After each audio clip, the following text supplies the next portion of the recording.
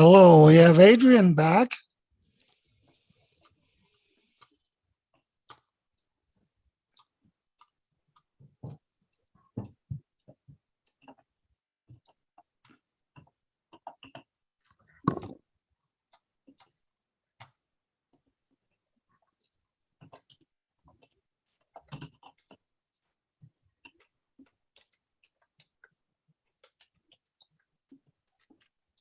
Okay, so if you guys were waiting around for us, we were having a little bit of technical difficulty, required a couple of reboots. Then John Goss from the Astronomical League saved the day and recommended that I just create a whole new instance of a meeting, which I did, and it worked. So,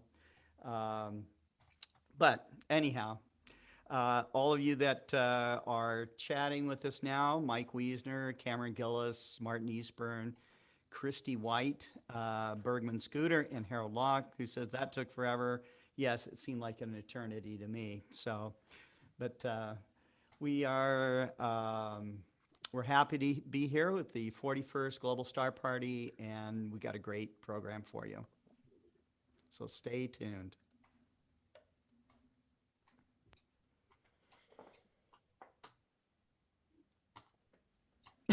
Harold Locke said, "Did I hear all the calls that he made?"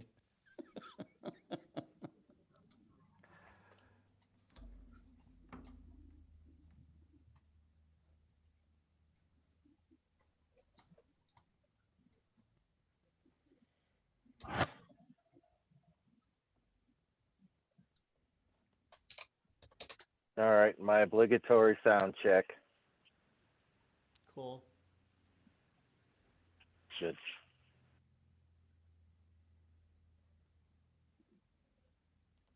Okay, and I've just sent a message to Stella. Hopefully she'll be back as well, and then we can get our 41st Global Star Party started, Scotty.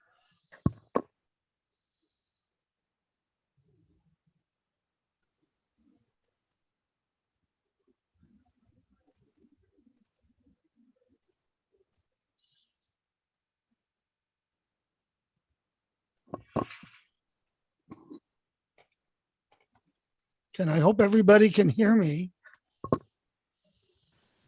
Yep, we can hear you good. Great. Loud and clear, Dave. Great. Oh, Stella's back. Here we are. Stella, we're back and we're Hey. online and we're doing fine and we're singing and dancing. Awesome. Like, I was running out of fuel with the lunar module, and just had like 30 seconds to go and all these alarms were going off and somehow by listening to the sanity of John Goss, I made it. And Stella, thank you for your patience, being so patient with us tonight. Of course. It's a And when pleasure we- to be here as always. And It's when good to we see put you. you on, nobody's going to cut you off.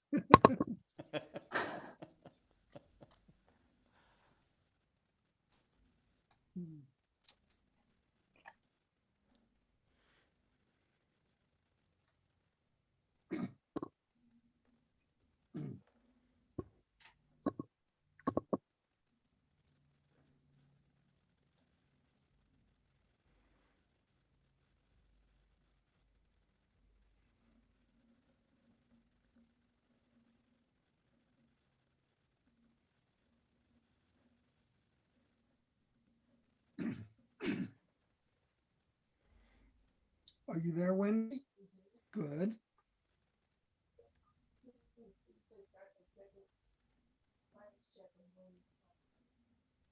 Okay, and I'll be done soon too.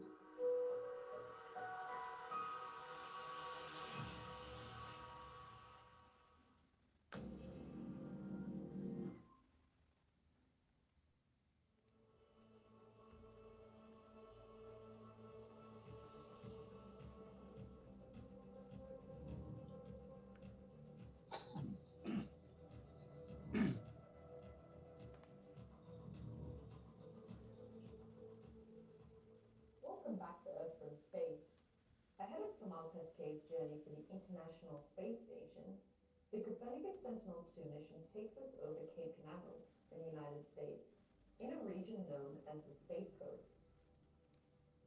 Cape Canaveral is a cape and city in Brevet County in east central Florida. The cape is separated from the mainland by the Banana River, Merritt Island, and the Indian River from east to west. The Cape area is part of the region known as the Space Coast and is home to the Kennedy Space Center, including the Space Shuttle Landing Facility, a visitor center, Cape Canaveral Air Force Station, and a Space Vehicle Assembly Building. Launch Complex 39A, visible along the coast, is where the Saturn V rocket carrying Apollo 11 began its voyage to the moon in 1969. Before the space program was launched, Cape Canaveral was a stretch of barren, sandy scrubland. The cape was chosen for rocket launches owing to its close proximity to the equator. As the linear velocity of Earth's surface was greatest towards the equator, the southerly location of the cape allows for rockets to take advantage of this by launching eastwards, in the same direction as Earth's rotation. The Space Center is included in the Merritt Island National Wildlife Refuge, visible on the top, which occupies more than 500 square kilometers of estuaries and marshes. The city of Cape Canaveral lies just south of the Space Center and is around 8 kilometers north of Cocoa Beach, visible on the bottom. It is from Cape Canaveral where French ESA astronaut Thomas Pesquet will be launched on his second mission to the International Space Station. Thomas will be the first ESA astronaut to fly on a SpaceX Crew Dragon, launching on a Falcon 9 rocket, together with NASA astronauts Shane Kimbrough and Megan MacArthur, and JAXA astronaut Akihiko Hoshida. Thomas will be the first European to launch from the US since 2011, when Roberto Vittori from Italy flew on board Space Shuttle Endeavour. During his 6-month mission called Alpha, Thomas will spend much of his time on scientific research and will also be carrying out maintenance tasks as part of the station's crew. Towards the end of his mission, he will serve as commander of the station. He will be the 4th European to hold the post of commander, after ESA astronauts Frank DeWin, Alexander Gerst, and Luca Parmitano.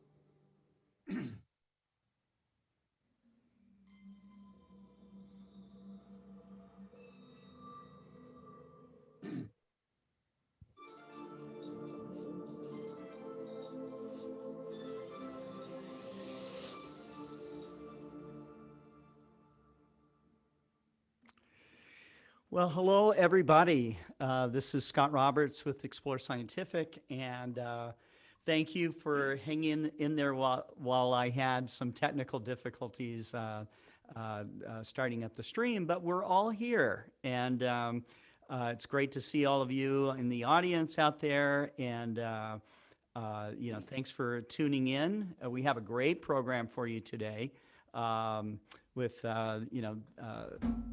a whole list of, I created the whole schedule for you, but like we always do, we start off with a welcome, some welcoming words and beautiful poetry from David Levy, who's with us here tonight. And David, thank you so much for coming on. And each one of you guys that are on right now, I want to thank you very much for your patience and your advice and just kind of hanging out with me while I got this thing sorted out.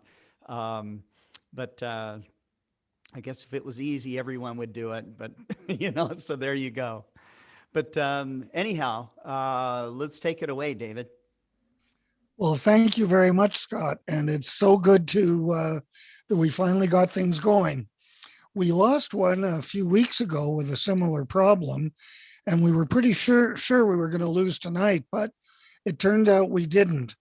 So I want to thank all of us who are able to stay on, and all of you all over the world who are able to join us tonight. And specifically, I wanted to thank Stella Kafka, who is still here with us tonight, very patient, and Adrian Bradley, also very patient tonight. And thanks for joining us. And you guys are going to be on very, very shortly. Tonight's my quote is not actually a poem. It's going to be a prose quotation tonight.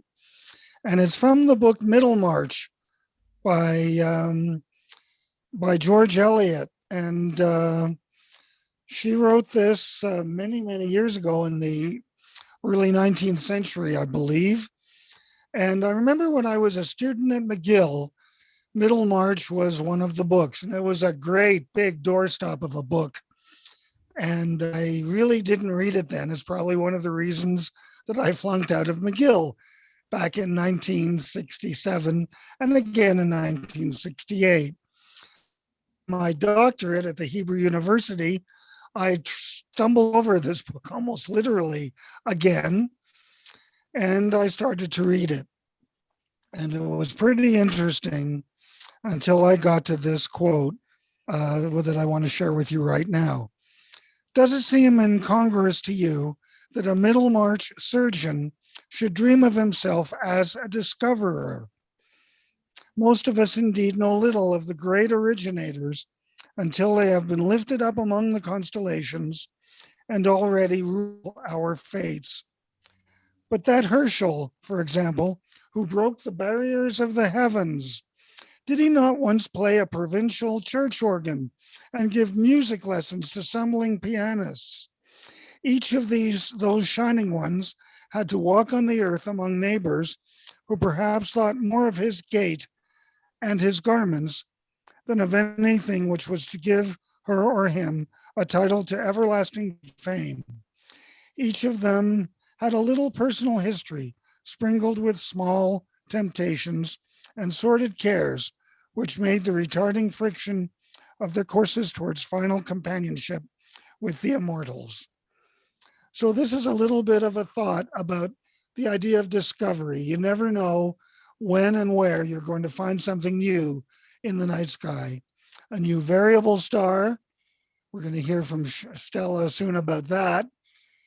A new interesting thing that we can photograph. We're going to hear from Adrian a little after that about that. Or even a comet in the night sky. So on that note, I hand it back to you, Scotty. Take it away and thank you. Okay, great. All right, so up next is, it's my special pleasure to introduce Stella Kafka. Stella is with the American Association of Variable Star Observers, and she's been on our program, I think, twice before. And she is she's amazing, a big force in the astronomical world for us, and she is one of the most inspiring people I've ever heard from the AAVSO. And so, Stella, thank you for coming on to our program again. Thank you for having me. It's actually a privilege to be here, and thank you for actually the wonderful company on Friday nights. It's we can't hang out in person, but again, social distancing doesn't mean social isolation. In the previous, I'm going to share my screen for a second. The previous couple of times that I had the privilege of being on your show, we talked a little bit about the AVSO and the women of the AVSO's work. And I'm hoping you're going to hear more from John Goss, who is a little bit later today. We talked about an international community that we are and we're building. And that international community is extremely diverse. It's all over the world. We have people with different needs, different priorities, different interests, different professional preparation habits and cultural backgrounds. We have in our community individuals who are interested in using variable star data for research. We work with educators and students who want to introduce astronomy to the classroom. We work with an international community that is interested in learning about variable stars and what kind of information we get out of science. We also collaborate with a very dedicated group of volunteers and, of course, our observers, those who acquire data through their telescopes, CCDs, DSLR cameras, and share this information with a wider community through the AVSO International Database. And the beauty of this is that what brings everybody together in this business is the love of the night sky and their wish to understand what is out there. April is a global volunteer month, which recognizes the thousands of people around the world who serve our communities. So celebrating Global Volunteer Month, I would like to acknowledge our volunteers. These are extraordinary individuals who are key for the AVSO success. They contribute in various aspects of our operation and science. They enrich the AVSO with their knowledge. They help us improve as an organization and help me grow as a person and a member of this organization. Truly, we're talking about a group of more than 150 individuals, and it would that bringing a wealth of expertise. Other than our observers, we're talking about our ambassadors, who are our youth group that is representing the AVSO and is doing so much good work to not only disseminate the work of the AVSO, but also do research. At headquarters, we have individuals who are helping with different aspects. They stand by staff to even do menial things, day-to-day things that are necessary for the smooth operation of the AVSO. We have a suite of small telescopes, AVSO-Net BSMs, and that are run completely by volunteers. The last couple of years, we have been collaborating with a group from the Harvard Business School to help us with a strategic plan. They were doing pro bono work, and they were key to help us understand the organization from outside in. We have individuals who are working behind the scenes to set the charts and sequences, which are essential for observing campaigns and any observing program. We have our instructors for choice courses, individuals who are sharing their wisdom with the community and help observers and newcomers to different modes of observation to sharpen the skills, learn more. We have data validators. What makes our databases so popular and makes professional astronomers trust the data is the fact that data do go through a thorough validation process. And it would have been impossible with a database of more than 42 million data points, the data coming in every single day, would have been impossible to do at headquarters without the help of volunteers. We have mentors who are individuals experienced in different aspects of observational astronomy and or software, who are standing by members of our community, new observers who want to learn and bounce ideas off of a more experienced individual and actually help them improve their skills. Actually, when I started my binocular program, my mentor was the person who helped me navigate the night sky and find my star of interest. So this is a mode of learning that worked very well for me. We have individuals who are working behind the scenes for software development and support, and I can't thank them enough. Everything that we have is online, and all the tools, all the beautiful tools and stable infrastructure that we're all enjoying at the AVSO is in their hands. We have individuals who work on translations for our manuals, our educational resources. We're bringing those resources in different languages in front of individuals all over the world in languages that they understand, that can communicate. We have the VSX Variable Star Index team. VSX is our super catalog right now of variable star information. It has more than 2 million data stars in there. So we're talking about a huge work that gets into renewing information on those stars and actually importing new lists of newly discovered variable stars. We have our board. Our leadership team is actually a group of volunteers who are overseeing the organization, making sure that we have the resources we need to do our work. They're the individuals who have the vision, the strategic vision of where the organization is moving forward. Our committees, right now we have 10 different committees that are looking from programs to membership to diversity committee to our finances and endowment and governance, everything. The Journal of the AVSO, our wonderful and dynamic editor-in-chief is a volunteer, and so is the editorial board that is actually behind the journal, and section leaders, observing sections that are actually key for our community build and for exchanging ideas and learning from each other on different stars of interest. And also what's new, what's exciting, what's happening in the observing of the night sky. So these are people that I would like to thank. I wish I could thank them one by one, but I'm pretty sure other people would like to talk today. But for more information on these different teams, we're highlighting each team every day. We have a social media campaign. Please follow us on Facebook, Twitter, and Instagram if you want to learn what these individuals are doing, who they are. And actually, if you want, you can join us and help us with our mission. Join our team of volunteers and be part of the AVSO. And with that, I will stop sharing my screen. Thank you for the opportunity to thank those who are making this organization great. Thank you very much. Thank you very much, Stella. Okay, so up next is Adrian. Adrian is astrophotographer, has been doing this beautiful night sky photography, good friend to David Levy and to, I think, amateur astronomers everywhere. So it's great to have you back on the program again. We loved your beautiful work from the last program. And so Adrian, take it away. All right. Hopefully everyone can hear me. I am going to do a quick short presentation on things that I've been able to see since I've started this journey of imaging the night sky. And let's see, I should just be able to share the screen. And there it goes. So night sky phenomena is what I call it. I've done a lot of driving to some dark places, and there are nights that I've been surprised by the things that I notice in the night sky.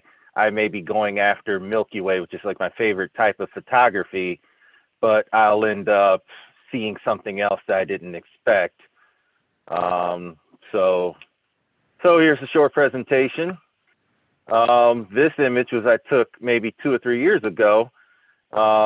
Snapped the meteor. Didn't even see this image take place. I was just imaging this part of the Milky Way, and someone next to me says, "Did you see that meteor?" I look up, and there's this big bright meteor that ended up next to the Milky Way. So one of those unique shots that, quite frankly, you get through luck sometimes, or however you feel. I had just missed imaging a meteor that was below my frame that I saw, and so this was, I was happy. I was ready to kick my equipment until I saw this. So I saw that. Here you have something near and dear to David's heart, a comet. This is Neowise, and this is in Ann Arbor, Michigan. Ann Arbor is known for a lot of light pollution, Michigan Stadium and things like that. Pretty bright city, but there are pockets that are a little darker than you expect. You've got lightning bugs here. So I was able to frame the comet in June in the summer, this past summer, 2020. And that's one of the images that I was able to take of the comet. So that's a type of image you get if we get another beautiful bright comet in the sky. You can capture it. Yeah, the lightning bugs are cool.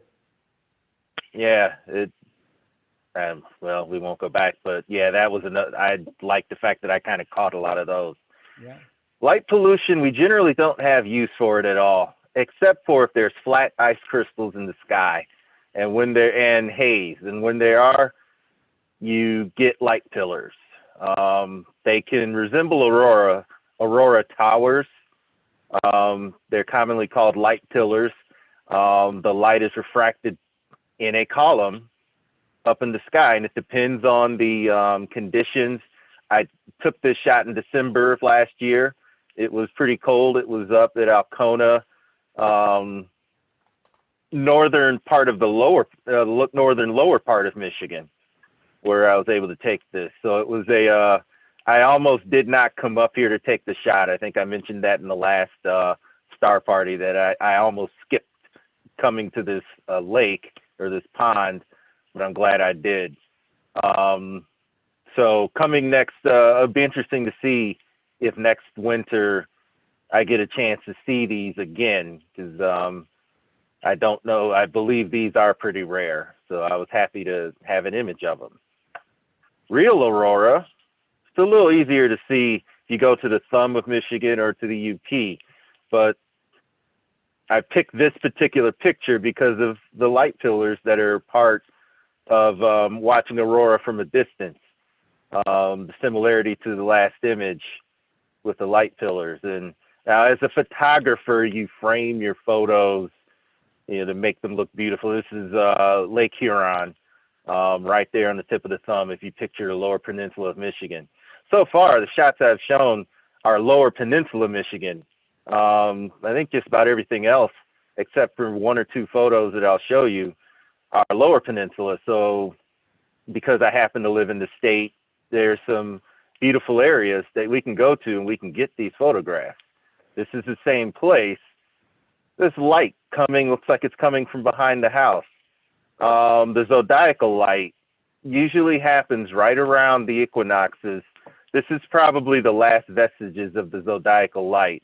Many may not have seen it, but it's definitely out there. The darker your skies, the better a chance you get to see the zodiacal light from the equinox a couple of weeks.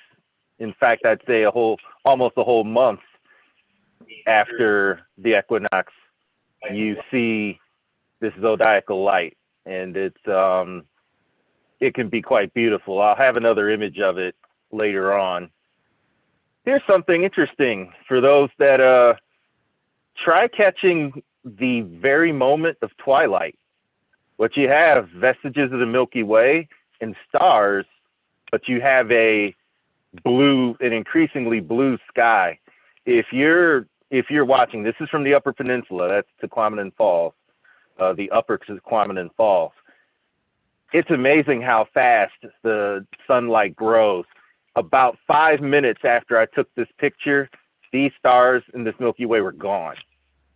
All you had was sunlight. You get an idea of how fast the sun rises, especially around equinox time.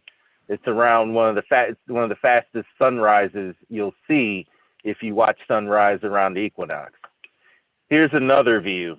Now my camera is pulling in more of the blue light that shows up, but here you are. You've got a Milky Way, you've got stars, but this blue light, and this is actually the moonrise. This was a little after new moon, so this glow, it's not the sun, it's the moonrise. When the sun comes up, you can see none of this. It's very bright at that point. But it's an interesting target if you're used to night sky photography, especially if you do wide angle photography. Try catching the very moment that the astronomical twilight begins, and you'll watch as this Milky Way fades minute by minute. Your stars fade to the point where they eventually get washed out. It's a different twist on Milky Way vistas. And this, of course, is Lake Huron again, back in the thumb. Another zodiacal light. This is after sunset. And the zodiacal light at the time was a lot brighter. This was a little closer to the equinox day. I think I went back a week after, and I saw this. It was actually annoying because I wanted to image the Milky Way, the winter Milky Way arching over the lake. I got the zodiacal light. I had been looking for the zodiacal light for some years and said, I want to see it. Well, I got to see it. And for visual astronomers, they'll actually get annoyed by it, but it's still pretty amazing. And as we believe now, zodiacal light, it's planetary dust. I think we had a different definition for it, but we know that it's planetary dust on the plane of our solar system. And because in the equinoxes, that's when it's the easiest to see it. So you'll see this again. September 22nd is the fall equinox. You'll have to look for this before sunrise. Spring's easier because it's sunset. It's a little easier. And there's Andromeda, also setting, the Andromeda galaxy over here. So this is Yeah. Port Crescent State Park. Trying to combine a couple of phenomena here: Lake Huron, Point Obac Lighthouse, Aurora, Milky Way. I thought it was cool.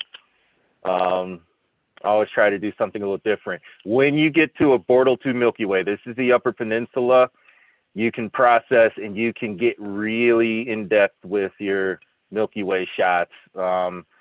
This is a single frame that I've denoised and processed, and look at what I'm getting here. This part of the bulge that we're seeing, a lot of dust clouds. You can barely see M8 over here. You can barely see some of the others. I believe this is 16, 17. I'd have to look some of those up. There are a lot of there's a lot of things in this that are in miniature that you could go up and down the Milky Way and you'd see light coming from it. So it's I always liked deeper Milky Way shots. If you've got really good vision, the coat hanger's right here. And this, of course, is Antares. And let's see, I think that may be my final slide. That was. So those are some phenomena that you can chase if you're doing wide angle photography at night, mixing it up, trying to combine the night and the morning, get you some interesting results. And there are applications out there that can tell you when things like the aurora may be happening and some of the best places to see it. Light pillars, I think you just have to get lucky. If it's really cold out, go somewhere north and hope that there's flat ice crystals in the air. If you see a halo around the moon, you may be able to go somewhere and see the light pillars as well. The halo indicates that there's there's some refraction going on in the atmosphere. So good luck with that. Most of these are visual, and I just like to take the images so that I have them with me wherever I go. That's my presentation. Adrian, thank you so much. That's awesome. Hold on, Scotty, just before we go on, I would like to just say that we should introduce Adrian as the man who makes his camera sing. Yes. Yes. I appreciate that. Beautiful images. Thank you. Thank you. Okay, so coming up next here is still our youngest presenter, and also one of our most prolific presenters, which is Libby and the Stars. And Libby has been on with us for, I just looked it up, I think our first, the Star Party used to be called Virtual Star Party when I started it back in August of last year. And our first program was August 4th, 2020. And so it was really, it was great to have Libby come into our building, and I could see her enthusiasm, and she has, she's grown with us. She has presented lots of amazing presentations. So Libby, thank you for coming on to our show so many times. I am looking forward to the day that Libby can be co-host of the show, which we'll talk about here later. So Libby, it's all yours. Take care. Thank you for having me on. Last time we had a lot of internet issues because we had some clouds over us, and our internet does not do very good with clouds. And I was so sad because I did a lot of work on my presentation, and I was excited to do this one. So when I was about 8, I went to a lot of shows, like planetarium shows, talking about temperature and a star's temperature, and a star's life is a part of how much temperature it has. And I was excited about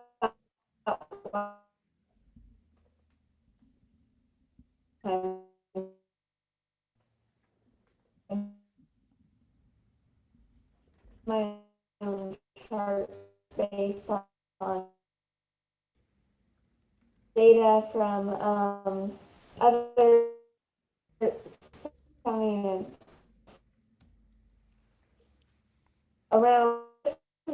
see their color and just to be able to be like, oh, that one is kind of a bluish color, so it might that temperature. And I was really mad I got kicked off last time because I worked really hard on creating the chart, and I was like, this needs to be shared.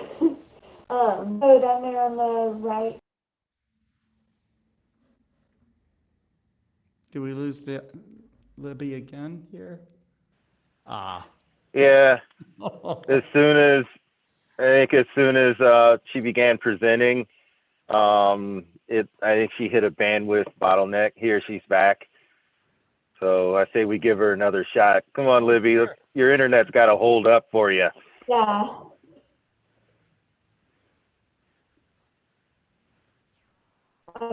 Yeah, I I think have to move my. Yeah, Libby, why don't you move to a little bit better spot in the house, and we'll Okay. have you come back on. So, yeah. I made this a short presentation this time because I'm still working with the Wi-Fi and stuff. But right now I can't use this full desk because I have a full computer set up and everything. Real quick, this presentation real quick and try to get as much information as I can before it kicks me off again, which I don't think will happen in a couple, like 10 minutes. So I can get that done if it will stop loading.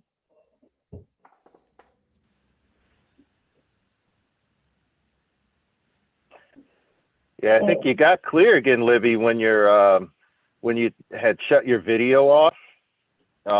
If you go video off and share, let's see if that works.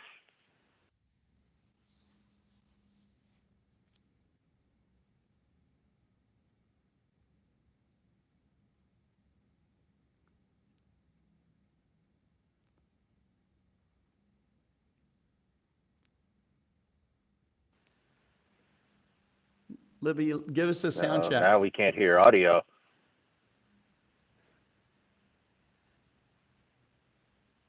Okay. But we can see your mouse moving. Okay, we can hear now. Okay, the microphone. Yep, we can hear you now. It sometimes glitches. I need to work on that. But I made a star chart, and on the left you can see is the star Betelgeuse. And as you can see, that is the color white and yellowish white and yellowish orange. So it would be around that temperature. But another thing is that's at the end of the chart, which means it's mostly at the end of life. But another thing I wanted to talk about is the star's life cycle, because I love this chart so much because it just gives a lot of clarification and just makes it so much more simple to understand. But when a star is at yellowish white, not yellowish white, but yellowish orange and yellow color, it is mostly a main sequence star. And then it has two parts on the chart. So as you can see, the main sequence star, most stars spend most of their life into the main sequence star stage. So kind of think of it like, I think of it about like life. Most people spend most of their time in adulthood. And you can see stars much bigger than the sun, and stars about the same size of the sun. And I was thinking, oh snap, Betelgeuse is going to die soon. But you also have to remember that a star's life cycle can span over billions and millions of years. And most of the time, that the star will spend most of its life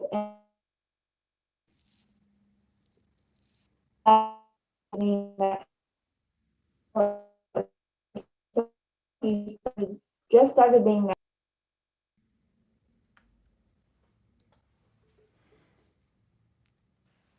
Okay. I was able to get most of that.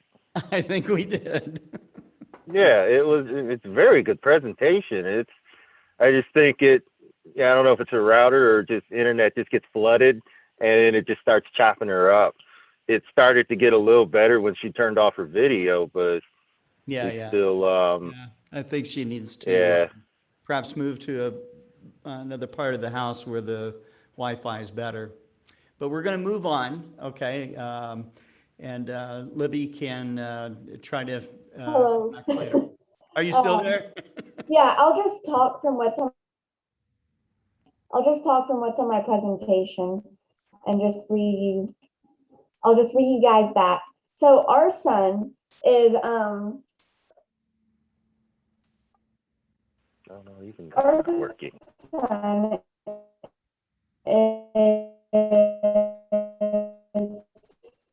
the yellowish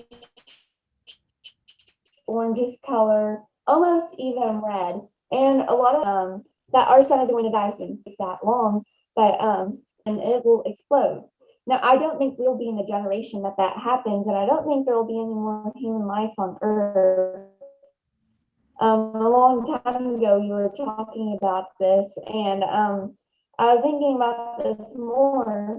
We won't be on Earth. There won't be any humans on Earth, but Earth, our sun will explode, and Earth will feel it. So Earth, if we leave any evidence that we were here, if we're thinking like, oh, Earth will last forever, it won't. I mean, that sounds a little bit dark, but people will probably be here for a long, long time, not a million years. But I don't think our sun will explode from when we are on this planet Earth in this generation and these people on the star party, unless something bad happens, because our sun is at the end of maybe a main sequence. So it's at, and our generation definitely are going to live to almost more than a million years old. But I definitely think that it will happen someday. And I know we were talking about this a long, long time ago. And I just started to wonder about not Earth's color, the sun's color, because you can tell what temperature it is. And so it would be very, very hot, like other stars, but it probably was a long, long, long time ago. The sun would have been much hotter, and we wouldn't be able to live in the solar system because we'd practically be burning right now, because you would be able to feel the heat all the way from our planet Earth. And temperature is also an important thing for when you're wondering about like, oh, like you work for NASA, like maybe you want to send an astronaut to this sort of planet, you're not able to send them there. If it's too hot of the planet Venus, we can't send people there because it will melt all of the equipment there. It will melt everything. So I think people would have not been able to live on Earth. And I don't think there were people on Earth a long, long time ago, maybe quite a while ago, but not when the sun's color was blue and it was flaming. So thank you guys for having me on. I'm definitely going to move my desk more by the router, learn from experiences twice, and hopefully the internet goblins will not get me and ruin the whole star party. But Well, that's okay. That's okay, thank Libby. you I for had having me problems on, though. today. So, A I valiant think, effort, Libby. yeah. yeah, absolutely. I Good think job. that you're the internet goblin slayer.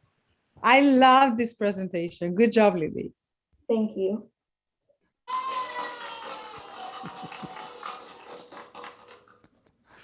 Thank you, Libby. Okay. All right. So up next is John Briggs. John is a telescope engineer, a great astronomer, a historian of astronomy, and is just, the guy is magical in so many ways. And we're really, really happy to have him back on our program. John, thank you for coming on. And also for some of the nice words you've said about this, about the Global Star Party, comparing it to some of the evening talks at the Stella and that kind of thing. So thanks very much. That's really cool. And John, it's all yours. Very much my pleasure, Scott. And what I'd like to do is, let's see, share my screen, because I have a pre-recorded thing. And maybe you can refresh my memory. Isn't there something I do to, oh yeah, share computer sound, simple as that. That's right. And let's see if that works. And I'm going to stop my video if maybe it's too late to do that. But let's try slideshow. Slideshow from beginning, and let's see if this works.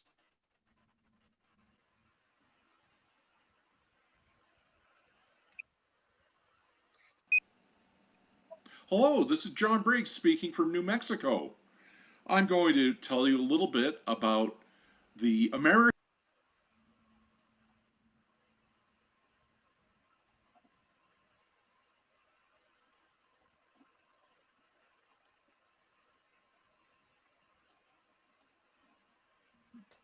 Uh-oh.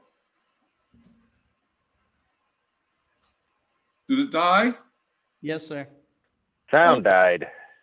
Yes. I wonder if the whole slideshow seems to be stuck, I guess. Yeah, hold on. Let me try it again.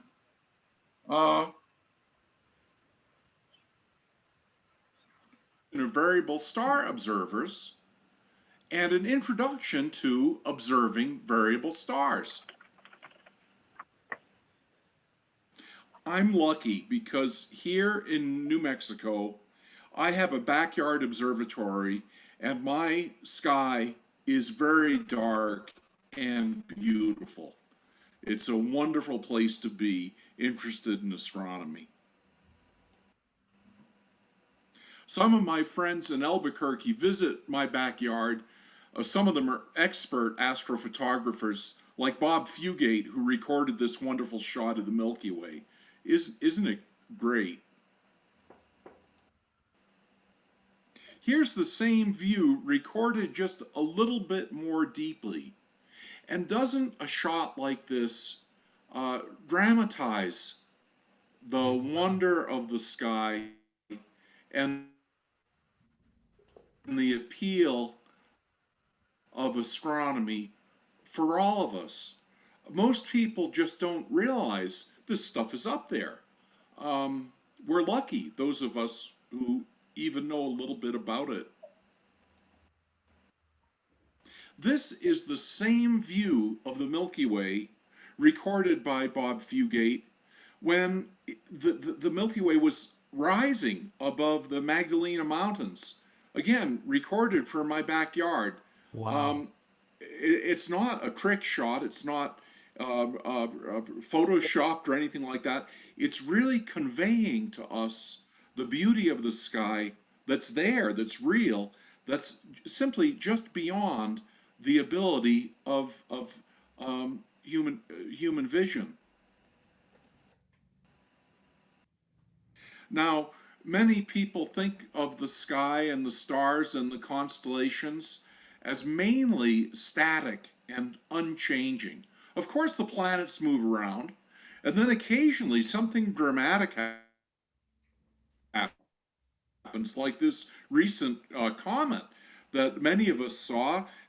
This shot was recorded by my friend here in Magdalena, Eric Toops, and the two little white dots down in the lower left, those are the domes in my backyard observatory. Obviously, I live in a very remote sort of place.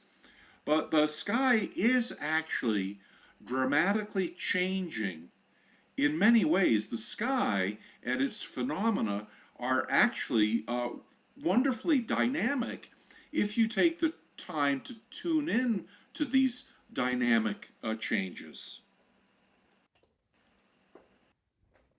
So when we look at an exposure like this of the Milky Way with near countless stars, the fact is many of these stars are changing, and sometimes in essentially unimaginably violent ways, at least compared to our humble human scale.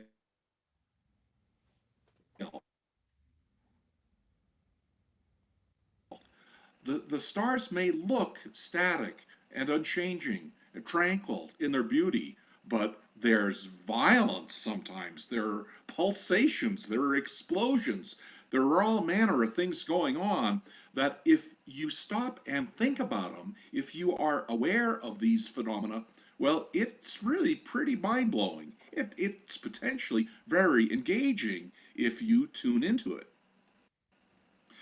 I want to try to share with you a story of my own first particularly dramatic engagement with stars that change. Now, I happened to go to a high school that had a 6-inch refractor in a small observatory. It was an old telescope, but I had great fun with it. So it made me interested in the old observatories in New England where I grew up, and I dreamt of larger observatories that I heard about that existed around me at college campuses and places like this one at Amherst College Observatory, recorded in a postcard. I would see pictures of these things, and the pictures were almost dreamlike to me and made me very curious. Here's another postcard of Amherst College Observatory, this one a little colorized. And what I learned is that this place was built with one of the largest refracting telescopes in New England in the early 20th century. It made me curious. I never attended Amherst College as a student, but I instead, more economically, attended University of Massachusetts in Amherst, and the nature of the astronomy department there allowed students like me at the state school to have access to the private college observatory. Now, this picture's a little bit fuzzy. It's obviously a cool telescope. You can't quite tell how big it is, maybe, unless you look closely, but let me show you more. Amherst College Observatory sure still existed all right, and a generous professor there gave me a set of keys to the place. And so my student friends and I, well, it was as though we owned it, and we could crawl all over it. We could open the dome. We could go up the stairway to the top of the dome, look out and around. It was amazing and wonderful. Here's the view from the top, looking across the roof to the smaller dome. But here was the featured attraction, a more wide-angle view showing you the scale of what was in fact an 18-inch aperture refractor made by the Elvin Clark and Sons Corporation. And we had free run of this amazing thing. It was not just the telescope that excited us. It was everything about the installation. It was the big dome. It was the mechanized observing ladder. That's actually me on top of this observing ladder. It went around the pillar of the telescope on little train tracks via push button command, and the platform went up and down also via electric push button. It was just amazing. The telescope we moved by hand, though there were various control wheels to slew it, but also hanging ropes to further help with the manipulation. Very old school. Here's my friend Jim Steamer, who took most of these pictures, a fellow student at UMass. This was back in 1977. and there was a control panel there also in the platform. You could hold on to the telescope and slew the platform around and pull the telescope along with you as you pointed different spots of the sky. Absolutely amazing. But I want to get to the point of this story that still relates to variable stars. This fellow here was the astronomer who checked me out using the telescope when I got keys to it. His name was Dr. Ron Zissel, and he was a specialist in variable stars. He was quite a character, as you could see. Anybody who plays bagpipes is a character in my book, but he was pretty good at it too. One night when I came to use the telescope, probably blowing off doing homework, which was all too typical for me, I arrived at the observatory, but I found Dr. Zissel was there, and he had an attachment on the 18-inch refractor that looked something like this. Now, this is not the 18-inch refractor, this is the 12-inch at Lick Observatory, but instead of an eyepiece attached, there's an electronic device, an electronic sensor, a photoelectric photometer to measure the brightness of stars. Zissel had one of these that he had built himself attached to the 18-inch. So he showed me what he was doing with it. He was looking at a star in Aquarius known as CY of Aquarius, or CY Aquarii, and just a little faint star, too faint to see by naked eye, but it's circled here in this wonderful map from free Stellarium software, a great way to learn the sky.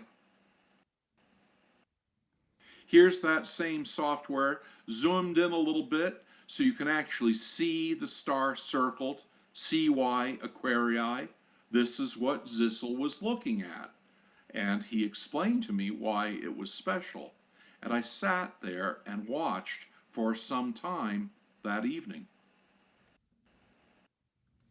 This even more magnified map of the sky around the star called CY helps dramatize what was going on that night. CY Aquarii is a fast-changing variable star, changing brightness. Let's see. There are 7 other stars labeled in this field of view with 3-digit numbers. And those numbers are referring to the brightness of the nearby stars. These were the reference stars for measuring the brightness of CY. For example, the star immediately to the left of it, 117, well, that was actually a magnitude 11.7 star. That's referring to the brightness, of course, but they don't put the period in a map like this because they don't want the period to be confusing for a star image. Anyway, this was the brightness reference map, typical of what variable star observers use. We made a graph like this that night, running over about an hour and a half. The amazing thing about this little star is that it changes very appreciably in brightness over the course of only about 88 minutes. It's fluctuating, it's pulsating, like the star has a heartbeat. And an easily measurable brightness change, even quite detectable by eye through the telescope, though Dr. Zissel happened to be measuring it electronically. But in 88 minutes, we were able to watch the star go through a whole cycle. And let's see, in this graph, an observer has recorded a total of about 4 cycles going over a period of some 5 hours or so. Yeah, 5.7 hours. So the graph is maybe boring, but compared to the beauty of the sky. but you've got to think about what the graph represents regarding what is actually going on in real life, in real nature, before your eyes. The pulsation of a star is really something of a cataclysmic thing, even when it's as regular as the beating of CY Aquarii. Now, out here in New Mexico, I happen to have now a big old Dobsonian telescope that belonged to a very close friend of mine named Jerry Dyke back in Massachusetts. He and I were close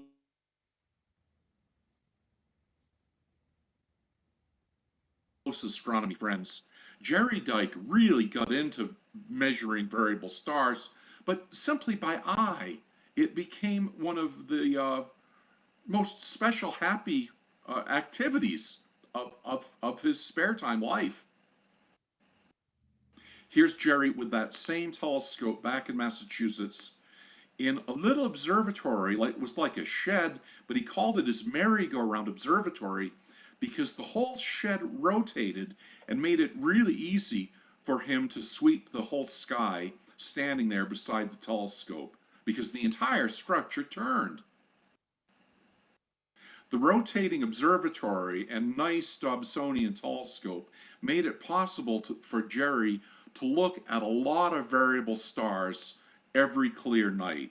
And he is holding one of many awards here that he earned, and I'm going to explain more about it because over the course of his lifetime, Jerry made over 150,000 estimates of the brightness of changing variable stars. Boy. He simply loved the activity. Wow. He made his own little plaques that he hung in the observatory to commemorate his progress, reading from left to right. There's one that of his 60,000th estimate of a star called CZ Orionis, then his 70,000th estimate of TZ Persei, and then on and on. One got water damage. The little plaque commemorating his fun on the right-hand side was his 100,000th estimate of a star observed at Mount Wilson in 1995. He continued this work until he had contributed over 150,000 estimates. Here's Clyde Tombaugh, the discoverer of Pluto, visiting Jerry's observatory and signing his logbook back in Massachusetts. Wow. Here's one of the awards that Jerry earned, and as you can see, it was from this interesting organization that facilitates this type of work, the American Association of Variable Star Observers. Here's what was probably Jerry's most beautiful award from the AVSO for his long service. The organization has about 1,400 members, if I remember correctly. This little book is what old-timers like Jerry and me used to learn how to make these observations. But nowadays, essentially all the information you need is available on the AAVSO's website. And here it is. It's easy, of course, to Google it. And as it dramatizes, astronomers need your help. Variable stars are stars that change brightness over time. There are too many for professional astronomers to monitor alone. So we need your help to monitor these stars over days, weeks, and years. And it really is a fascinating activity. You feel like you've connected to these stars when you begin to become familiar with their behavior. There are tutorials that explain everything you need to know about the business, including like what a light curve is, the graph of brightness versus time, all sorts of practical information that I fear is not normally taught in in a college astronomy course nowadays, hands-on stuff that you need to teach yourself or learn with the help of an organization like AVSO. I'm talking about the real nuts and bolts of the practical astronomy necessary to make these visual estimates, let alone how to do it with electronic detectors. Some AVSO members indeed do it in terms of a high-tech approach with very sensitive equipment. But it's still entirely possible to make these measurements even from urban skies, from light polluted skies, because many variable stars are bright enough to see in less than perfect skies. There's information on the website for using star charts, including more specialized ones specific to variable stars, explaining the brightness scale of nearby stars used for making estimates of the changing star. There are suggestions for easy to find stars that are bright. So you do not have to be in New Mexico to engage with this activity. And of course, there's information on the website about how to record your estimates and submit them to the organization. Of course, the hope is that interested people will become members of the organization and fully embrace everything that's offered. There are many educational programs, courses, seminars, webinars, a lot to engage with. It is a wonderful opportunity. Information to look for in the website is the 10-star training program. 10 easy to find stars, changing brightness for a variety of astrophysical reasons that you would find very interesting. Everything you need to learn about these stars is there with basic instructions. And if you happen to be in the southern hemisphere of the Earth, there is an 11-star training tutorial mentioned towards the bottom of this part of the website, and there are instructions in English, in Polish, in Turkish, in Chinese, and Arabic, Spanish, and Portuguese.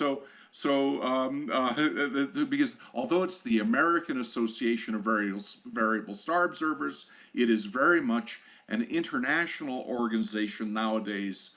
It has a long, rich history, but it welcomes and collaborates with everyone around the world. So I can't stress too strongly that you don't need these beautiful New Mexico dark skies to get into variable star observing. There's a great sense of community that you will enjoy if you embrace this. And there are ongoing webinars and courses. AVSO member Rich Roberts has a new course under development right now to explain to people how to make observations like what Jerry Dyke did. You don't have to make 150,000 observations over a lifetime to be a welcome member of the AVSO, but watch out, it can become such a happy addiction, it might happen to you. But to wrap it up and to thank you for your attention, I want to invite you to earn your reward. What you need to do, visit the AVSO website, it's easy to Google. For the first 5 people to answer these 3 questions correctly in an email to me, I'll send you a cool AVSO hat with built-in controllable red and white LEDs. It's really something. They offer these hats on the AVSO store on the website. But here are the questions. What year was AVSO founded? What is JAAVSO? what is the name of the first star listed on the AVSO's 10-star tutorial? Easy questions from the AVSO website. Send me an email with your address. There's my address, and I'll mail you one of these hats, but only to the first 5 people. They're cool hats. They don't fit my big head, but they're very nice hats. Hey, thanks for your attention, everybody. That was awesome, John. Do you happen to have one around? Yeah. One of the hats? Yeah. Can you hear me? Yep. Yes, Good. we can. Good. I'm sorry. I'm inexperienced with Zooming. And do I need to unshare my screen, or have you already done I that, can Scott? do that for you. I can do that for you. Oh, thank you. Thank you. Yeah, in a minute, I'll flash a hat. And we'll see if I get a great deluge of emails. But my presentation was longer than I meant it to be, but I couldn't resist. So thank you for your attention. And Scott, thank you for your tolerance as a program director there. Yeah, thank you very much. John, is a great presentation. Thanks. So that's it's wonderful, and you come up with something new and interesting all the time. And those images were beautiful, you know, absolutely beautiful. Okay, so we're going to be heading into a 10-minute break, but before we do, John Goss from the Astronomical League will talk about the league a little bit, and also conduct the door prize opportunities that we have here at every Global Star Party. John? Yes, I'm still here. Yes. Yes, you are. Thank you. Yeah, thank you for having me. Like just to take a moment here to mention a few words about the Astronomical League, simply because we are now celebrating the 75th year of the League. It was founded November 15th, 1946, so it's 75 years coming right up. But we've gone from an organization of about 1,500 people up to someplace between 18 and 19,000. I'm not sure the exact numbers yet, but wow. We have many benefits of membership, including our quarterly magazine, The Reflector. A lot of you probably know about our observing clubs, which we have 70 of, which encourage you to get out underneath the stars and see what's up there for yourself, covering a wide range of topics from, some variable stars, double stars, nebula clusters, things like that. But I guess the main goal of the organization is trying to prompt people to get out under the stars and enjoy themselves, to see what the night sky has to offer. One thing that we have here today is a series of questions, which I'll show you in just a moment. We had 3 questions asked last week, and so this week I'll be giving you the answers for those 3. And then we have another, we got a hat over here. John Briggs is wearing his hat. Say something, John. I'm going to try to vogue with this hat. I'm sorry, I didn't mean to interrupt. But well, it looks like you have flashing eyes. Flashing eyes. Okay, then. That is a pretty cool hat right there. Oh, yeah. Red lights and everything. Yes. Well, see, something like that would come in very handy under the night sky with red lights. You go into white light as well. So they're all controllable, brightness fully adjustable. I don't know how to work it. It's a graduate degree.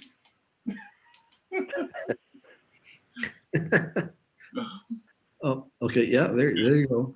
There we go. So, lost my train of thought. I'm sorry, I was not helpful.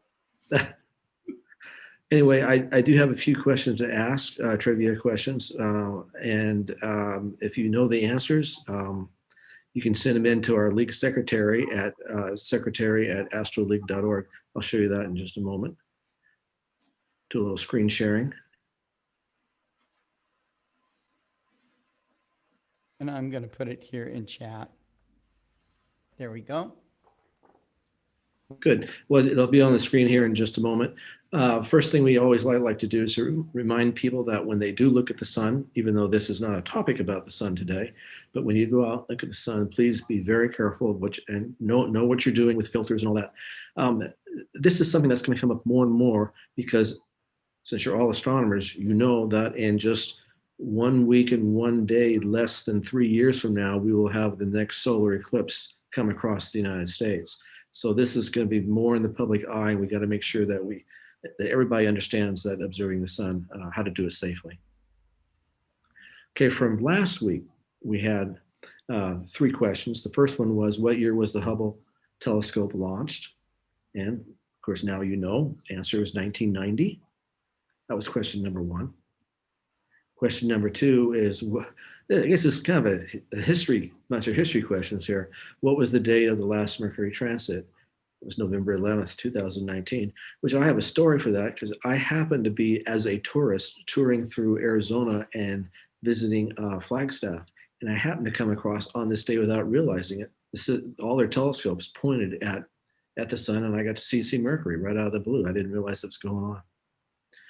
Third question, what is the name of the largest crater on the moon? A lot of people really don't realize this. It's the South Pole Aitken Basin, which is huge. It's like 1,500 miles in diameter, pretty deep, and it's one of the oldest and largest craters on the moon, as well as any place in the solar system. We had a number of winners from a couple of weeks ago. So these names will be added to our door prize list, and they'll be randomly selected, and they'll receive some prizes from the Astronomical League. So we had 6 people from that event a couple of weeks ago. Okay, the questions for this week. If you have the answers, please send them to our league secretary, which is it's all one with those, secretary@astroleague.org, and give the answers, and hopefully you'll be a lucky winner. First question. One thing we like doing is trying to get people to go out and look at the sky, see what's up there. So we're trying to encourage you to go out and understand and see the best you can. To obtain the clearest, sharpest views of surface detail, when is the best time of day to observe the first quarter moon through binoculars or a telescope? First quarter moon will be in another, I think, 3 days. So now's your opportunity. Answer A is shortly after sunset, B, around midnight, C, just before sunrise. So one of those 3, I think, is correct. Second question. Over here. Later this month, on April 26th, 27th, and Italy 28th and 29th, Mars will lie in the sky right near the open cluster M35, which can easily be seen in binoculars.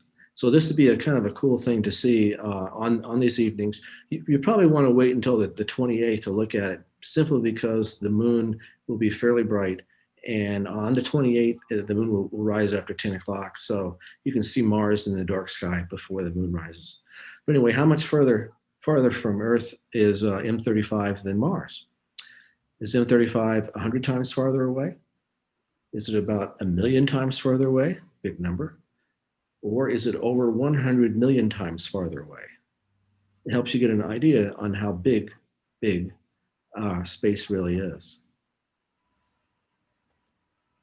So we have a question about eyepieces. This is not your brand X eyepiece. This is something close to Explorer Scientific's heart right there. When looking through a telescope, an eyepiece with a shorter focal length gives a lower magnification than one with a longer focal length. Is that true? Or B, is it false? Or C, the focal length of an eyepiece doesn't play a role in magnification at all. So this helps bring out the idea of our equipment, trying to give you an idea on what our equipment entails and all the cool stuff that we have and that is offered out there. So this is a question about eyepieces. Scott? that's the questions I have. That's it. Okay. All right. Well, thank you very much. It's wonderful to have the Astronomical League with us every Global Star Party. I also want to mention too that they run a regular program called Astronomical League Live 2. We're privileged to do the broadcasting for it, but they pulled together just an amazing program of speakers and presentations, and you can learn a lot about the league from watching these programs. Also, too, we have the Astronomical League Convention. John, do you want to talk a little bit about that? Sure. I think a lot of people are aware that we have an annual convention called Alcon. And what that really is, it's a gathering bringing together people who are interested in the hobby to learn a little bit more. We have speakers talking about the whole range of topics. People could be talking about, well, variable stars. I always give variable stars a pitch here because it's an interesting topic. But we have others. We can have astronauts come in and talk about this or that with space. We can have professors, observatory people come in and talk about their observing projects, mission specialists from robotic missions on other planets. We have observers talk about whatever they like to see in the sky. So that type of thing. But this year, well, last year was the first year, and since we started this, that we didn't have one for obvious reasons. This year, we're going to have a virtual Alcon. Try that out. And hopefully next year we'll get back into the swing of things with a traditional in-person meeting. But it's a lot of fun. And what I personally like about it is that you meet a lot of people.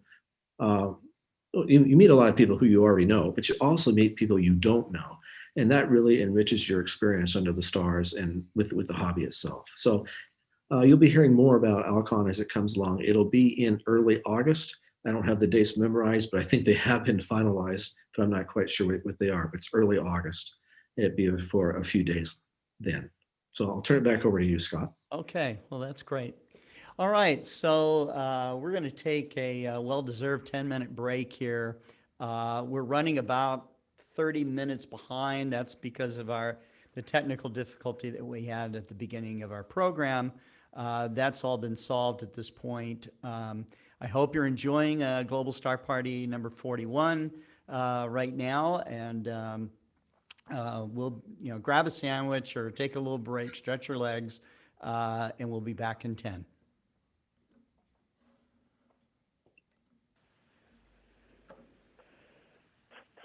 All right, John, that is an awesome hat. That's really good. All right, I'm going to take advantage of the break myself, so I'll see you guys in about 10.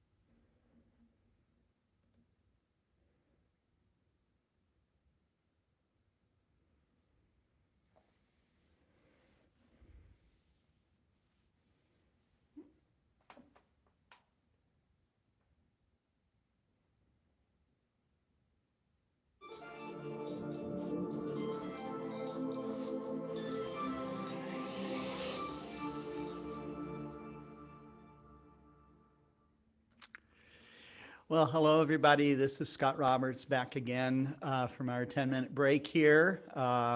We've had some fabulous speakers for the 41st Global Star Party. And we have a couple of astronomers that will be speaking next.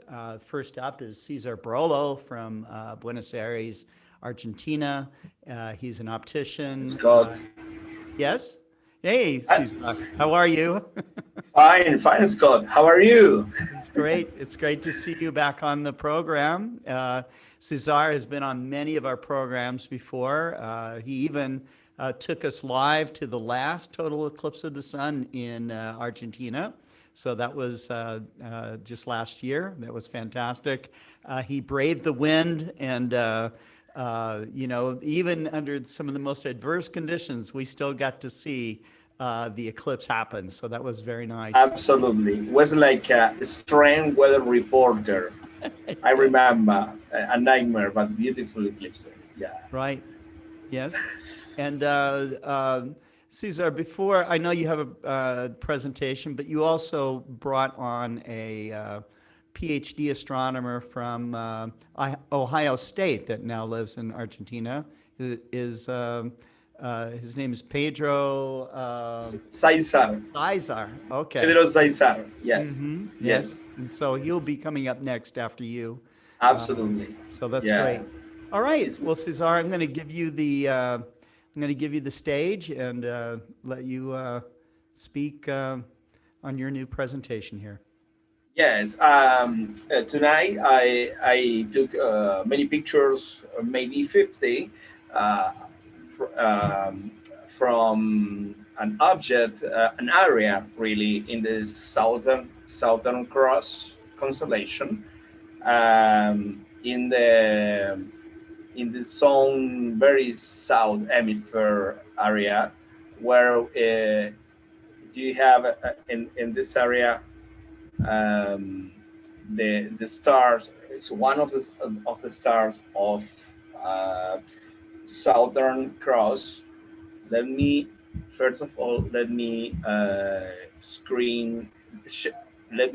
a screen. Sorry, we can start with the stellarium. You told me if you can see the stellarium. It's okay. Yep, we can see it. Yeah. Okay. Well, let me see. Well, this area of the zone where I took the picture, with a 30 millimeters zoom. Is the same equipment that I used last time, maybe 2-3 weeks ago, to take a picture of, I don't remember if Tacarina. Yes, I remember. But tonight I focused in the area of Jewel Box and the stars, which name is Mimosa, and is the Mimosa is B Crux, and here near to the Mimosa and is you can see a red colored star, but it's really different the bright of the stars. Of course, that the area of Jewel Box is very interesting and have a very different type of stars. But this is not my specialty. My experiment was only take a picture from let me change the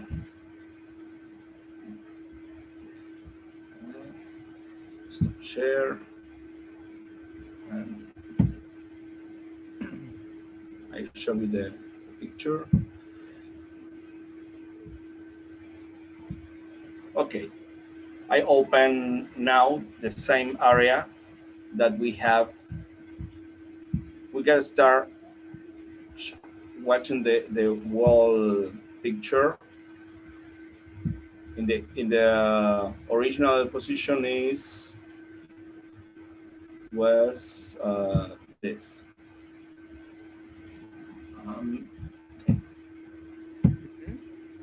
Well, this is how I took the picture today, tonight, maybe only one hour ago. Now is a little cloudy, but I was lucky to take the pictures. The pictures are fresh, are not in my files. If not, are really taken from the balcony. And near to Mimosa, sorry too much.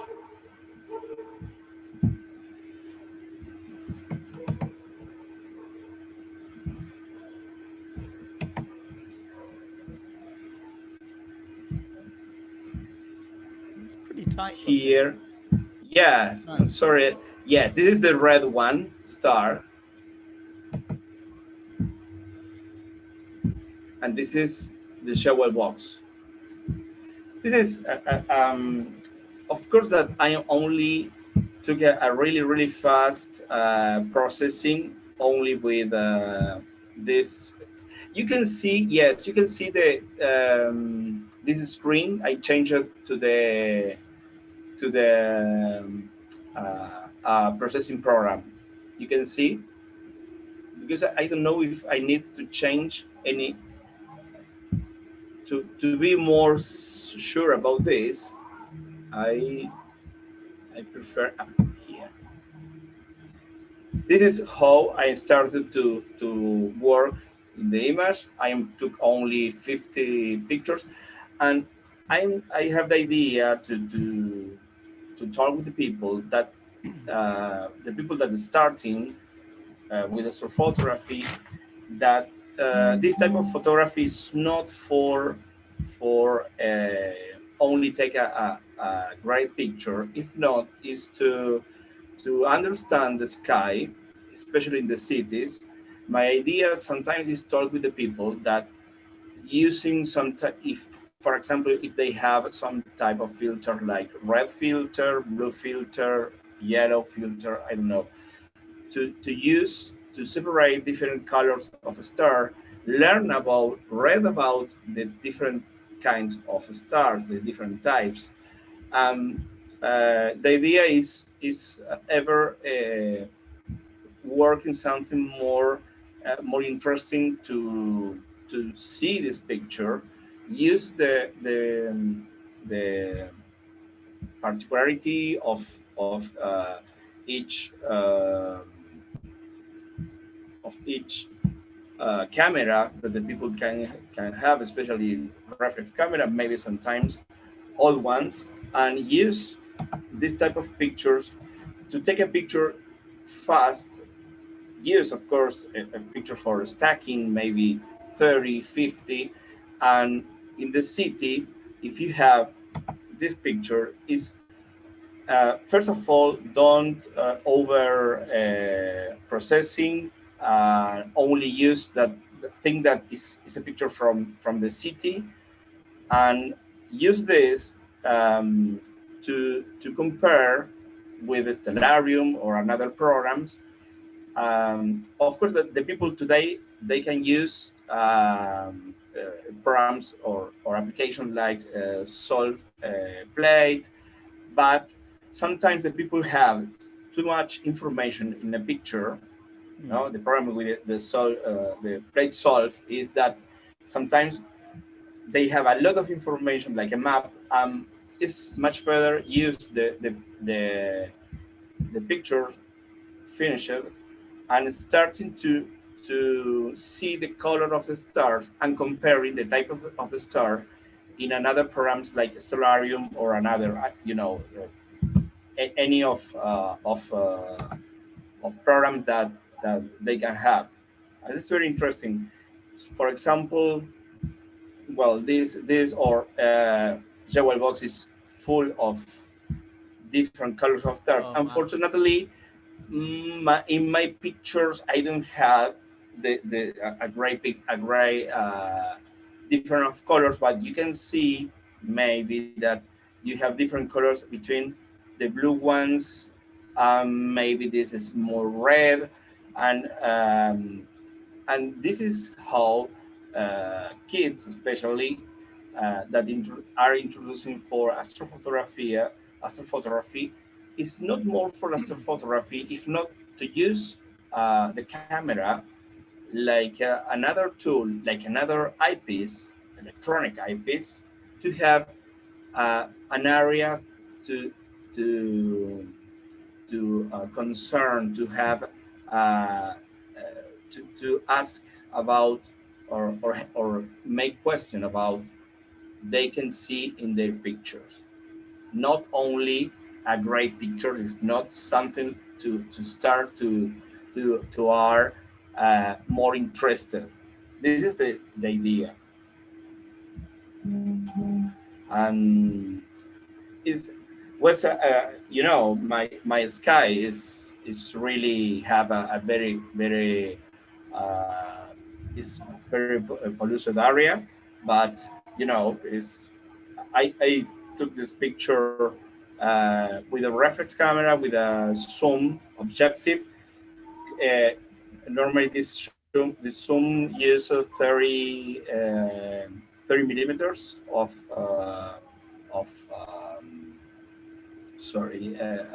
focal length, and if you use the conversion, is you are using around 40 millimeters of focal length when you use cameras with IPS as sensor size.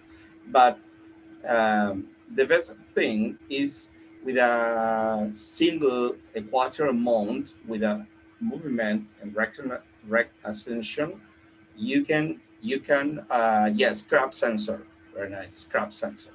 And yes, because you need to, when you use regular reflex camera, have not the full sensor size. If not, uh, how Adrian say is okay. Is a thank you, Adrian. Is something that we can multiply by 1.6 in Canon reflex, for example.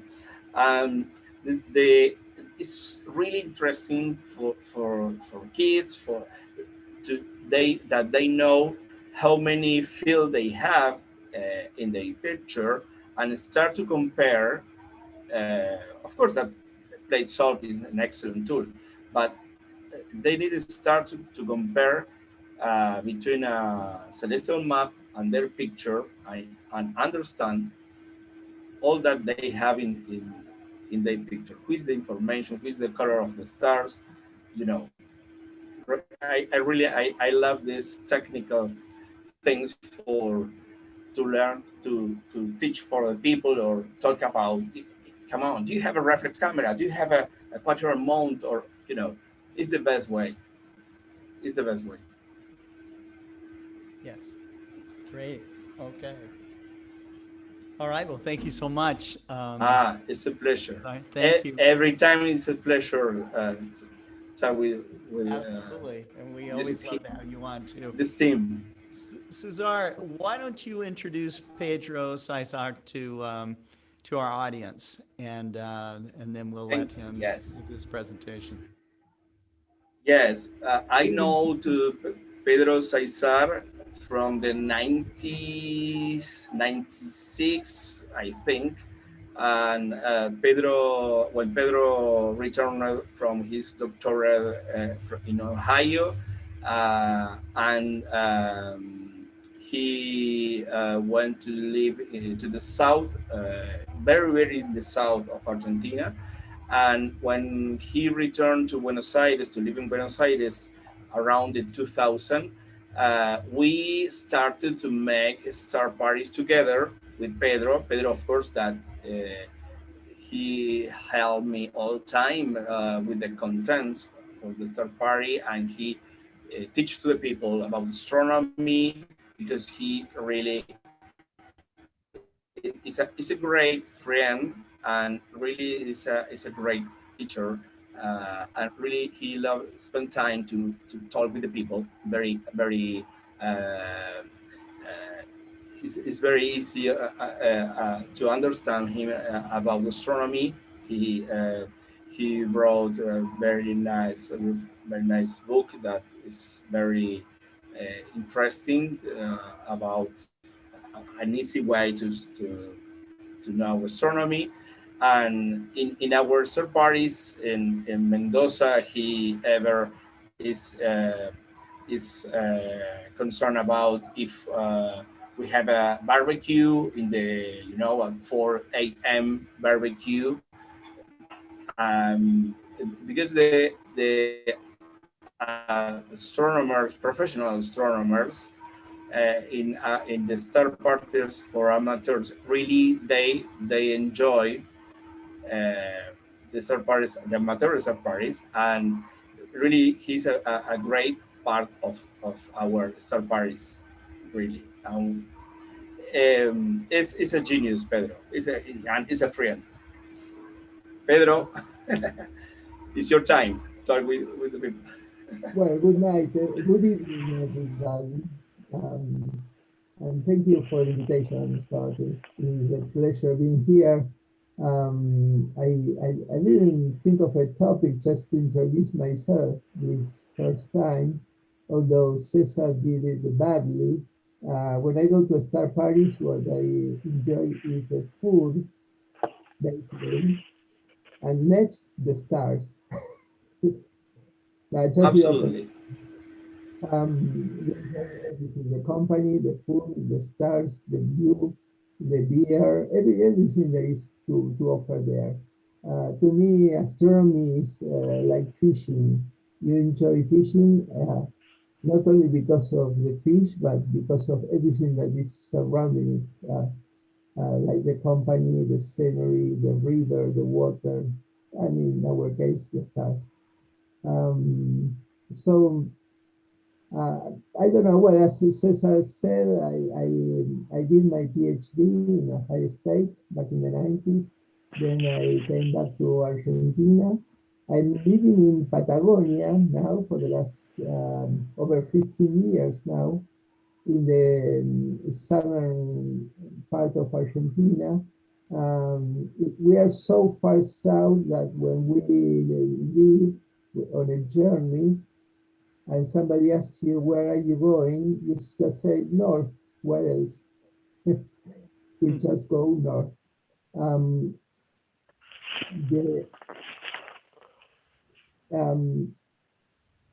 Patagonia is, I don't know if anybody, has anybody been to Patagonia ever? Any of you? Raise your hand if you've been to Patagonia. No. No? Okay, you should. We have a great sky. We don't have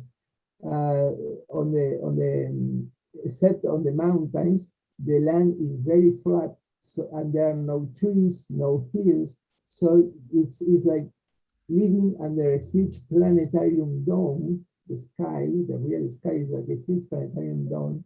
And especially in winter, when the Milky Way is hanging above your head, the height of the Milky Way hangs above your head, is great.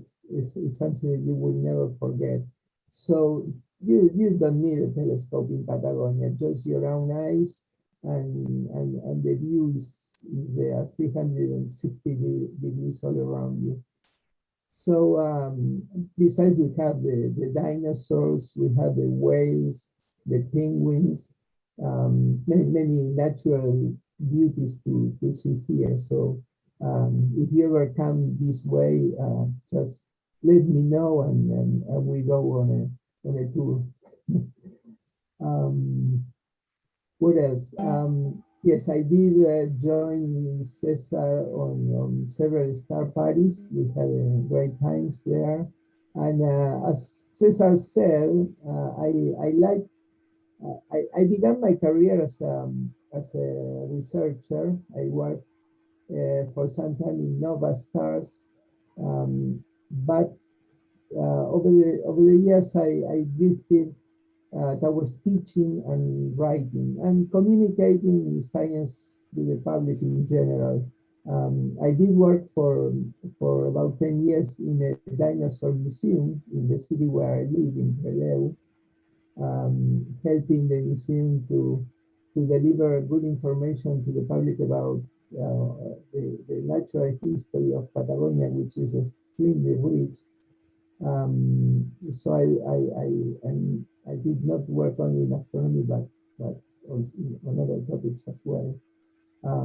Now I'm teaching physics to future high school teachers, including astrophysics, here in our province, in Chubut, which is in the center of Patagonia. We have astrophysics as a subject in high school. In their final years, some schools have astrophysics as a subject, and so the astronomy was slow to come to Patagonia, but is coming in, and people are beginning to appreciate the sky a little more. So it would be great if you ever came here and give talks or share what you know about the sky with the people living there, because there is very, very little astronomy down there, and we will really be thankful if you ever come just to visit and have a good time with us. That would be excellent. So just spread the word. Thank you. Thank you very much, Pedro. I You're was reading, your name appears in many scientific papers, and you're mentioned many times all over the internet. So it was a real pleasure to have you on our program. Thank you. Thank you for sharing. My pleasure. You can find me on Facebook. There are only two people with my name, Pedro Saizar. The good-looking one is me. The other one is my father. So, okay. I'm the one sitting on a chair with a blue wall behind. But if you contact my father, it doesn't matter. He will send the contact to me. So feel free to contact me if you are interested. Wonderful. Wonderful. Okay. Thank you very much, Pedro. You're very welcome. Thank you, Scott. Thank you. I hope to have you back on our program. It'll be nice. Yeah. Up next, we're going to go from Argentina all the way over to the UK to Shailendra Sharma, who's an astrophotographer over there. He was taking some images earlier of a galaxy, I think M51. Shailendra, are you still with us? Hi guys, how are you doing? Thanks for having me. Can you hear me okay? Yes. Excellent, excellent. Really good presentations, really informative so far tonight. Let me just share my screen.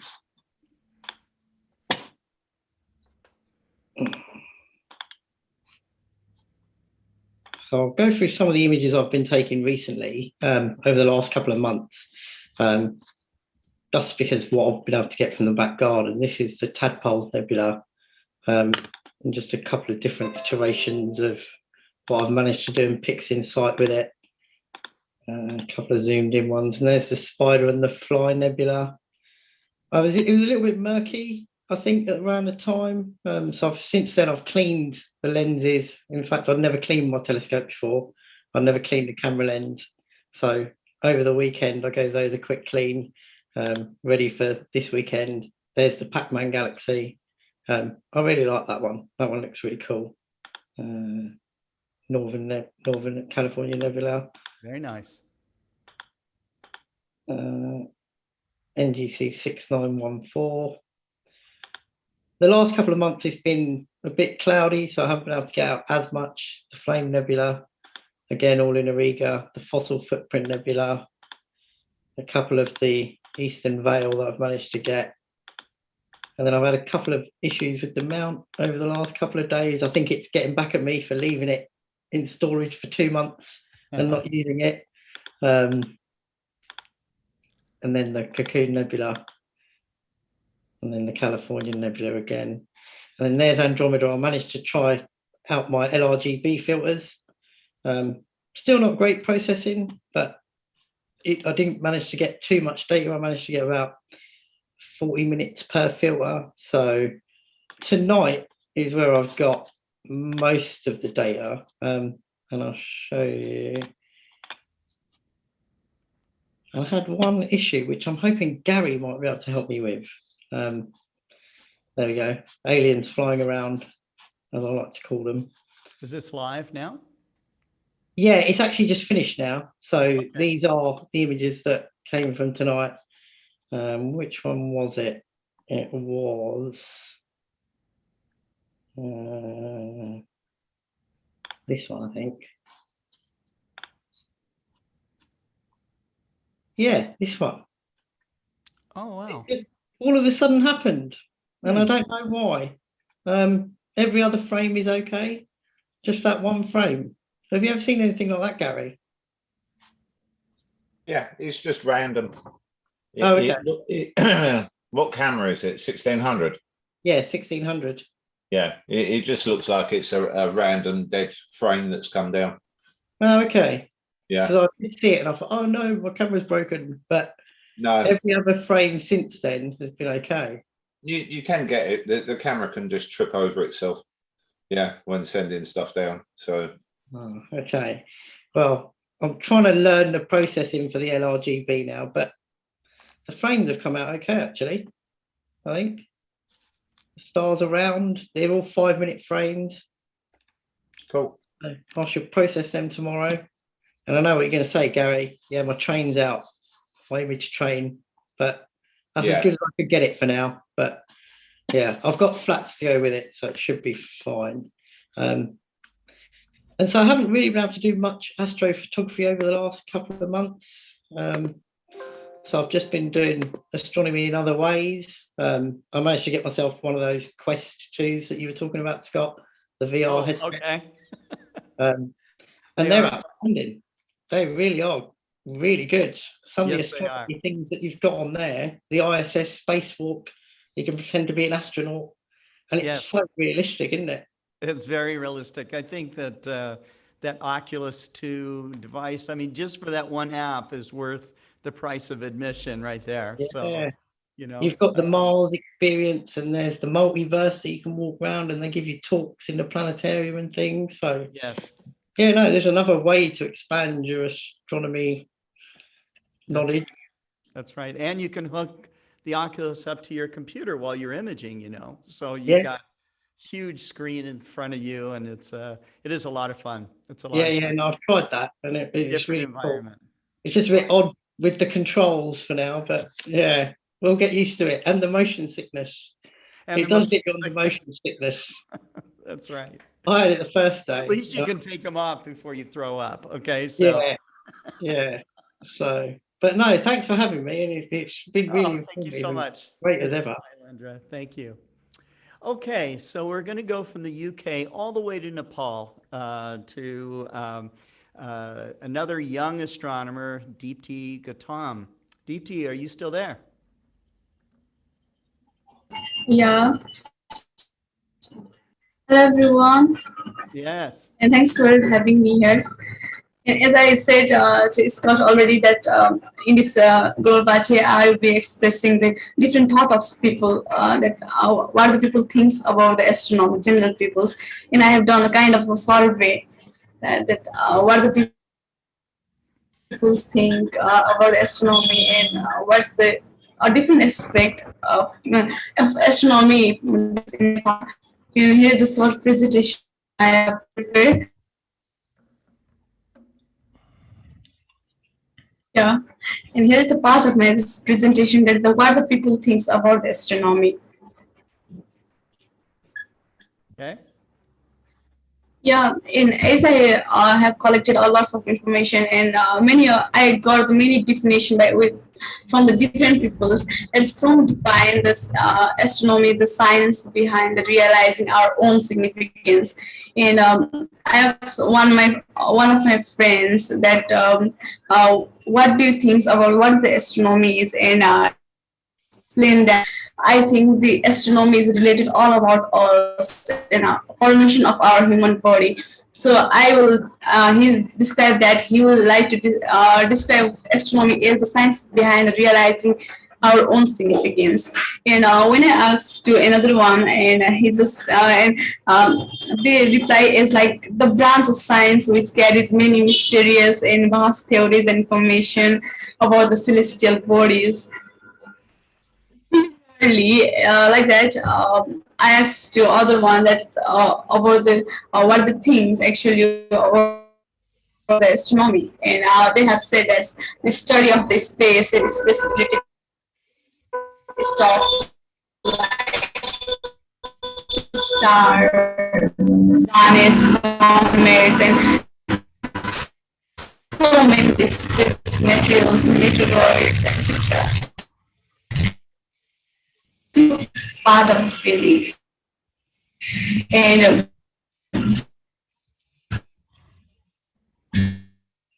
I it just today morning said that astronomy is the attempt to understand this vast universe and our place in it. And I was really very happy to get his answer like that. And when I come back to the general peoples and peoples around us and like elderly peoples, when I collect the concept of the elder peoples and they explain the astronomy is the astrology. And doesn't it mean why the people's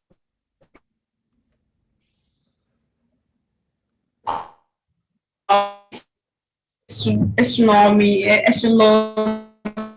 astronomy to do astrology practice in Nepal is astrology and astronomy.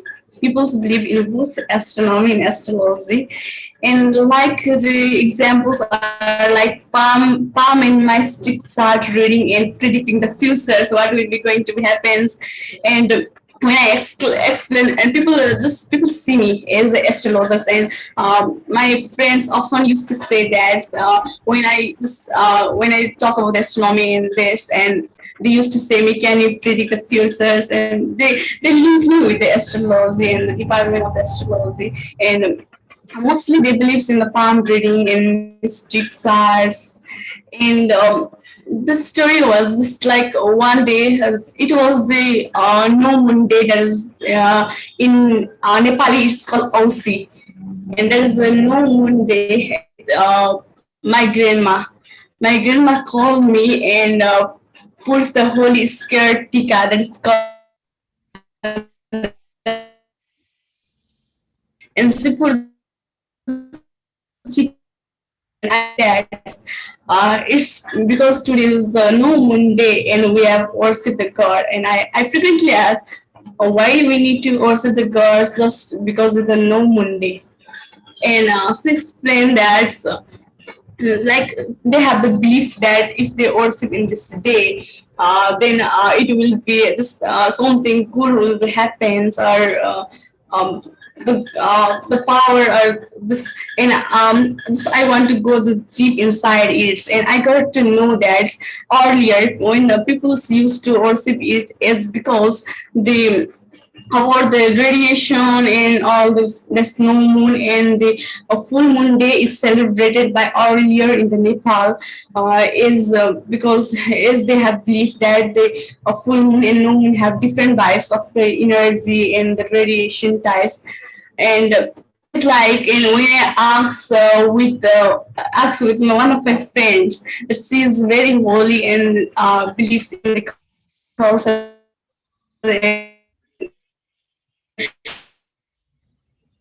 Yesterday, I asked her physical phenomena and she believed in the astronomy, and she said that I got to know all about the astronomy because I see you. Because you are involving here, and as you describe what the astronomy is according to you. But and I asked her what's the astrological phenomena you believe in the most, and she said that the most things that attract me is like calling the departed soul. Like it is practiced. It seems to be like people's. It is believed that they can call the departed soul and talk with each other. And I asked if we can talk with the departed soul. Have we ever asked where the departed soul live, and so-called we say that heaven or hell.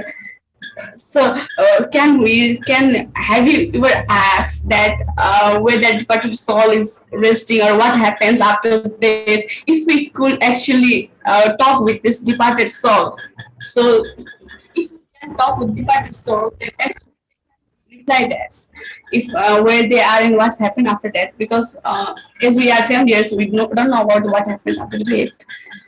So that's the talk about I asked, and I have one small brother.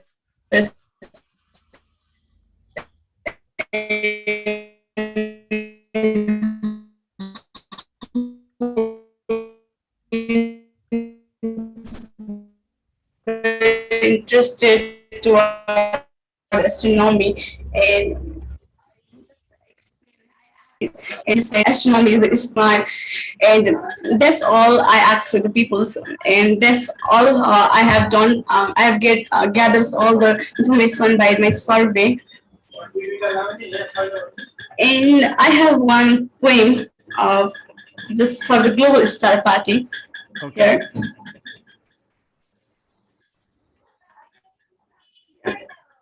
Star night, star party nights. Mystery falls with telescope, rarely seen in bright daylight, appears on lawns. As the sun goes down, waiting patiently for the night. They gather in groups with gear to spare, telescope aiming so high, their passion race as they share the view of a star moving across the sky. Iridium's flare meters trail bright, bring drama to the night. Pleiades, Orion, Jupiter, and Mars. Amateur astronomer bring the universe to light. Thank you. Wow. Okay. Thank you. That was great. That was great, Deepti. Thank you very much. I know that it's still morning there. You got up very early this morning to take part in this, so we thank you very much, Deepti, and we hope to have you on next Tuesday. Okay, is the next Global Star Party.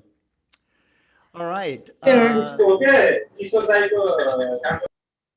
Up next is John Johnson. John is iconic astronomer, a stalwart of the Nebraska Star Party, where they hold one of the great star parties of the world in some of the darkest skies in North America. They are on the verge right now of getting dark sky status from the International Dark Sky Association. And so John will talk about that and the next Nebraska Star Party. John, it's all yours. Thank you so much, Scott. Yes, really appreciate you allowing me to come on and talk a little more about the Nebraska Star Party. As Scott mentioned, we got some really great news to share with everyone.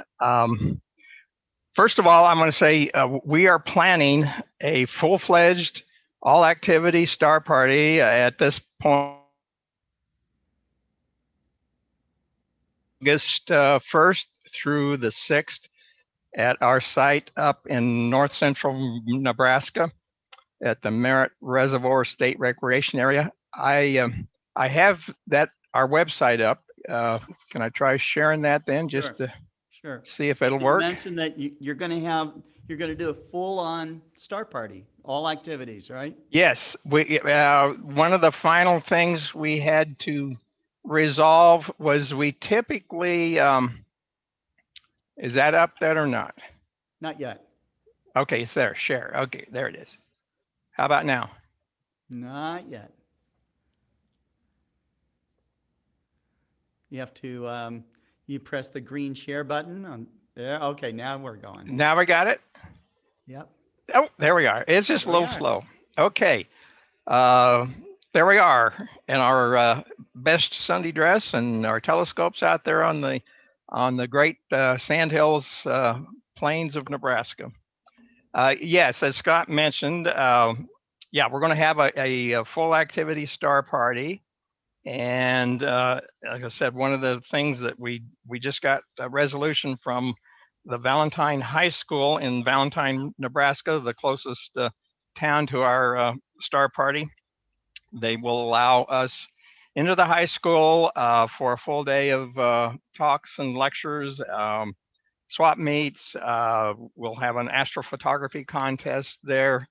And beyond that, then we'll have our regular events out at the state recreation area there.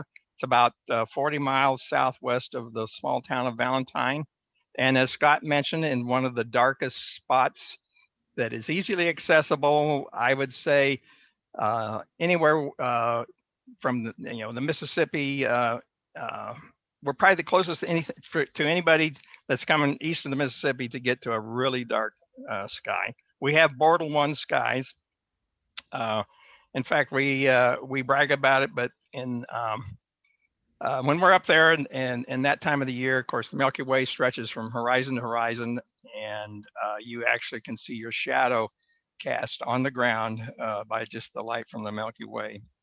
So along with our premium observing, we will have a regular field school, which we try to cater to the beginner or inexperienced astronomers and just people generally interested in wanting to get out and see the night sky there, as our Native Americans and pioneer ancestors did.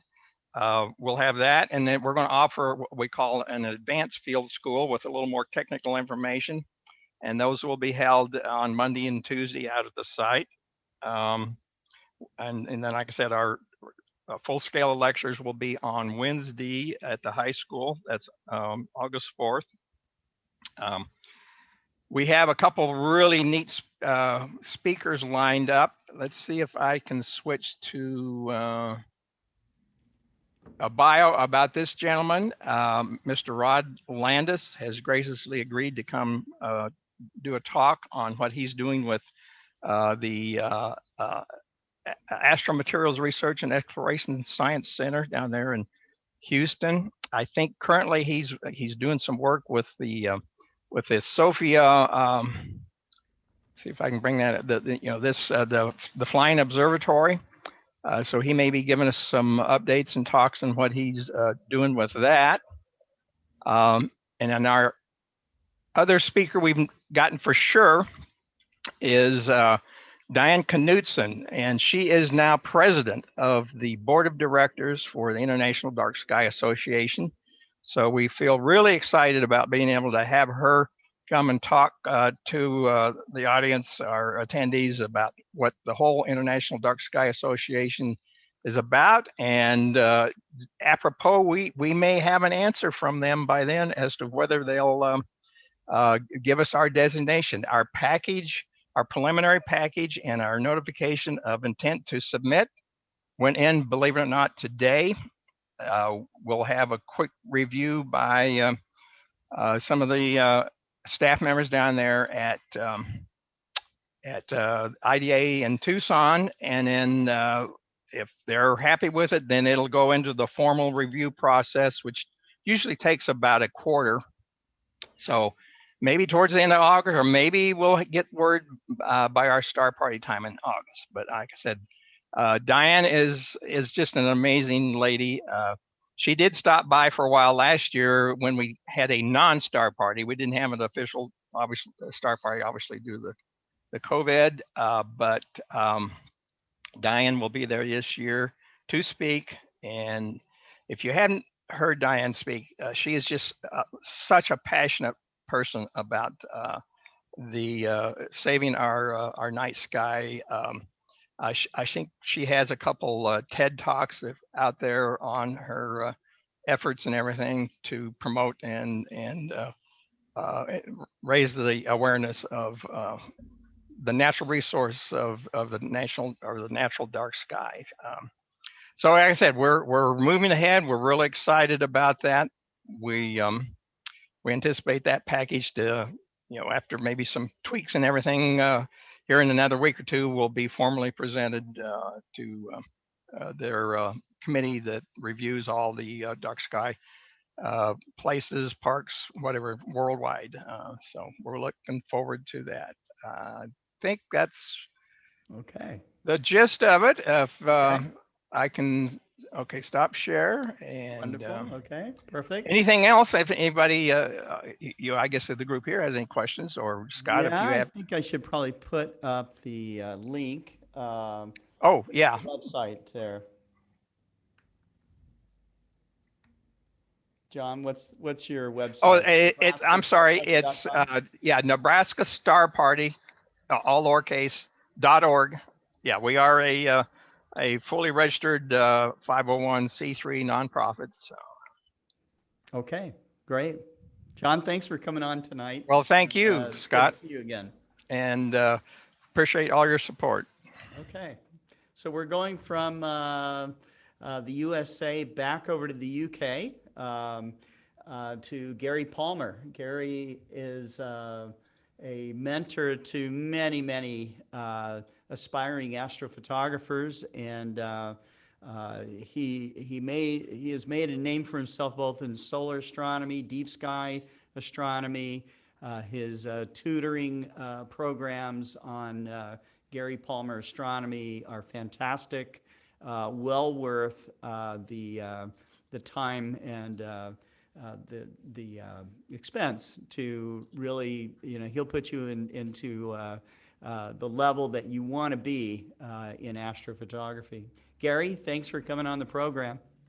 Hi, Scott. Thanks for the introduction. Nice to see everybody. Haven't been on for a while. Yeah, it's just been really busy, very busy, doing all sorts of stuff at the moment. And we've been blessed with some clear skies, so that's always a bonus.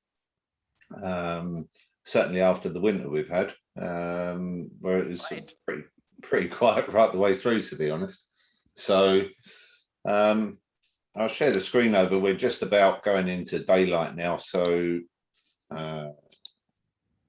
that's live images coming in of the Trifid Nebula. Oh, wow. So from where I am, that's pushing my luck, yeah, because that's clipping the tops of the mountains, very low down in the Milky Way from here. But it's there. We're more or less going to shut this all down now anyway. As you can see, it's starting to go daylight. Images for the last, let me just remove that, bring that back up in actual fact. Didn't mean to do that. In 2 seconds. Images for the last week or so. That was earlier this evening. When we had some, when you're having the technical difficulties, we had some of this running in. There is actually a nova here, this star here. We zoom in on that. That star there, it's been running for about a month and is gradually fading back down now. But these are all single shots. These are 5-minute shots that have come in over the last couple of days or last week.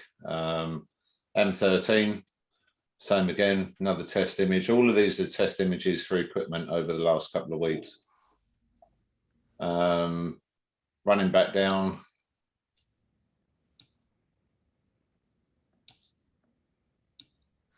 We have Bodes, same again, another test shot.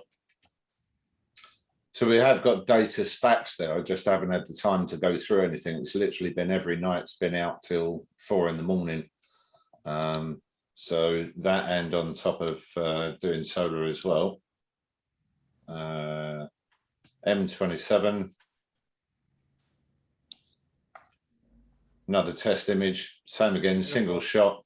Beautiful. I think that was around, 3 minutes on that. So once it's dark here and it's clear, we're pulling in plenty of data. You could actually process these up as single images if you want, and they'd still produce some quite nice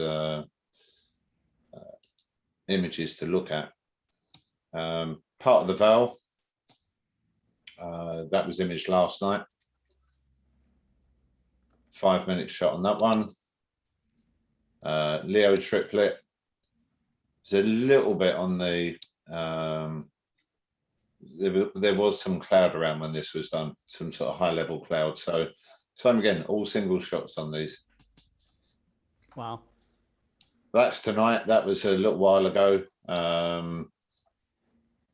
5-minute shot. We've got a whole stack on these anyway, so we'll process all of these up.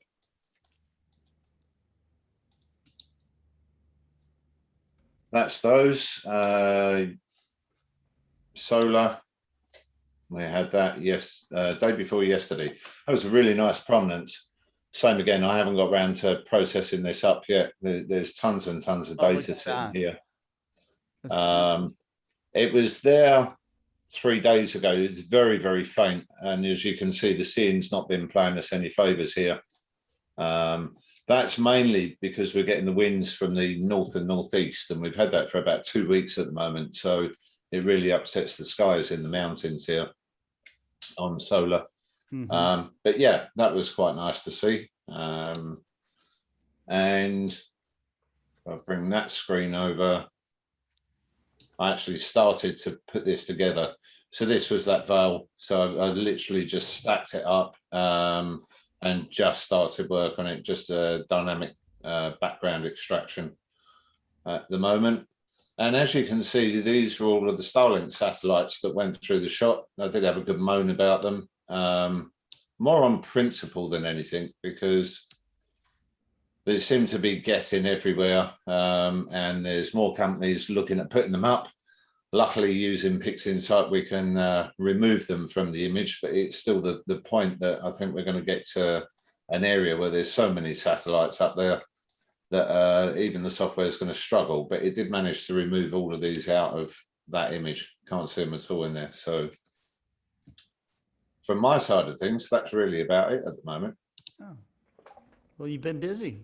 Yeah, I mean, there's great images, and there's a month's worth of processing there, on some of the stuff. But a lot of it, like I say, is different mounts, different telescopes, all sorts of stuff going in and out of the observatory at the moment. The cameras on there, just see your question on that. The camera tonight is the ASI 2600. We've had the 2400 for M27.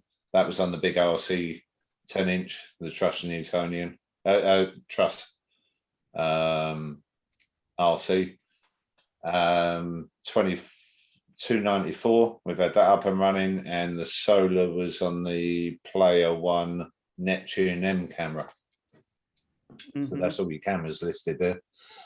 I was really I mean, in the audience today, they were talking, several of the people that were talking about cameras they want to get, or how many cameras they might have, or whatever. I'm really amazed that a lot of people have like 3 or more cameras.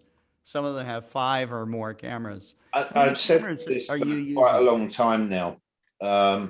In the old days, we used to have a camera. I've actually got it here. Yeah, keep it sitting quite local to me. This is one of my old solar cameras, the Skynix. Yeah, okay. Luminera Skynix was really, really good, and it still is a very, very good camera. Going back sort of 6-7 years ago, you would have one camera or 2 cameras, maybe one for solar and one for deep sky, or you might just be using a DSLR and couldn't afford a deep sky camera. That was, quite often the way. But now with all of these sensors that are out on the market and the changes in the cameras, it means that you can zoom into objects just by a change of camera rather than a change of aperture on telescope. So that prominence that was shown earlier, that was on the FCD 102, but it's very, very close because they're using a different camera. And this is the thing, the pixel sizing on the cameras and having a choice there now means that you really, instead of changing telescopes, you more than likely going to change to a different camera. And the cameras have dropped a lot in cost. When you consider what a camera cost you 5-6 years ago, you would be paying a couple of $1,000 to $4,000 for a reasonably good deep sky camera. Now you can pick one up for under $1,000. So but there are differences. You have to remember there are differences in the sensors. So some of these are what we call machine vision sensors. They're ones used for giving you speeding tickets, reading barcodes, those sorts of things. They come from high-speed reading You know, places like Amazon that are using barcodes all the time and things flying up and down conveyor belts, all of those sorts of things, those sensors are made for. So while they give us quite good deep sky images, they're not truly an imaging sensor. Then you have other cameras that are out now which do use imaging sensors. So you'll see the same sensor in a Nikon or a top-end Canon, and they're coming over into a lot of these deep sky cameras now that we're using. Something like, yeah, that one there. If you see, if I can get it to reflect some light. Let's take that off a second. Yeah, that'll help. There we go. You just about see the size of the sensor. Wow, it's huge. Whoa, that is it's all sensor. Yeah, full frame. Yeah, you're going to pay the money for it. It's probably around 4,000, something like that. But it's going to give you stunning images, and it's going to give you a real deep color because it's a proper imaging sensor.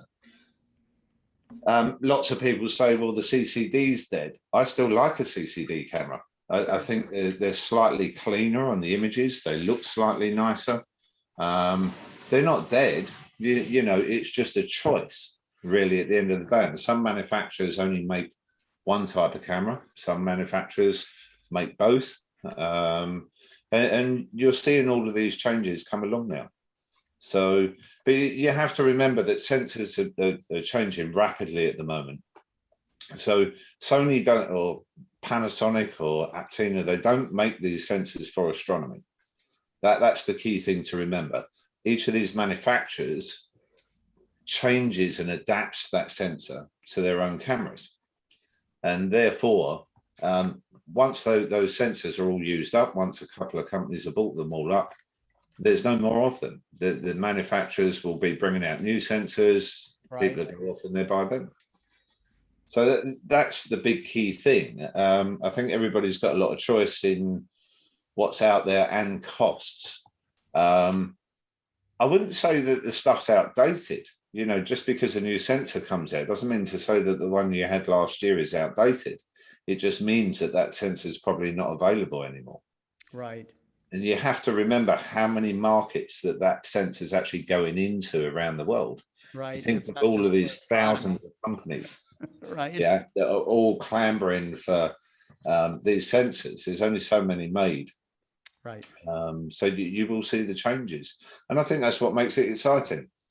Yeah, it's seeing all of this change in equipment. And, you know, there's something like 50 cameras in here. Yeah, and they're coming in and out the door. There's like 30 or 40 of them in the desk right next to you. So yeah, that's it. You know, there's literally cameras everywhere. You know, from all different companies. And, you know, we're talking about new cameras at the moment, designing ones specifically for solar or specifically for other markets. That's the opportunity now, whereas before you didn't have that opportunity. You just literally had that, you know, that was, and I can tell you now, that camera was about $2,000. That was a lot of money to go and spend on a solar camera, you know, or for using for planetary. What would that level of camera cost now? Well, the costs have come down dramatically. You know, it's still an expensive camera, but I think relative that they've come down massively. If you think of the size of the sensor in that, it's tiny, right? You know, compared to what we're using now. And also, it was a lot of specialist software. You had to pay for the software, and you had to pay for a license for that software to use the capture in certain modes. So it ended up costing you quite a lot of money, whereas the manufacturers now, they're all putting in their own capture software and they're developing other things. All of that comes free, well, not necessarily free, but built in the price of the product. Sure. So you're getting a lot there for your money now, in a sense. But, you know, those sorts of cameras, those high-end cameras, I don't think they're really needed anymore. At the particular time we were using them, that we just found that they gave the best images for solar. And if you pull that out now, I did a couple of months back and put it on the sun, it still give all of these modern cameras a good run for their money. You know, so at that time, yes, you paid a lot of money for it, but it's still working, you know, 8 years later. Right. So that's okay. Yeah, that's it. That's okay. Well, great. Well, Gary, thank you so much for coming on problem. tonight. I know it's now early there, so. Yeah, it's just gone 5 a.m. here. 5 a.m. Okay. Yeah. Goodness. All right. And so Molly Wakeling, we go back to the United States. Molly's up in the Bay Area of California, and she is tuning her telescope and getting it aimed at what have you got in your scope now? Well, I was gonna try and get M51 in there, but I think it's still below my neighbor's garage. So now I'm gonna try M101 and see if it's below my neighbor's garage. Yeah, it's this is a difficult time so I've got my Takahashi set up right now because I just put a new guide camera on my 8-inch, and I'm trying to get it focused, so I can't do any long exposure stuff right now because I don't have a guide star in the guide camera yet. So it's going to pull up something on the Takahashi, but of course right now it's galaxy season, so it's difficult to find a nice target for that. So let me see. I'll go ahead and let's see. Why don't we?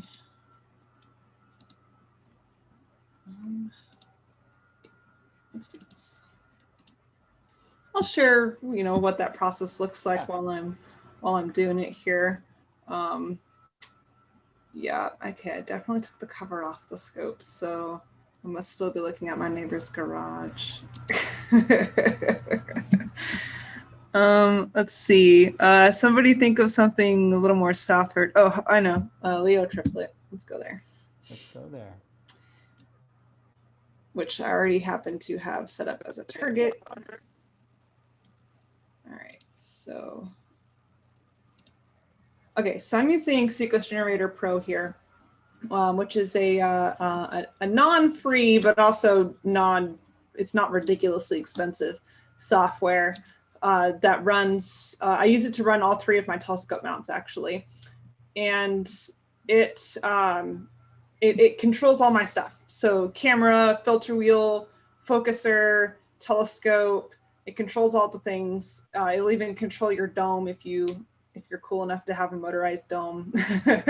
Right. So what it's doing here is I'm running its centering algorithm. So I've got the coordinates for the center of the Leo triplet plugged in because I've been imaging it recently. And when I tell it to center, it will slew the telescope there. And then I don't even think I have an alignment model on my IOPTRON mount right now. Just because I think every time I restart it, it goes away, and I just haven't gotten around to figuring that out yet. So, but it's not a big deal because I just have it, it's well polar aligned, so the mount takes a guess at where the target is. And then Sequence Generator Pro runs one of several plate solve algorithms available. One of them is free, which is plate solve 2 from PlaneWave, and it plate solves the image, and then so what it's done here is the first time it was 97 pixels away. I've given it a parameter where it needs to be 50 pixels or less. So it captured, saw how far away it was, and then put it back in the middle. So I'm gonna, now Sequence Generator Pro doesn't do a debayer preview, I don't think. So I'm gonna open it up in SharpCap instead, which will debayer the image so we can get a nice color image here. And it's just a little easier for me to play with the controls here. All right, so let's up that to like 30 seconds and let me get SharpCap's a nice program, I think, for beginner. Yeah, it's real basic. But it's powerful too. Yeah, when you just need to get, I just want to see what my camera is seeing. SharpCap is great as a starting tool. Plus, I use it for all my planetary imaging as well because it's really fast at reading your images. Mm-hmm. And it's got a really excellent polar alignment routine for, let's see this turn on live stack here. It's got a really excellent polar alignment routine. You can use it in the northern or southern hemisphere. And you have to have the Pro version, but it's like $15 a year. It's nothing crazy. Right. Yeah, let's get guiding here using PhD2. Okay, let me turn off the auto stretch so that I can let the live stacker auto stretch instead. Lightning bolts and lightning bolts. It's fun to watch the fan base for our presenters on in chat here. So. Yeah.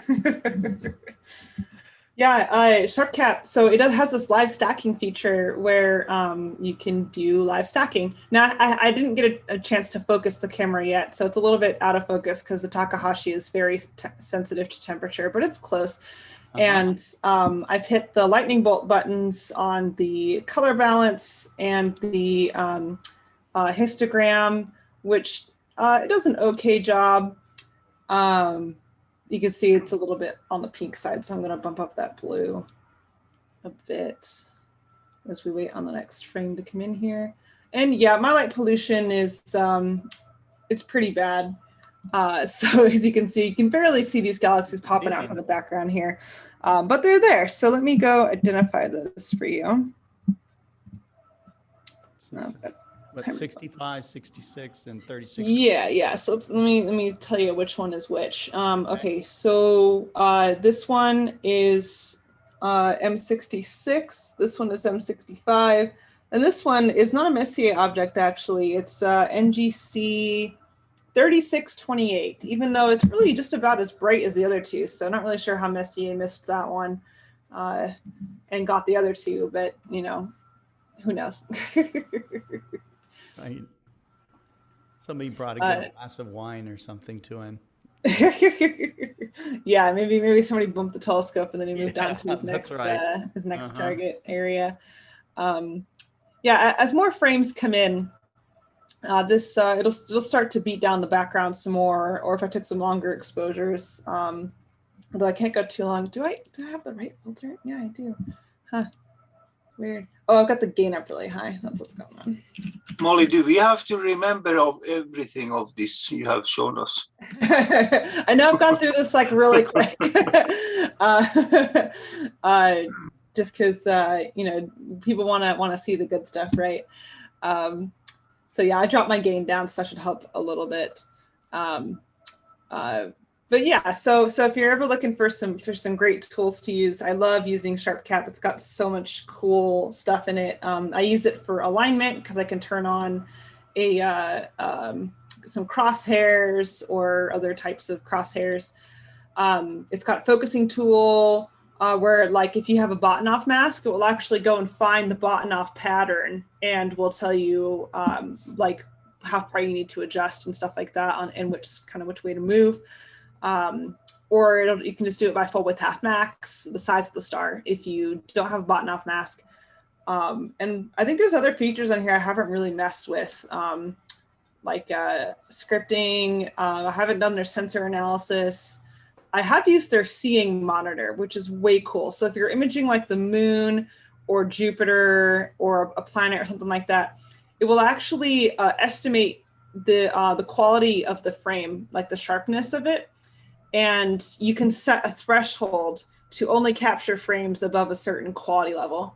So then instead of like, you can really you can sit on it for a little while and really target like, okay, if I'm going to take 2,000 frames, I want to get just like the good ones. So instead of having to toss out a lot of frames in post-processing, you can just kind of wait and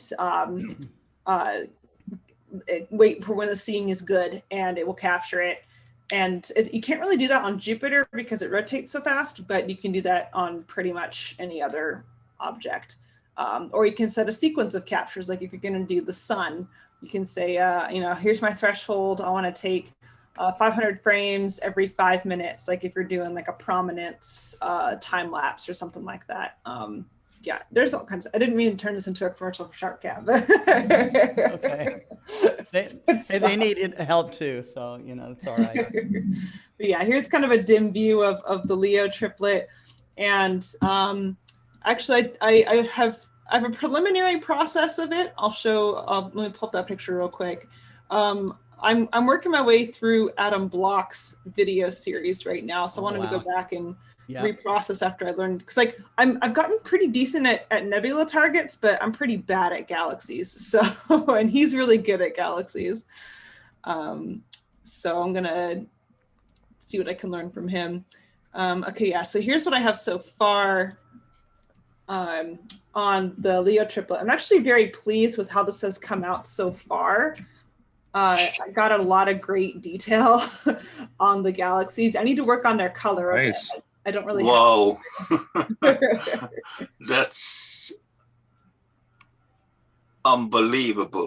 Yeah, I'm very happy with this. Now, I've seen some people recently post some really great pictures where they got this tidal stream coming off of MGC 3628 here. Unfortunately, I think my light pollution is too high to get the tidal stream, but there is a ton of background galaxies. Like here's some edge-on ones. Here's either a spiral or an elliptical.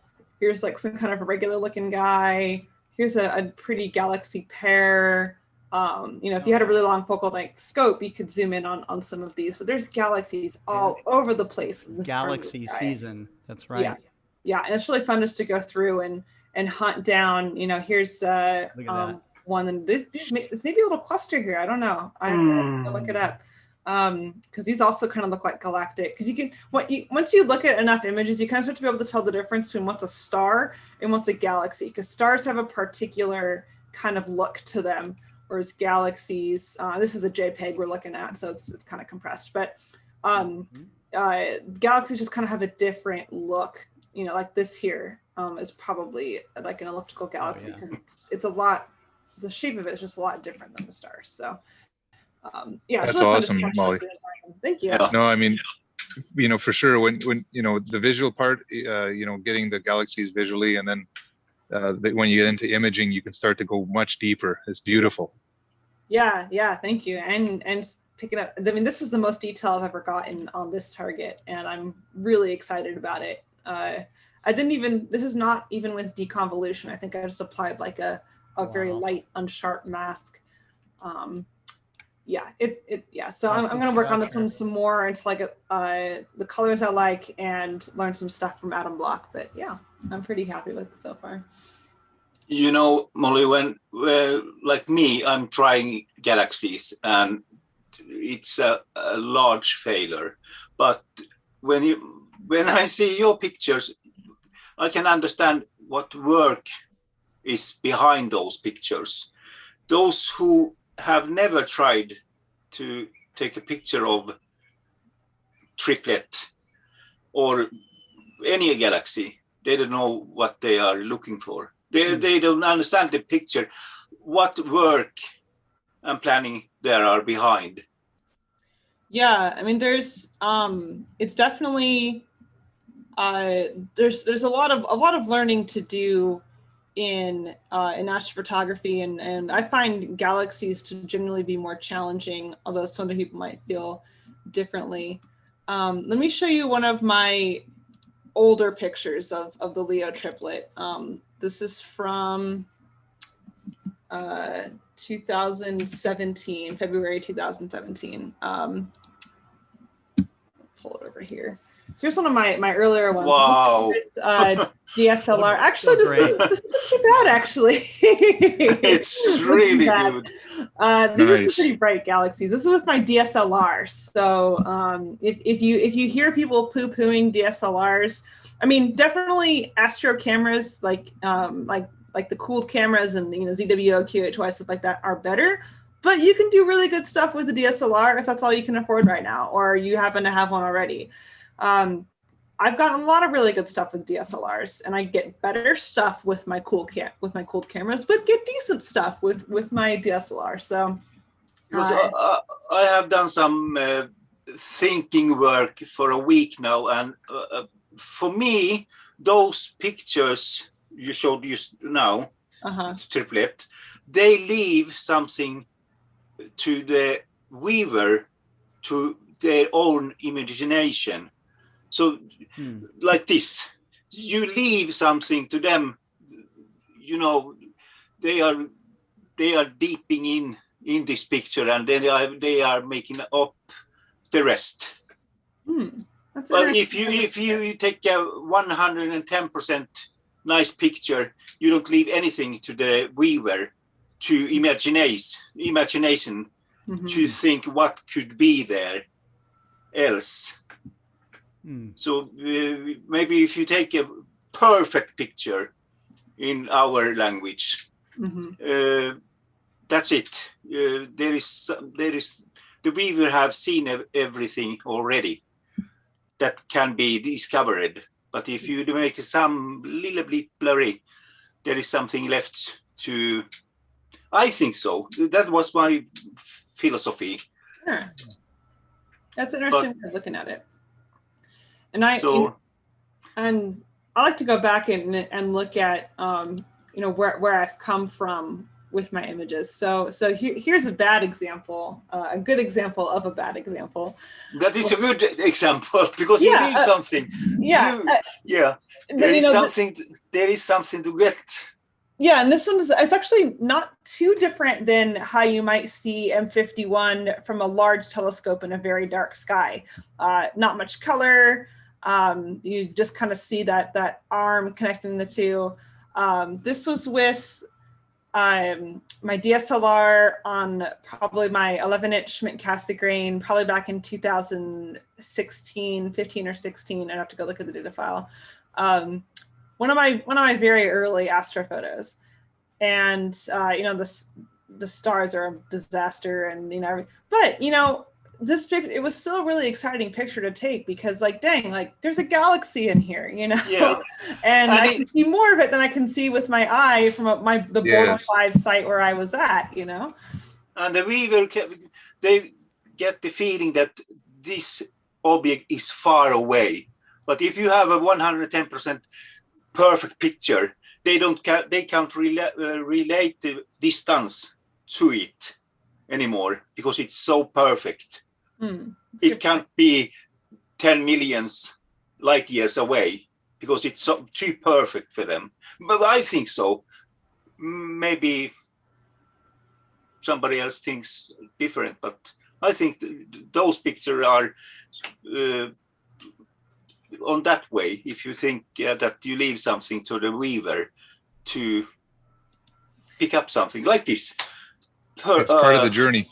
Yeah, because you mock up your own picture of it, and the distance is there because it's a little bit blurry. Yeah, definitely. Like when you look at some of those Hubble images of something that's blurry, you know that's got to be really far away and really tiny. Yes, that's what I mean.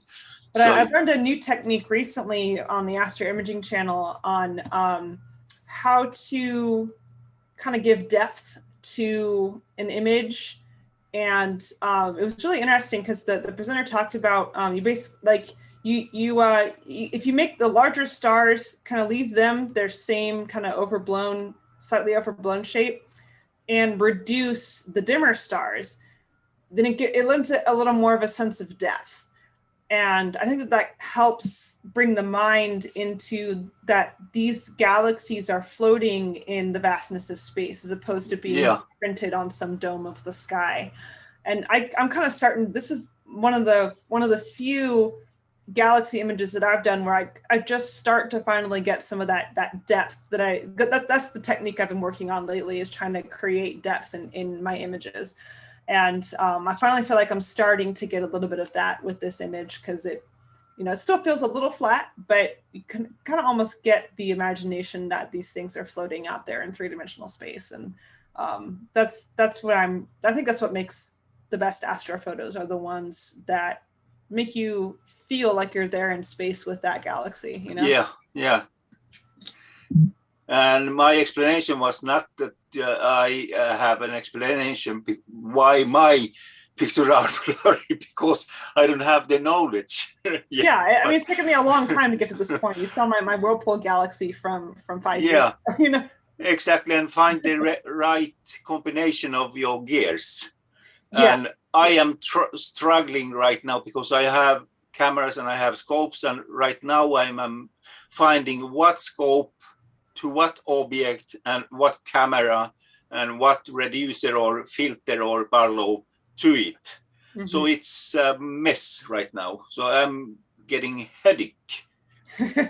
Yeah, it's a challenge, and that's what I see questions on a lot of, like, you know, is this telescope and this camera good together, and you kind of have to have a little bit of scientific knowledge on that front, or at least a little bit of math, and also the knowledge of, you know, what are you shooting for? What's your goal? What makes a good combination? Yeah, and that's exactly what I am trying to do now, because for me the deep sky objects, they are past for now, and now I'm just learning for moon and solar, but that's what scope and what camera, and that technology, I don't have that.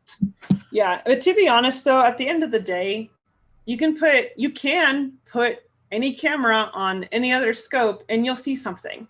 Now, will it necessarily have the most ideal pixel scale or the most ideal stars, or, you know, it might not. Like if you put a full frame camera on a Schmidt-Cassegrain, you're going to have a lot of weird stuff out on the edges. Yeah. But, you can put any camera on any scope and, you know, just crop the image if you have to, or just accept it's going to be, you know, a little low resolution or a little blurry where you want things to be sharp because you're oversampled or undersampled, but you still have a cool picture at the end of the day, you know. Yeah. So I think people pay too much attention to that in the early stages. Like I would, you know, worry about pixel scale and undersampling and oversampling later after you get all the other basics down. Yeah, I'm just now at the technical, and that the mount is working well, tracking well, and just taking picture. So the technical part is okay. Yeah, then, there's all the hardware to figure out, and then there's all the software to figure out. Before you start optimizing things, just get things to work first, and then work on optimizing. You know, and then the software to process the picture. So I left the PixInsight for the autumn and concentrate now. Now I am using Sharp Pro, APT, and PhD2, and they. SharpCap is good. Yeah, I like it a lot. It doesn't have the advanced scripting features or like sequencing features that other software does, but for, you know, if you're manually lining up your targets, if you're still doing a lot of your stuff manually and kind of sitting with your telescope, then it works really nicely, and you can cue it. You can say like, take, you know, 50 3-minute exposures, go, you know, and it'll do that. But yeah, so here's finally a somewhat color balanced, kind of visible view of the Leo. I finally got something to show here. So a little bit out of focus because I haven't focused the camera yet, but here we are. Nice. Right, that's great.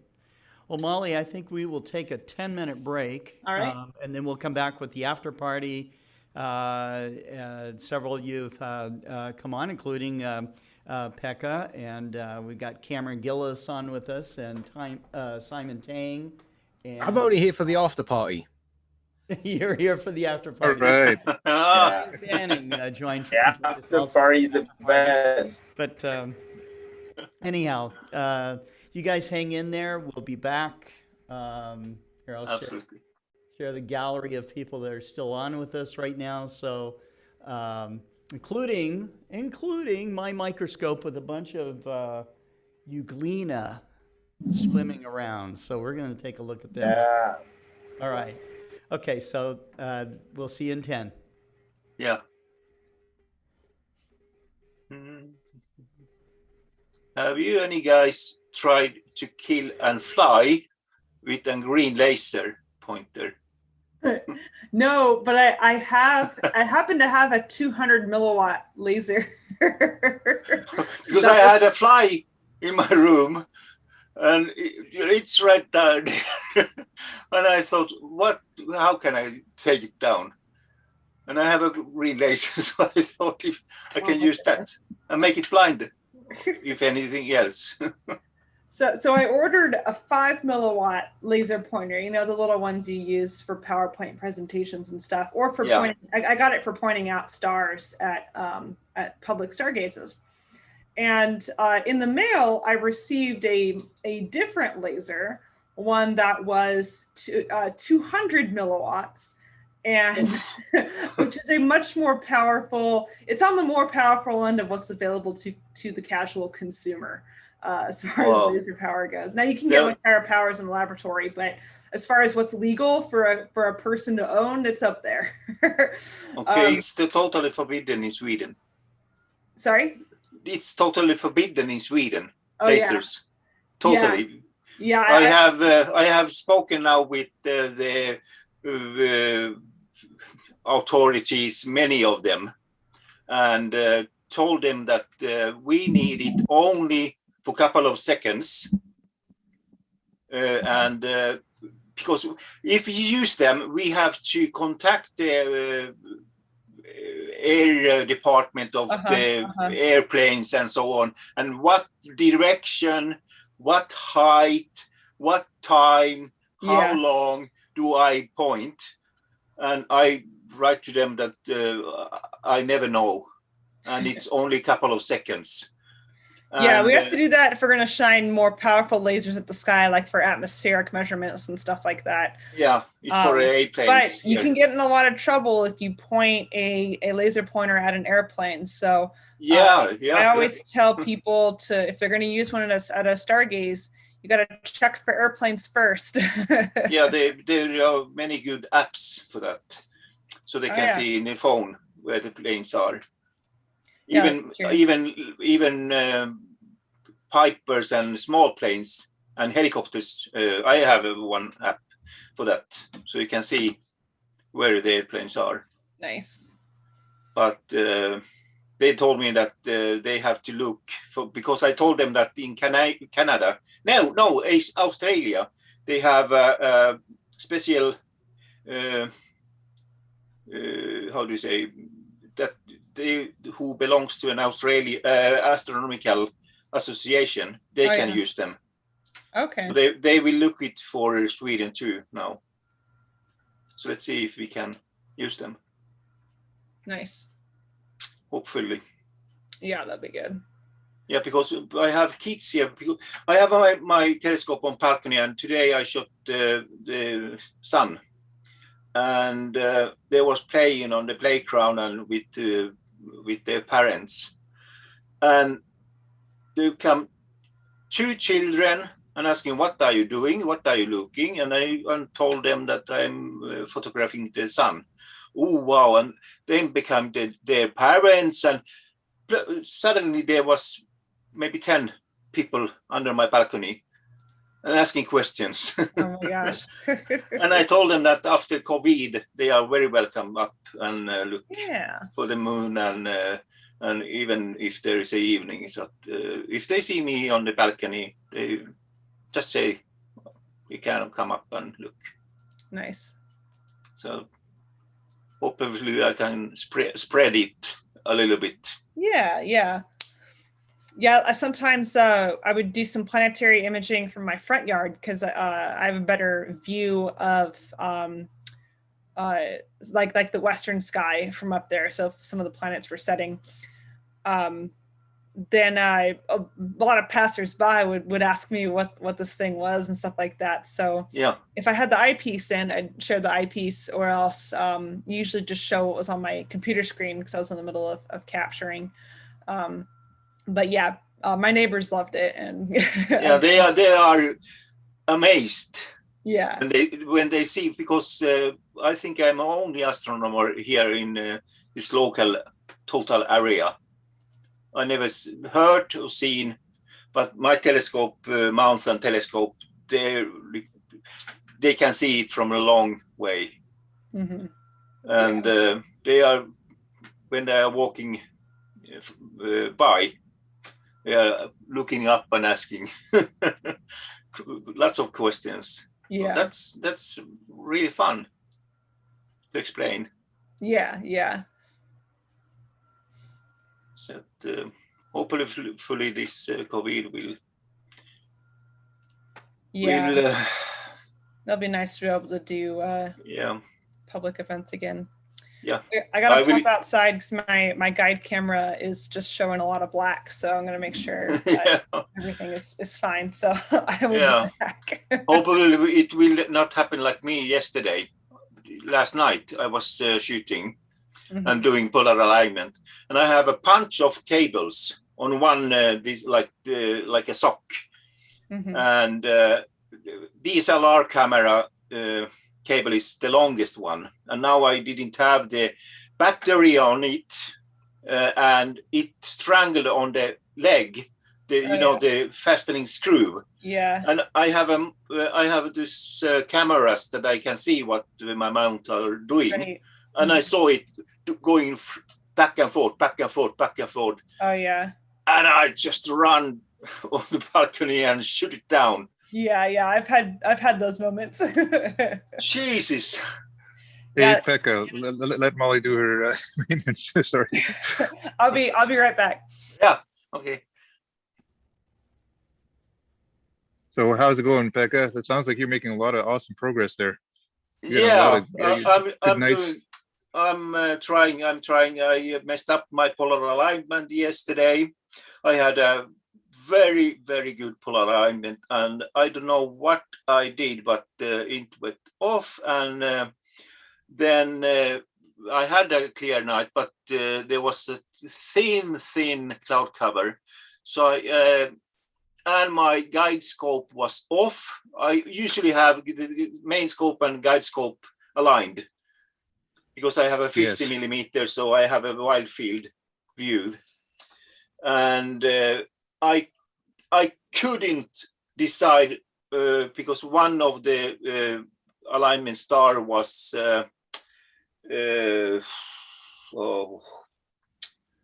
oh my God, what is it on the south horizon or at 2 a.m. I can look at very fast.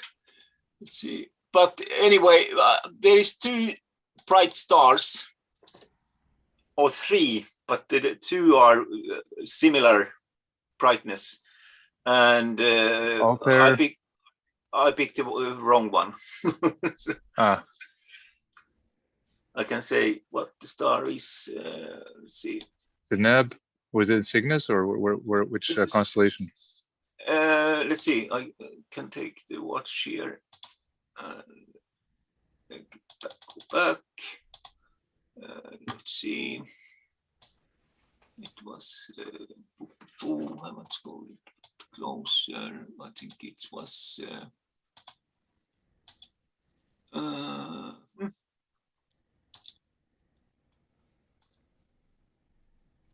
It was one of those brightest. Spiga. Oh, Vega, yes. Spiga. Oh, Spica. Spica, in Virgo. In Virgo. Yes, and I'm right in that area right now. Yes. I think it was. I'm not really sure, but there are 2 bright stars quite near each other. Oh, my voice is lagging. So there's, Arcturus, you follow the arc to Arcturus and then speed on to Spica, right? And then... No, I began my polar alignment from the west and then to east. But I think I got it. I will test tonight again. Because it's daytime right now here. Oh, yeah. Sun is up already. Yeah, the sun just set here in the west. Thanks for hanging in there with us. We're back. And we have with us Brian Fanning. Brian, you're from New Jersey, is that right?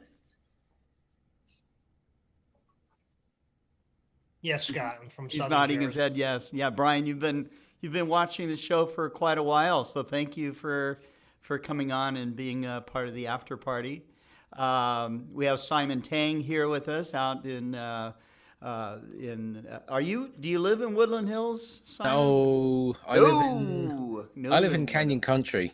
Canyon Country. Oh, okay. Geez, if Farah could think that I would live anywhere close to the store, I would never be able to leave. That's true. That's true. Pekka's in Stockholm, Sweden. Cameron Gillis is up in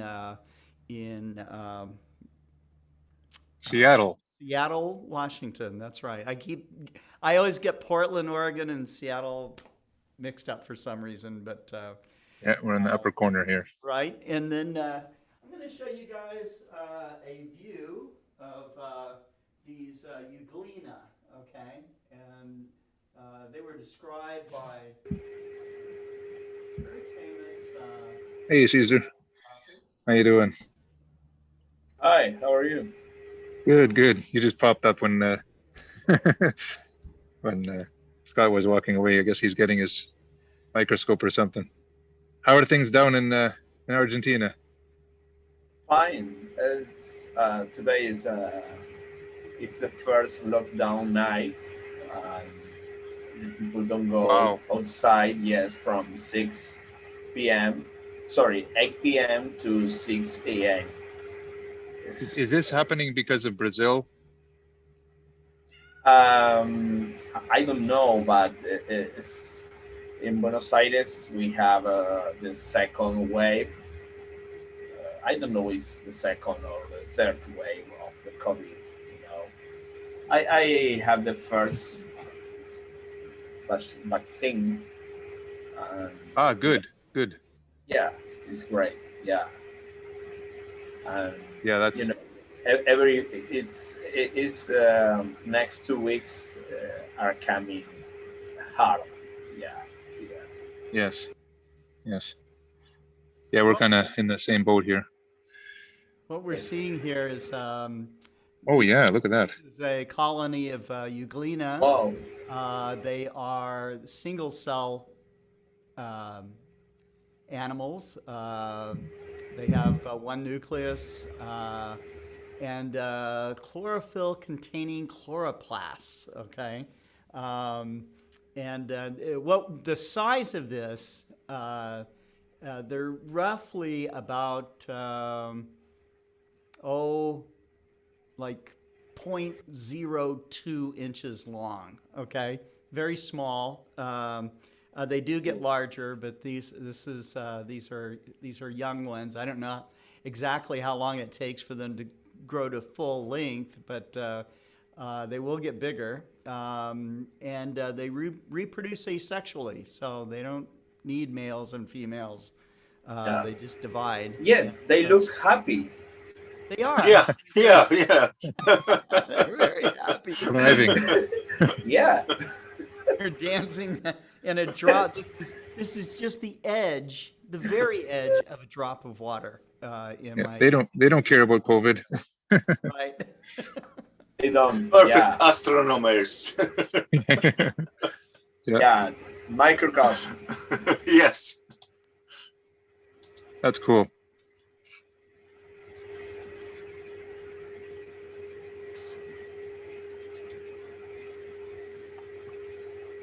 Oh, Scott, we lost your audio. No, he just waddled off. Okay, Yes, sorry. it's. He went to the microscope. Yeah. Must be another room. Yeah. It's in the same. I think that is in the same office. I used my microscope in a global search party 3 weeks ago. I have a Far-Fish microscope. I put off I removed the screen. That is like a head with camera and screen from the microscope because this one don't work anymore, and I make a new tower with a huge diameter to use a reflex camera, planetary camera, or microscope camera, and and 1.25 inches classical regular astronomy eyepiece. And I tried. Oh, that's cool. Yes, I tried the 82 series 14 millimeters focal length, and it was amazing. Was amazing. I Really? rediscovered. Yes, I rediscovered my microscope because the sensation of 82 degrees to, I know in astronomy I use it all time, but never I use it this for microscopy, and is you can feel immersed. Maybe I use binoculars microscopes and amazing, but this one using only one eyes, binocular vision, is incredible. It's amazing because you can feel immersed in the image only in a monocular vision. So it's incredible. It's a great recommendation for anyone that can far vision or many people have this type of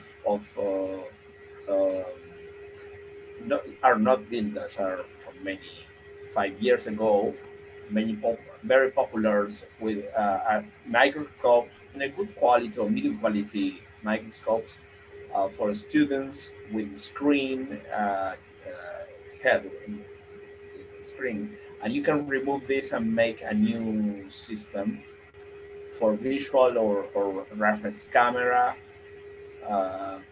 But I made this for my daughter that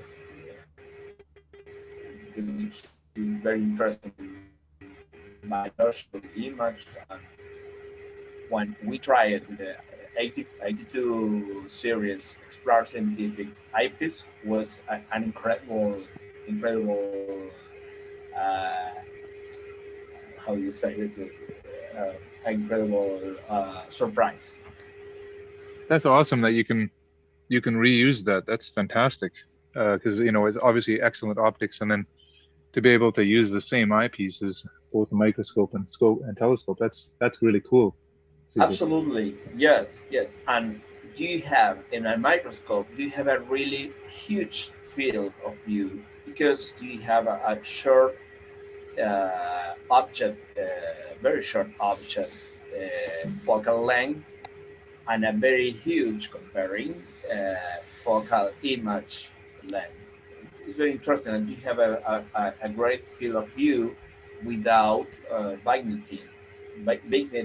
Sorry, don't read my English. It's vigneting when you have when you see the borders of the image darker. Vigneting, yes. Yes, you don't have this because the of course that you need resize the diameter of the tower, but that work very great. It's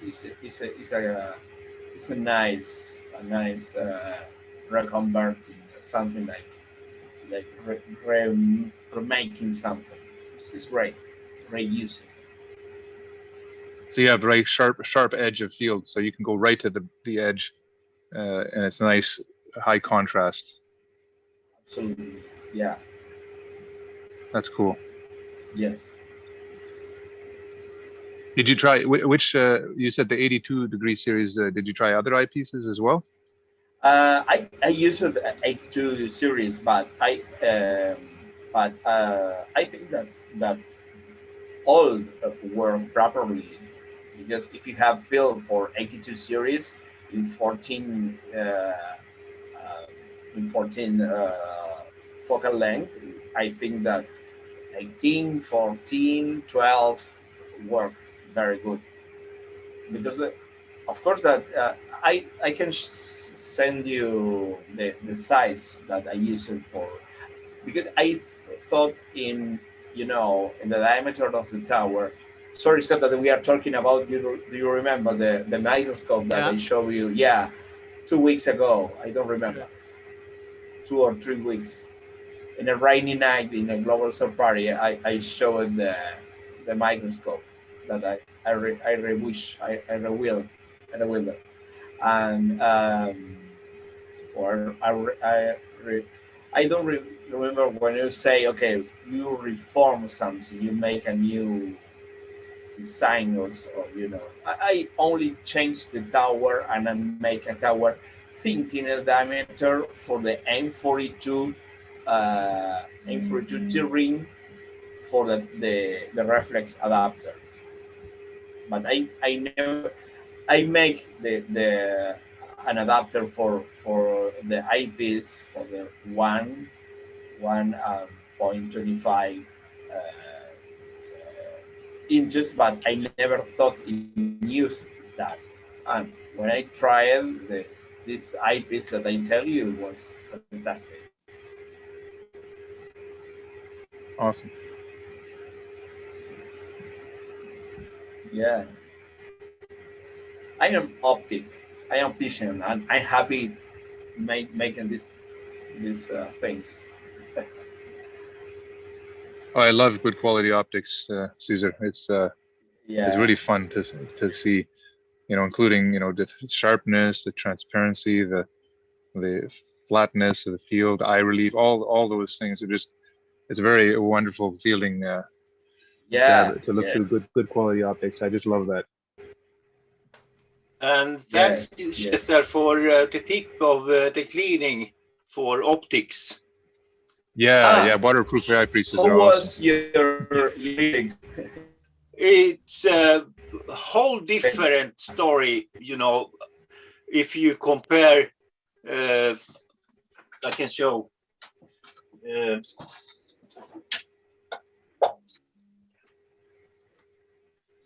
kind of like when they made phones waterproof IP67. The eyepiece having that waterproof, a great idea. Anything in the field. Should I share my screen? Can I do that? Go for it. Does it allow you? I think normally you have to get permissions, but not yet. Yeah, if you can. Not yet. Not yes. Yet. Okay. I was thinking to need permission at the Global Star Party. Okay. about Cesar's idea about the cleaning substances for optics, and I can show you what I did. No, I don't want to share my screen. I don't, just that you want to see this. This is what I used to use. You can't see it. No, I have to take my background off. It's an it's an optical wonder, Fathers. Okay. Okay, and this is only moving the fat and crease if you have a fingerprint or something. This is only moving it around and smoothing it nicely to the optics. But then I spoke with Cesar, and what is the best solution? And here it is. Ajax. Yes. Yes. Without ammoniac. It is without ammoniac. Yes. The problem is yes, but really for first of all, this sound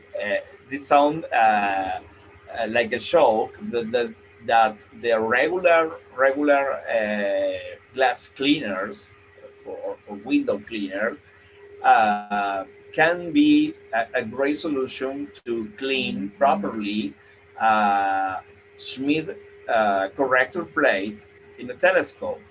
But the thing is, for when you need to make this in your home, is the best way to make a great work in your home. Of course, that in our laboratories we use a little, or not so little, we use ammonia, pure ammoniac, or of course we have a lot of different chemical cleaners, like in my college in Explore Scientific, or you know, when we disassembled a Schmidt-Cassegrain telescope, we wash the parts in different solutions, but the cleaners, the window cleaners, normally that have different solutions or different chemical components in different countries, for only for Schmidt corrector plates. I don't know about. I don't suggest this for an achromatic or apochromatic objective. If not, this is only for great corrector Schmidt plates, where you can use properly, very gently, with a soft paper. You can use regular window cleaner, windows cleaning solution, commercials, regular solution. But the problem is not only in the solution that you use. You need to rising with a ionized water. Yes, in English is by yes. It is the most important part is how do you rinse, because when you try to clean something and you have the lines, when the water, the regular water from the pipe is evaporate, make a lot of horrible lines, and they are impossible to clean properly. The best, of course, that the best solution ever is don't touch your optics. Yes. You don't have, yes. If for everyone, and Scott maybe tell me yes, it's right. when you have in your surface optics a real problem that inside in your image, really do you have a very dirty optics, and you need to it's so bad that you need to send to your where you buy this or your technical support, you know. But if a fingerprint in your corrector plate really don't have nothing in your image. No, if you have I know. This is the first thing that when the people tell me, "Oh, I have, you know, a fingerprint," or if it's something, if it's something like a point in your image, never do you can search, or you can see, you can watch this type of fingerprints, or because is really outside where the focal area make image. For example, if you have fingerprints in your sensor, if you're CCD, you can see this because this is the focal plate. Yeah. But in your in the refractor refractors, in mirrors, or in the corrector plates for Schmidt-Cassegrain or Maksutov, if you have a fingerprints, sorry, you never can see this in your image, visually or in pictures, in photography. You can sleep very happy because it's something like it's only a fingerprint, or but if you sometimes for example, we have I remember that we found in Buenos Aires we have a very huge humid, and I remember, maybe Scott remembered that in a panoramic 127 customer, he forget the telescope 1 hour when he came to take a dinner, and this telescope in the first time of the night received a lot of humid inside the telescope, and we can remove with talking with the technical support of Explore Scientific, of course. We never touch the glasses. Only we remove with a chamber with heat, with warm air, filtered, and the customer never had the problem again for the fog in their optics. Of course, that there was a lot of fog, but of course that we thought of, we found between the layer, between the air, the humid came from the glasses. Because you have 3 glasses in a apochromic objective, and we found the fog inside. I don't remember if it was the first or the second one area of between the air between the glasses, but we can remove only with changing the temperature. But only, Good night, Molly. Of course. Good night, Molly. Good night, Molly. Night, Molly. Have a good night. Trying to Night, sneak out Molly. there. Yeah, I just didn't want to interrupt the conversation. Hey, Molly. Yeah. Molly. Hi, Molly. Good night. Good night, Molly. If you are. Good morning. Good night. No, really. Molly. Yeah. Never mind, I'm gonna stick I around. went good night. Right. Have a good night. Yeah. All right. Bye-bye.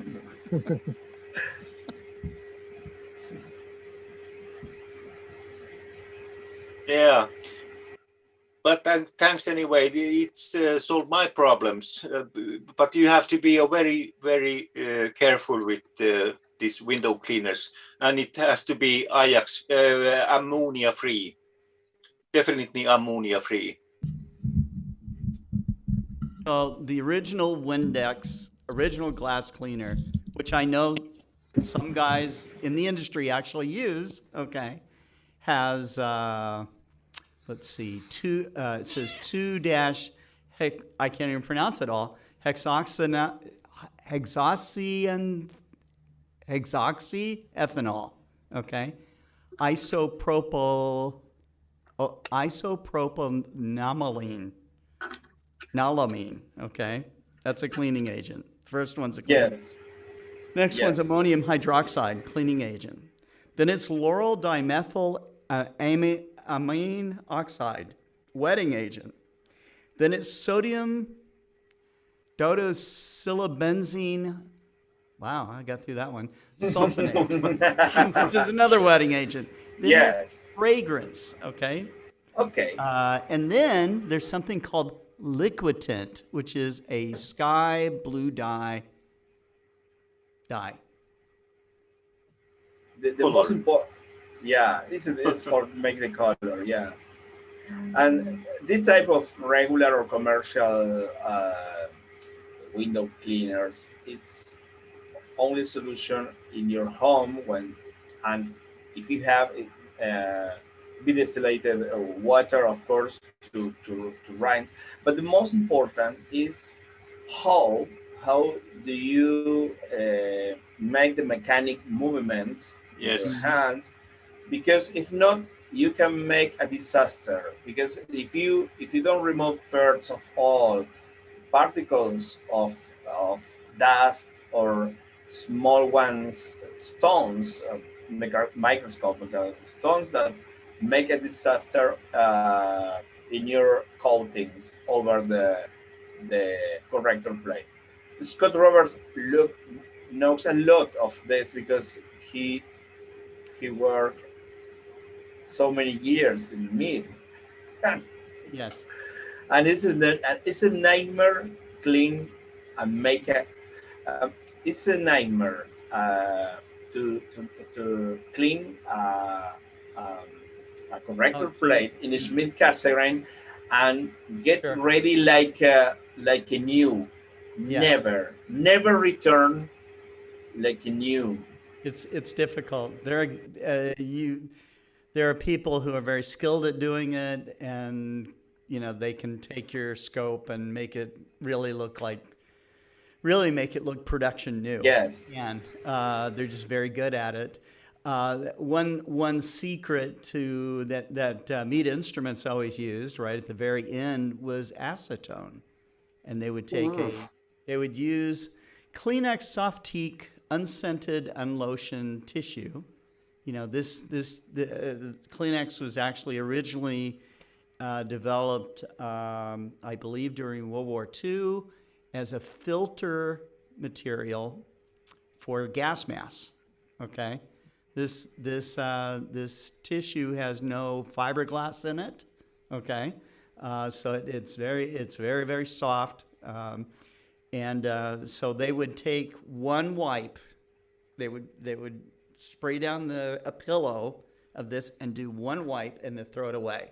One wipe and throw it away. One wipe and throw it away. Okay. Yeah. Not use it over here and then come back. No, never. Yes. Just keep spreading around all the debris. I'm doing dotting. Dotting. Yes. So it's without really applying pressure, they would do this, and so after a while you can do it. But there is a movie. As Cesar says, it's in the beginning. It's unless you do hundreds or thousands of optical cleanings, it becomes very difficult. Yes. In all honesty, I got to say this because I hear this conversation countless times with so many people when they fuss over the optics. I wish I could show you my 150 refractor right now. It's so dirty, it's not even funny. Right. And the other day, I actually had to contemplate, should I think about cleaning it? Because it's the side that's on the inside of the tube that's got little tiny metal flecks everywhere. There's dust settled down. I can tell there's an oil residue of some description there. But if there's one thing I learned is that it doesn't make any blinding difference. It's true. So to totally honest, for the people listening at home, don't fuss over stuff like this. If I showed you my 12-inch Newtonian mirror, it looks absolutely clean, but then you're going to notice scratches, dings, dents, the whole 9 yards. It's all over the place. It looks like somebody just, hit it with rocks. But I generally don't care because you don't see it. And I think that's the thing. It's don't fuss over it. Sorry, my cat wants to be a part of the show too. Can't really see her. Now I can see that you have a cat because you have your t-shirt in black and your cat in black. Oh now yeah.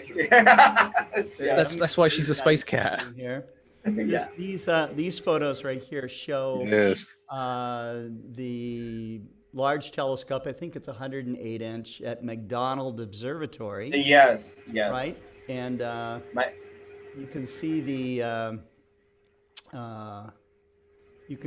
bullet holes. Okay. The bullets, yes. Bullets, okay, that were shot all over the mirror. And then when the guy realized he wasn't destroying the mirror, this happened back in the 70s, February 2nd, 1970, he took a hammer to the mirror, okay? And you can see dings and dents and stuff like that all over. They lost less than 1% of the performance of that mirror, okay? And so that should tell you that you can probably... Scott, that my friend...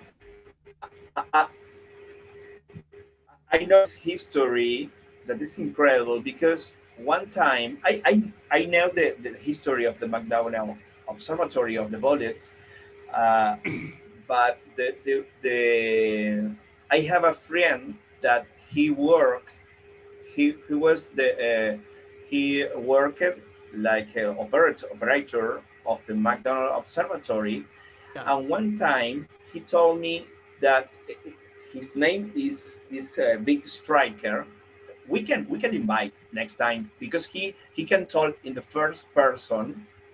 How was this of the crazy man of the bullet, because he left his work, and the new guy was the guy that shoot the mirror.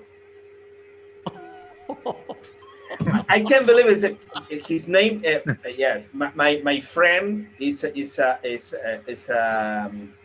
big striker, and he lives in California. He's an educator, I know him. astronomer. Yeah. Okay. Yeah. Vic is a great person. I make a Zoom with him talking about this, and we never thought about this in this Zoom for my company, from Saraco Optica, and we start to talk, and I never knew that when Big Striker left his work in the McDonald Observatory, the new guy that replaced him, his replacement, was the guy that shoot the mirror. Wow. When Big Striker told me, I can't believe it. Okay, no, it's Big. I can't believe that you are the guy before the new one that shoot the mirror. Incredible. Yeah. We can invite one time to because it's very interesting how Big talk about his history. Yeah, Vic should come on the show. There are 7 bullet holes from 9mm handgun in there, and then there are gouge marks from the hammer that he used. Pretty crazy. Absolutely. But the thing is even with so much apparent damage, they lost less than 1% of the 1% of the all light mirror. So they still do research with this telescope. They thought they would have to spend millions and get a new mirror, which wasn't true. So I don't recommend that anybody here just takes a small revolver and puts a bullet in their telescope. No, absolutely. Yeah. But you know what? Some specks of dust are going to do absolutely zero to your telescope. But guys, if you own an Bugatti Chiron, would you drive with that very dirty?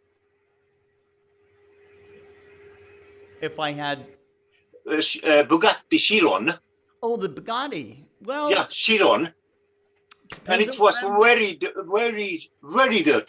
Would you drive on the streets? If I'm racing, if I'm a professional racer, I don't care. Okay, 'cause I'm a driver. Well, that's the other thing that I can't stand is the paralysis of having equipment and trying to keep it clean. That you to the point you never use it. It's like it's just a showpiece.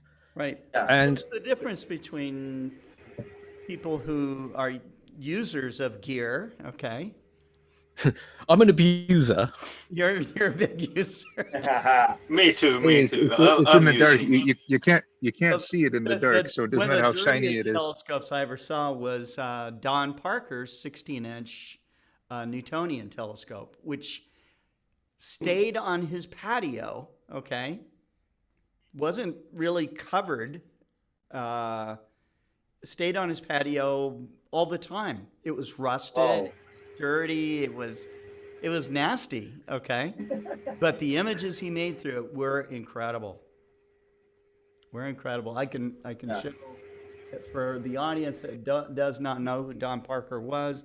Donald Parker was he made some of the most amazing high-resolution images of planets. Guys that you might follow today, like Damian Peach, Christopher Go, these people that make super high-resolution planetary images. Their hero was Donald Parker. So let me show you some images that he did years ago. Let's see.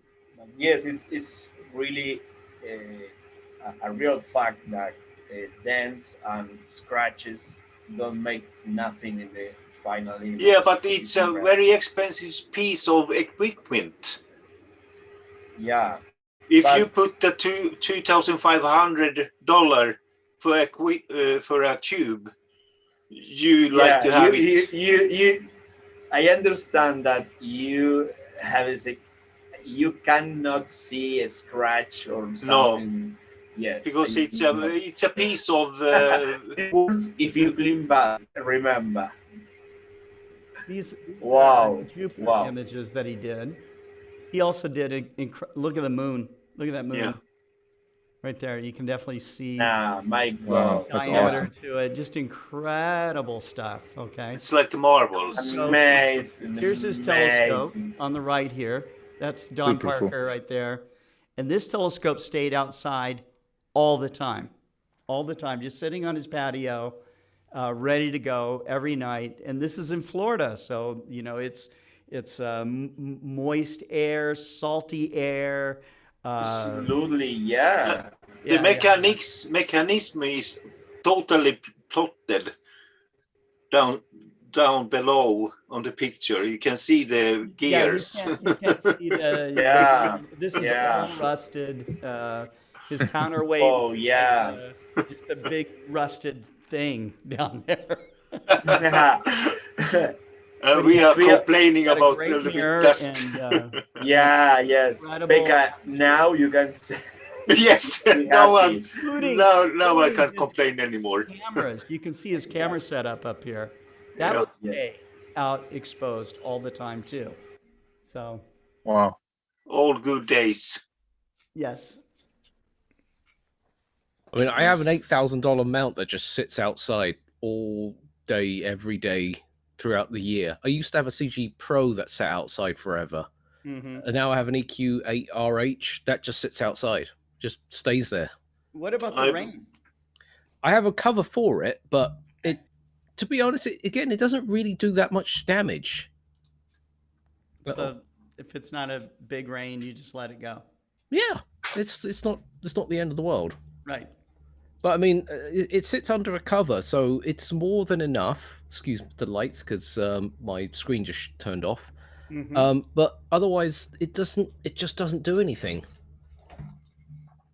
So I just got to log back in. So Brian, what's happening out your way? I think he fell asleep there almost. I can't really hear you, Scott. I said, what's happening out your way? A little cloudy today. We have a little condominium in Cape May, Jersey Shore, Southern Jersey, and that's where I am now. Just a 1-bedroom unit, not very big, hence the scopes in back of me. Yeah. But I'm listening to what you guys are saying about keeping the optics clean and everything, and I thought about the salt air here, and so I bring refractors here, and I never brought a scope with a mirror because I was afraid the aluminum would oxidize. I see bikes just eaten alive by oxidation with aluminum parts, and they turn white and crumble away. So, but you talked about the guy in Florida he keeps that thing out in the air. Yeah, it was I think Coral Gables is where he lived. Yeah, I believe that's in fact, right behind him, he had his boat. He lived on the water. Wow. Yeah. Yeah, that's pretty crazy. But I really enjoy watching you guys and the pictures and the photography and the talent you guys have. I'm just a visual guy and an enthusiast, a science teacher, and that's cool. But it's a great hobby. Yeah. And of course, you guys know as well as anybody, everybody's into it now. So it's very popular. And but like I said, I enjoy it. The best entertainment going for me right now. I really. No, that's cool. That's very kind. Thank you, Brian. Agree, totally. Thank you for all you guys do. It's a lot of work put into a show like this. I Well, imagine. it's the people that come together that make it happen. So as long as all my connections work, we're good to go. So, Yeah, just the fact that it's global and you got guys, all you guys are from all over the globe. It's a yeah, wonderful. where else could you do this? I mean, you know, I know it. you got Arkansas, Argentina, Seattle, Stockholm, you know, LA. You know, it's Scott, and New can I Jersey, so. Scott, can I share to you, Simon, a picture of my Yeah. mount? Yeah, sure. So there is my Celestron GCX. Right. 24/7. Always outside. Right. Always outside. Yeah. I have a Perfect. small window I can open to let out the heat. I see. So that sometimes in the summertime it gets really heat inside. So yeah. So you can see it's a white cover. So that's yeah. Good. Yeah. Very good. And It's always ready. It's always ready. It's always ready. It takes 2 seconds to pull out this. See, that's the difference right there. That's what lets you be productive. You know, yeah. Being ready. As you can see, it's daytime already. 7:18 right here. And I know you have street lights. You've shown before how you cover the street lights. Yeah, I can show how it's looked like. Yeah, you should show that again. Yeah, we have new people watching. So excellent. I can't see the street lights down below, but I can show a little bit.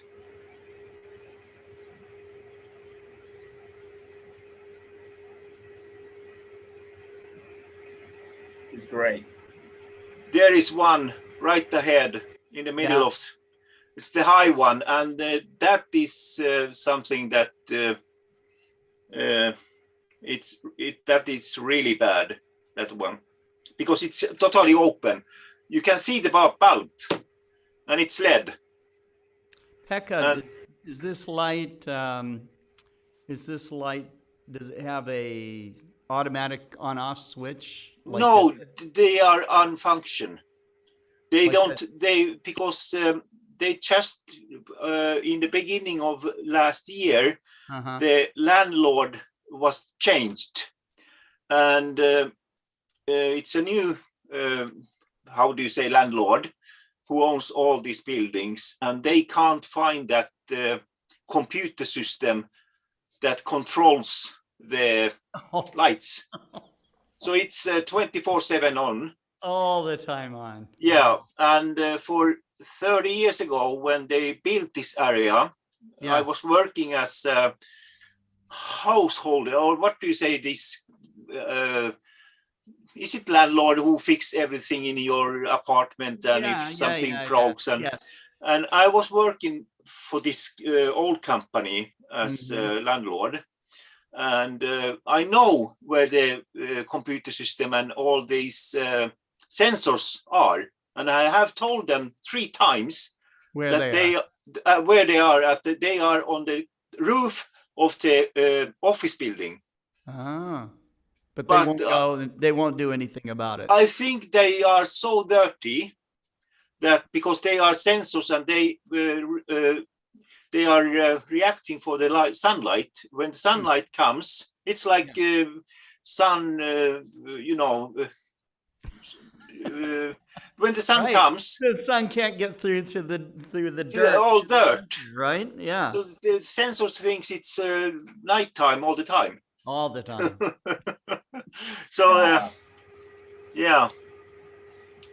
So I have written down now 2 letters for them, that also to the community, that they have to do something. I'm really into this light pollution propaganda right now in Stockholm. Sure. Because it makes a huge difference if they just, for me, if they just put a small piece of plate. Yeah. That the light is directed downwards, not for the whole community. Like flooding everything. Yeah, Right. It's enough for the street. Right. I don't need it. No. So, no. So, Yeah, and they are. That's true for all the birds and the insects and everything that needs also to live, because right? they don't know. They don't know. Mm-hmm. That's the problem. Mm-hmm. And if somebody takes up this, everything starts from somewhere. Sometimes it takes a lawyer for other people to understand. Yeah, then there's a problem. Somebody has to start. Somebody has to start it. Let me ask you something. Yeah. With the LED light revolution, I thought it would be improved. It's not. Like I live. No. Our house is west of Philadelphia, like 25 minutes away, and it's terrible. It's a lot worse than it was, 15 years ago before LED lights were dominant. Now it's the sky. The difference is unbelievable. Yeah, it's cold, and it's a lot of the LED lights that were sold at very low prices emit a lot of blue color, which is very bad, very bad.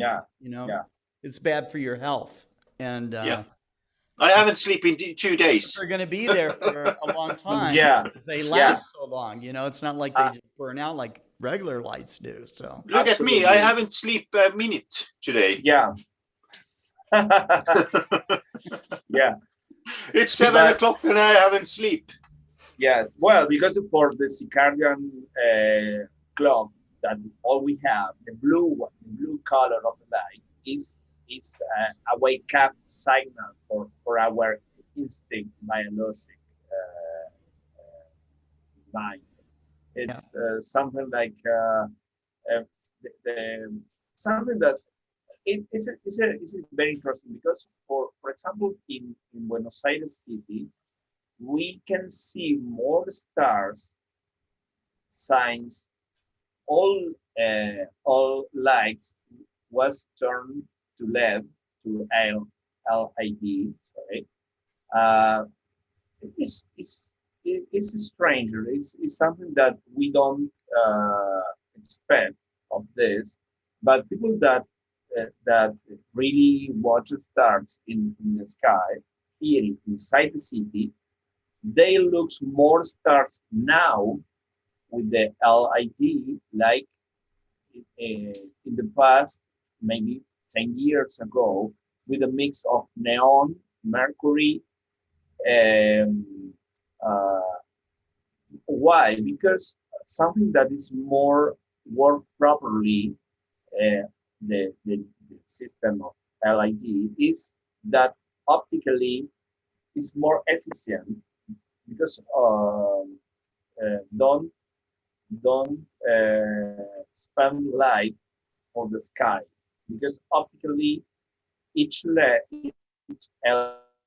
each component put the light to the floor, not from the sky. If you see when you are coming in a plane, for example, watching Buenos Aires from the plane in the night, coming from the airport, you can see less light from the sky like in the past, because normally the components are more efficient optically. It's not the same that we are watching how many light do you have going to the sky, but something that is surprisingly work great here is that the quantity of light going to the floor is more than the quantity of light going to the sky. But it's for the design of each LED component that optically is more efficient. But the blue one color is horrible. I agree with this. I am working optics, in ophthalmics, and all of our optics lenses have the blue filter. You can see that my color is nearly between green and blue because it's designed to reflect these colors. The excellent the quantity of blue. Oh, that's good. The blue color. Yeah. It's like a minus B filter. You remember the filter for a chromatic lens objective in astronomy? You have a minus violet filter that filter only the violet color for the borders of the achromatic aberration. Well, this is the same. Now the people use this for ophthalmic lenses to don't pass the filtering, sorry, the violet color. That in AID have a lot more than we need or we support.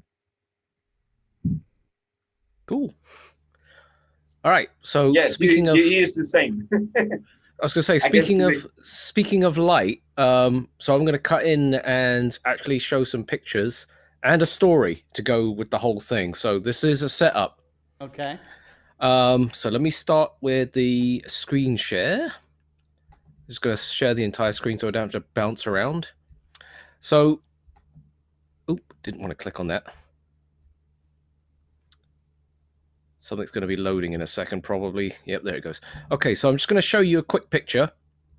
This is me, and I'm out doing my thing, and I left something at home.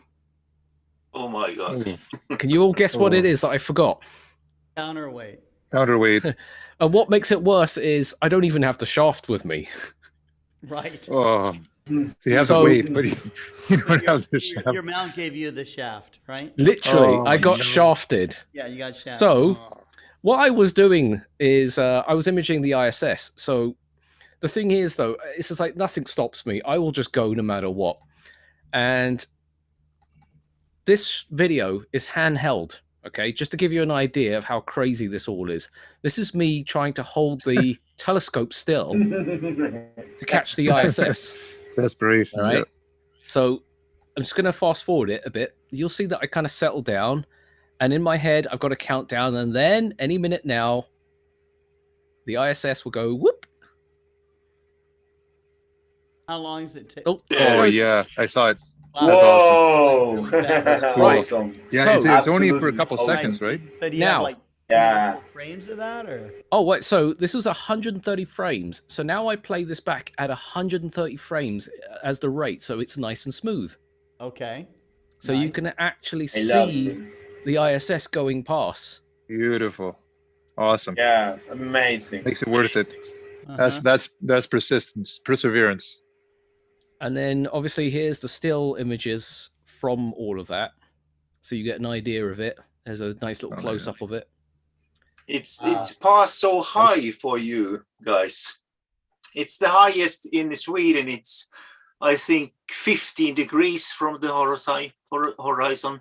Oh gosh, this was like 80 degrees. This was a really good pass that day. Yeah, and I can never from my balcony image ISS. Oh, you should be able to every now and then. So anyway, going back to this, the other part. So I think Gary was talking about a prominence that was happening earlier during the talk. And just to give you guys an idea of how big this prominence is, this is Jupiter, and that's the sun.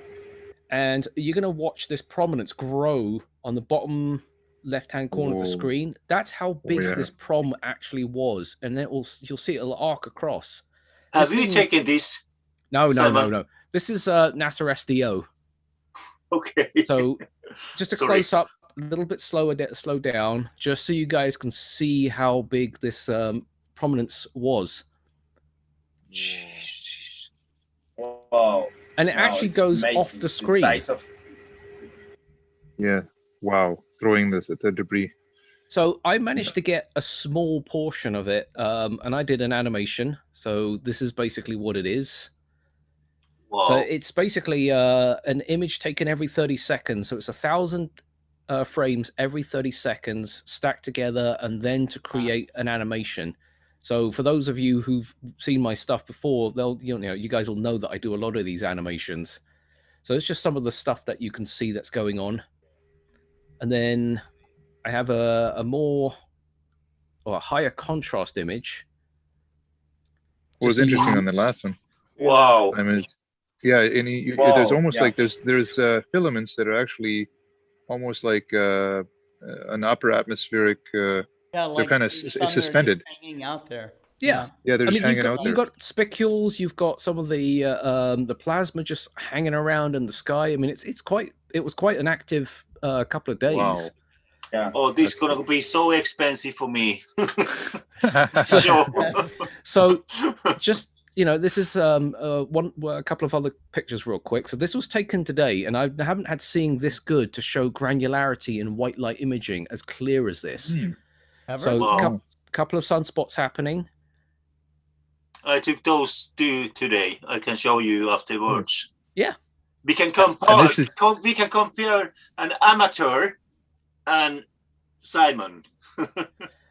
This was taken, and it was like the best seeing for a brief moment in time. I know, it's crazy. I've never seen it as clear as this. It was just absolutely unreal how good it was today. Yeah, Unbelievable. Simon, so difficult. Those pictures. Yeah. Are those with just a normal white light? That's just a white light filter. I did too. The cheap kind. Rich Corinthian leather is what. That's awesome. What's your gear, Simon? I'm using a 150 refractor with a Herschel wedge.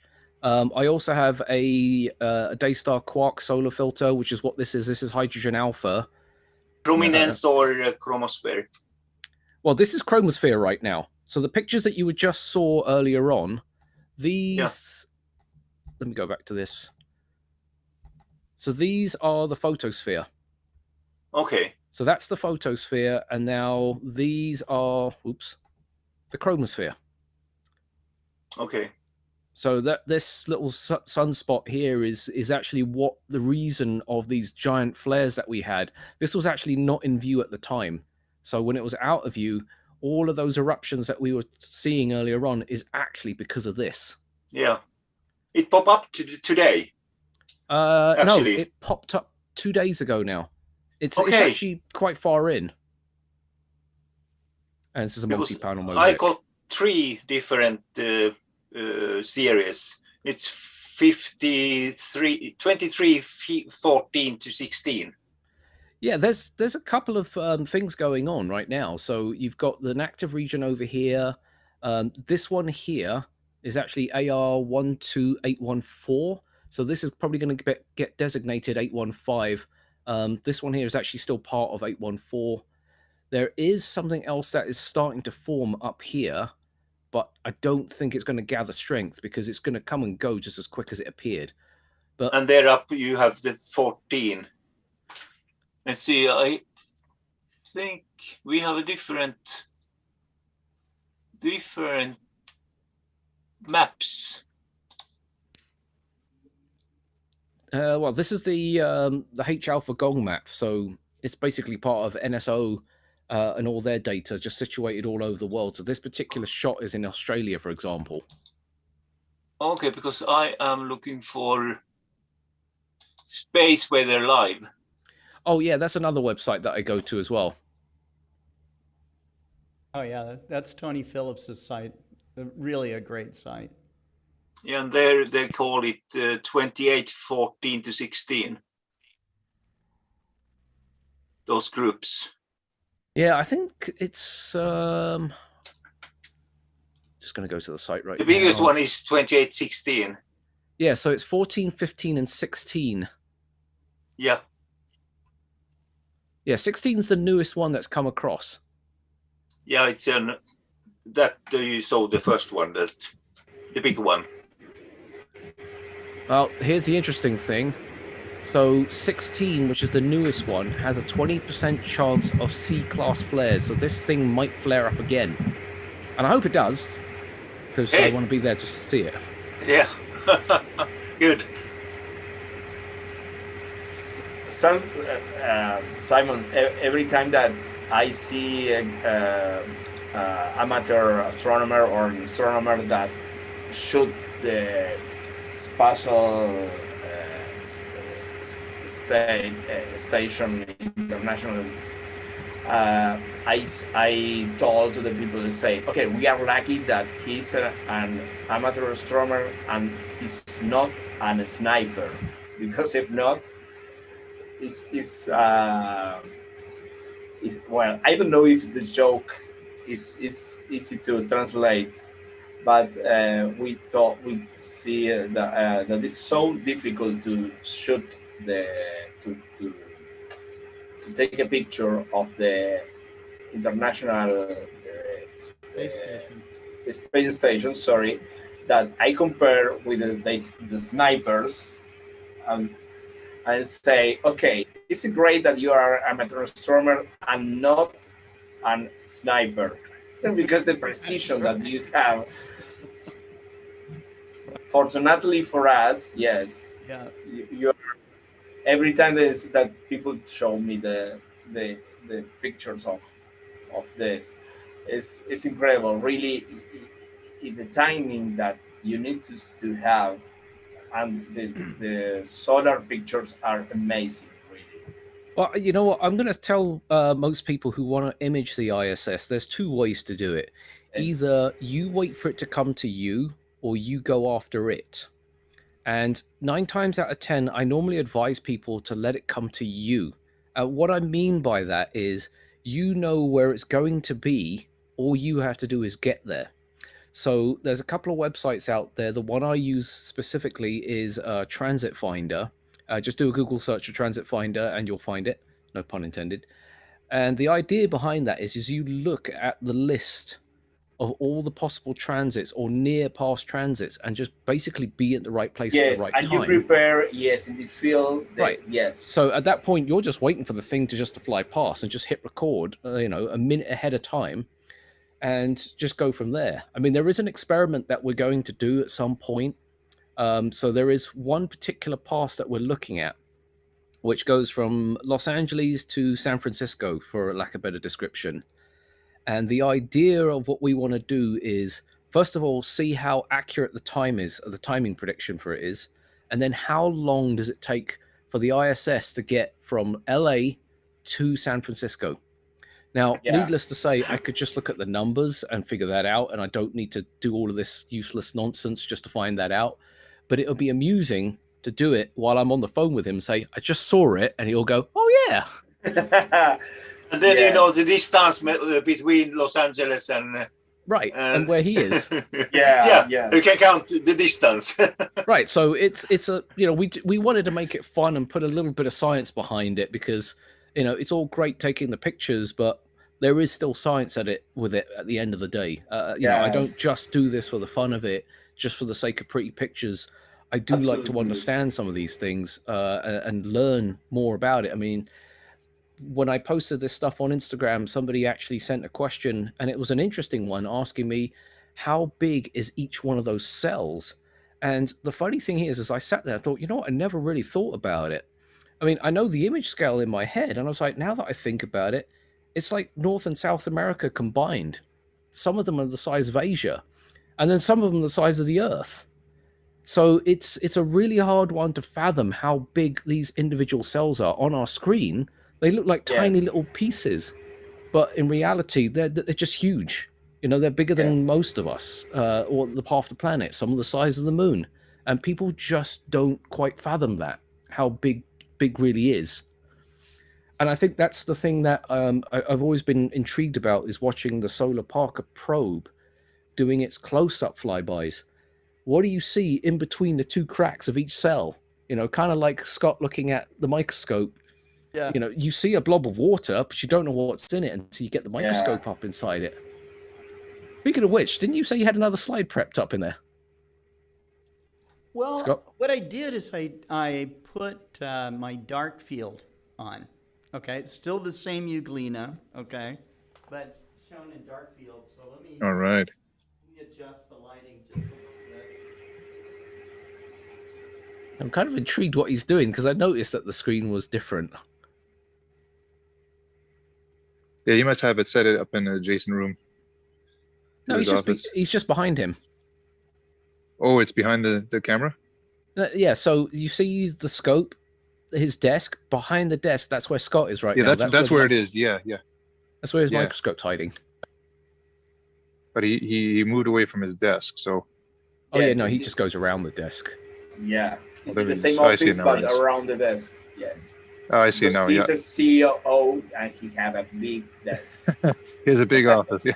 Exactly. Yeah. Usually he usually has the... oh, there it goes. GM8 there, where Oh, you nice. Whoa, there we go. That's excellent. cool. Yes. Right.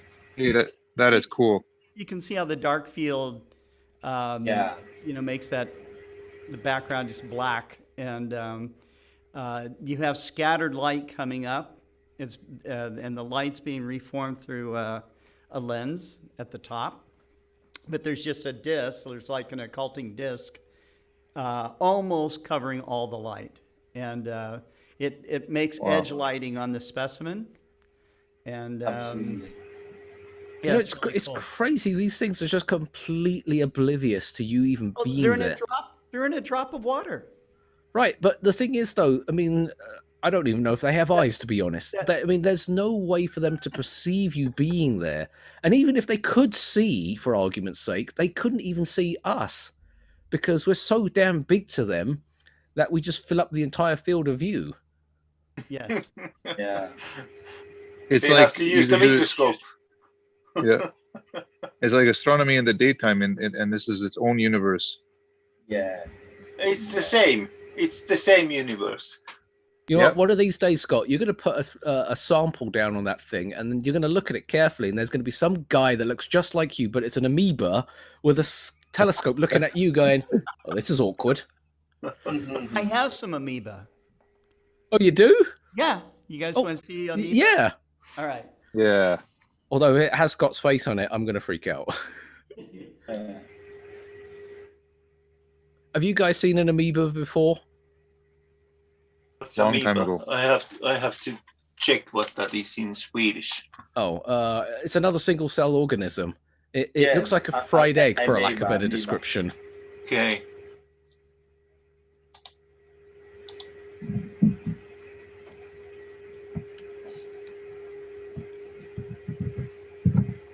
I was watching it, Star Trek.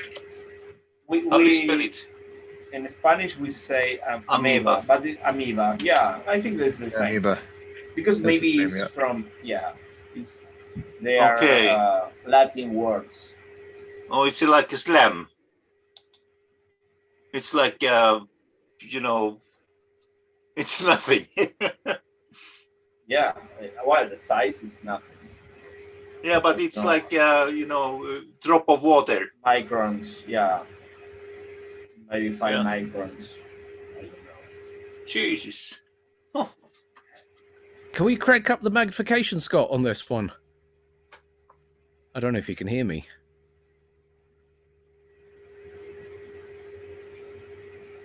Scott is tall. Yeah, so that's. Can't you crack his camera, Simon? Wow. Oh, sorry. Don't you have a code to his camera? Crack it. Send him a message in the camera directly. Well, I think he's looking at his setup, so he's probably not paying attention. I'll wait till he comes back and see if we can up the magnification on this. Yeah. I thought if you could crack with the code, like a hacker, in the camera directly. Yeah, no, that's not my kind of thing. Does the camera that he's using on the microscope, is it just coupled with the existing eyepiece and you can just change it out, or how is that?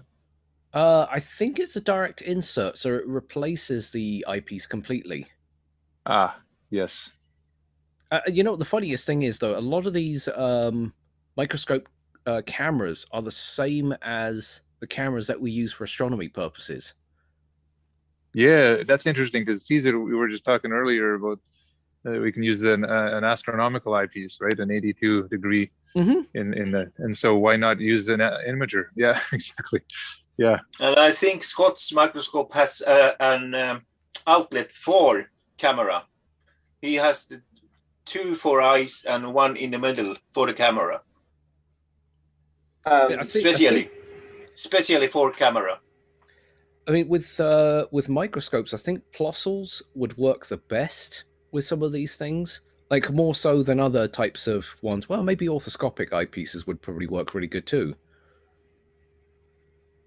Yes, this one was normally the size of the microscope, the diameter is, I don't remember if it's 0.96 inches. Oh, yeah, 0.965.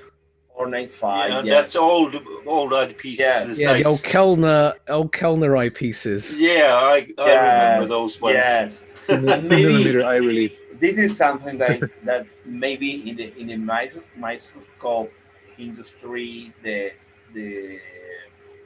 it's not like the old quantity of diversity that you have in astronomy eyepieces, and that I tell him earlier.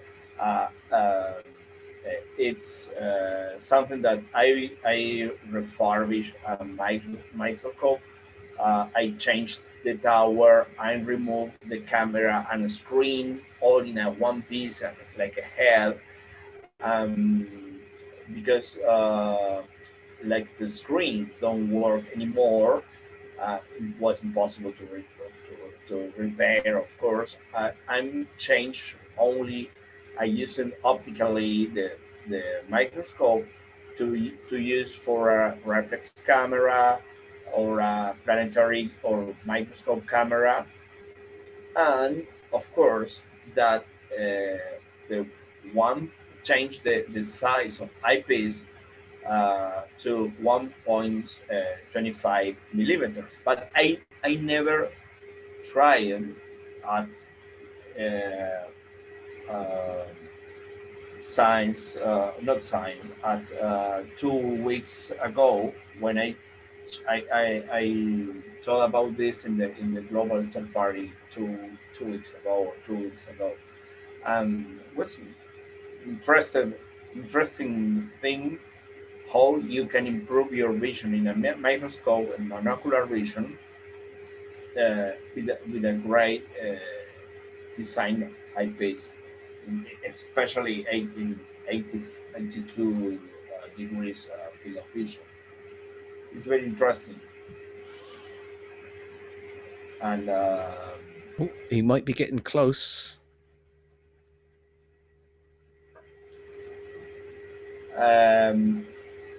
So I sorry, I'm not understanding. No, I'm seeing how far along Scott's getting along with the sample, but it looks like he's almost there. I don't know.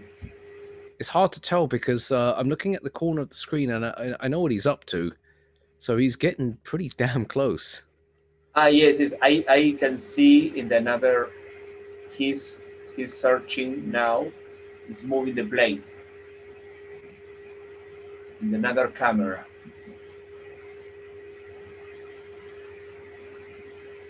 Yes, it's so.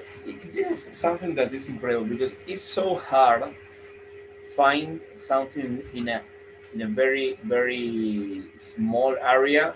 Like we are searching something, maybe the SSI. Well, optics are yes. When the angle is very small, it's not easy to center the image in a microscope or in a telescope. Yeah, I mean, at the end of the day, a telescope and a microscope are the same thing, in my mind. Yeah. There's no difference between the two. It's just you're looking at one end of a scale to the other. That's all it really is. Absolutely. But and we are in the middle. Yeah. If you wanna look at it that way, sure. Absolutely. Yeah. Yes, and the telescopes are more difficult sometimes because the size all mechanical things works in a big size about dilatation, flexible, Right back, or guys. a lot of different things.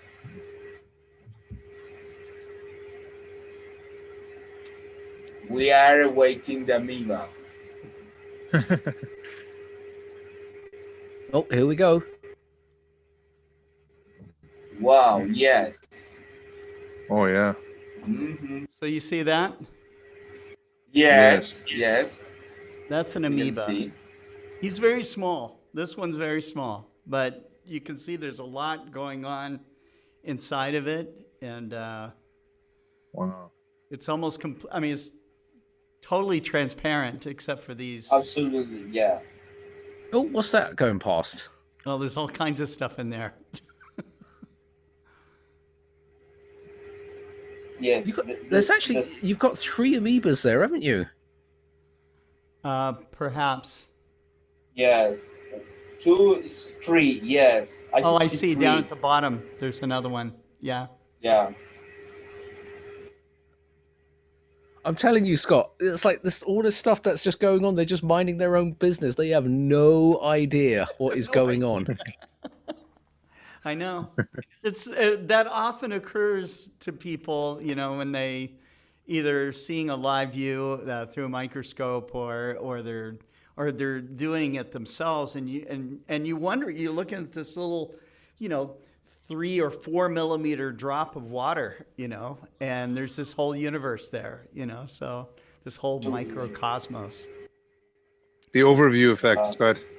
Yes, that's right. That's the funniest thing is like, if we want to flip the script on this, we can just imagine that there is another life form out there that is, just literally billions of times bigger than us, and we just can't observe them. For all we know, we could just be a piece of dust on somebody's jacket.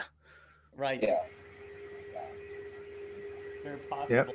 Very possibly. I don't know. It's you look at that pale blue dot image that Carl Sagan made with the Voyager spacecraft, and it's 2 pixels. It's nothing. Nothing. Yes. It's yeah, nothing, very profound. and in his dissertation on pale blue dot, he talks about the imagined self-importance of people and the rivers of blood spilled, because one tiny, egomaniacal human, wanted to, decided that, this is going to be the way it's going to be or whatever, and it's just, that whole thing is really, should be something that people wake up and read every morning, Just out of interest, Scott, real quick. Reset your, view of what humanity and what we're doing, flying on this tiny blue planet through space, Yeah. Absolutely. Just out of interest, Scott, on the picture that we're seeing, what is that line almost? Yeah, I was looking at that too. Let's see. I mean, it's almost like it's eaten something and it's still, messing with it. Having his veggies. All right.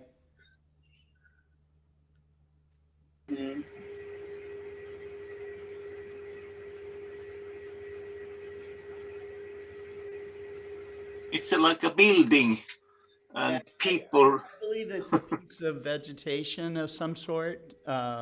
It's inside the amoeba. That's why it's being digested. So, that's what I'm wondering. It's just like Yeah. you don't see that very often with something inside of it like that. right. Is this the insides of something? Yeah, it's the inside of an amoeba. So Jesus. that kind of smear that you see and all the little things around it, that's inside the amoeba. Yeah. So the And what amoeba does doesn't- those moving things? It's microbes or Well, let's find out. This is an amoeba proteus, Okay. So there's different kinds of amoebas. Like the ones that eat your brain. Could, I guess, yes. Oh no, there really is a brain-eating amoeba. Wonderful. Yeah, that's not even. Yeah, that's not a good one. Not a good one. Could it be endoplasm? Those moving things. Maybe, yeah. Well, let's see. I'm looking it up now. So the edges, which are really not very clearly defined here, okay? Absolutely, yeah. Is the, there's an ectoplasm, there's an endoplasm. The thing that we see kind of moving around is nucleons, or no, nucleus. That's not how they. Well, maybe, but that's not how they're described. Yeah, that's not how they're described. Let's see. Let's read about how they eat. Okay, the food sources of amoeba vary. Some amoeba are predatory and live by consuming bacteria and other protists. Some are detritivores and eat dead organic material.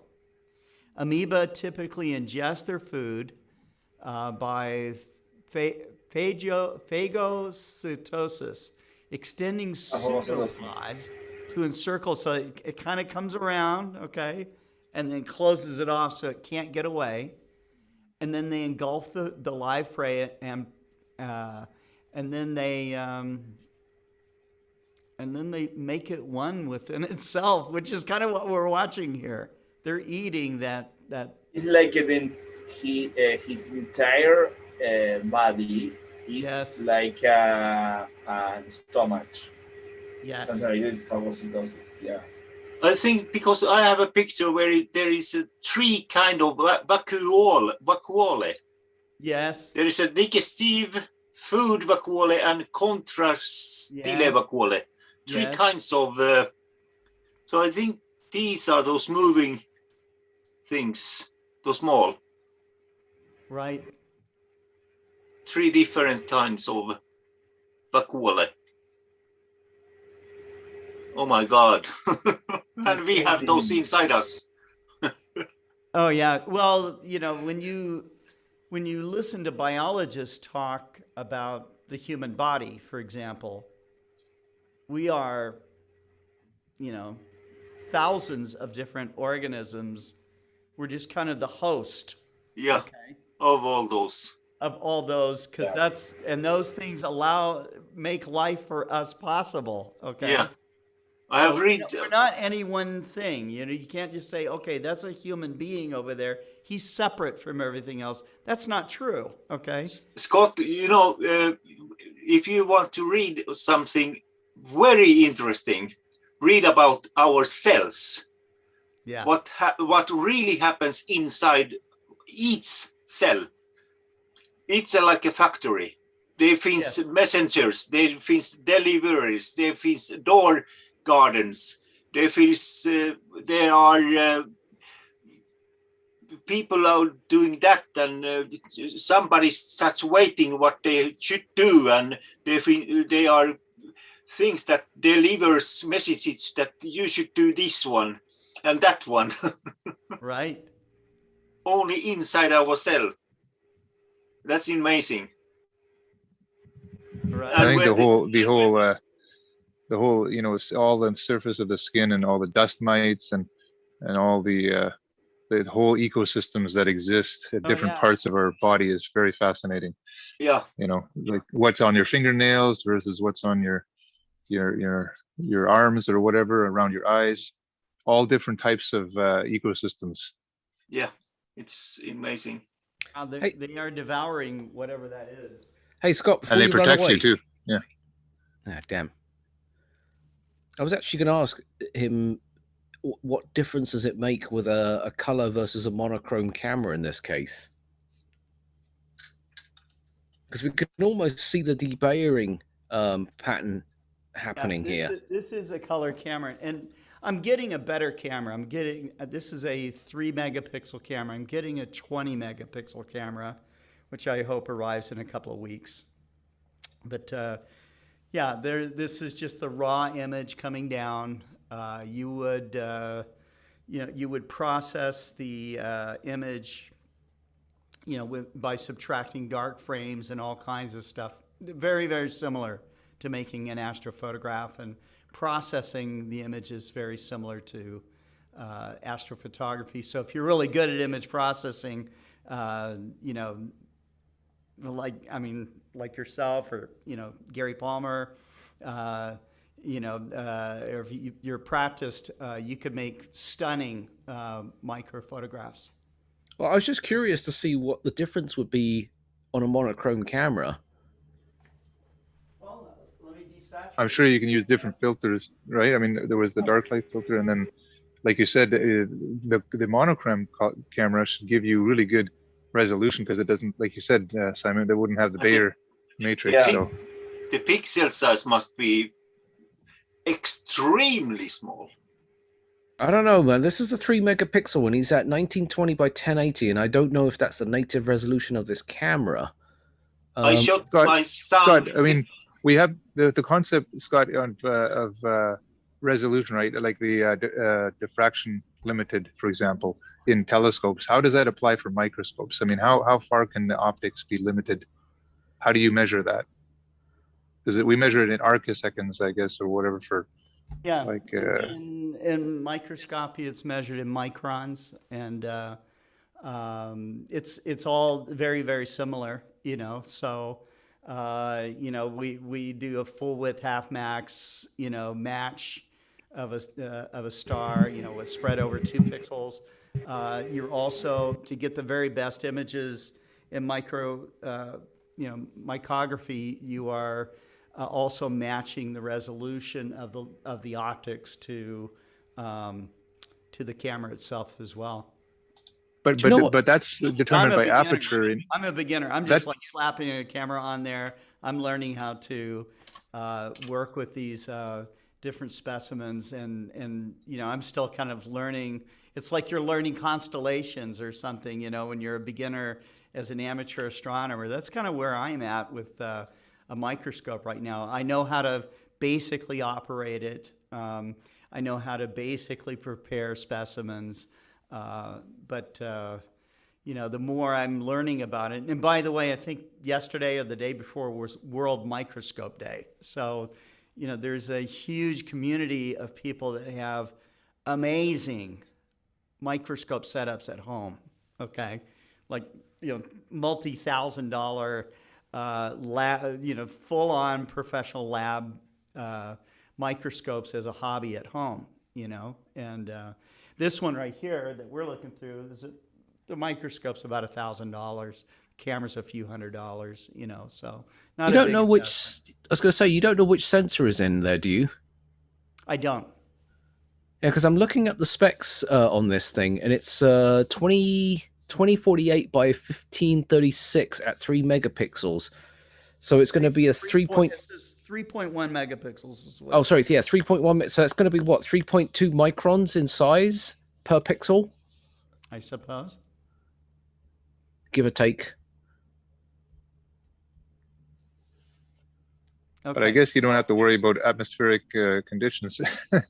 But the what you do, I'm just wondering about, like, normally, obviously, the resolution of the telescope is determined by its aperture. How is that in microscopy? I think the same thing is still applicable. It makes, as far as I know, it should not make any difference. Okay, so the objective, I guess, on the bottom, the larger that is, the higher the resolution. Some big thing swimming around all of a sudden. Anyhow. Oh yeah.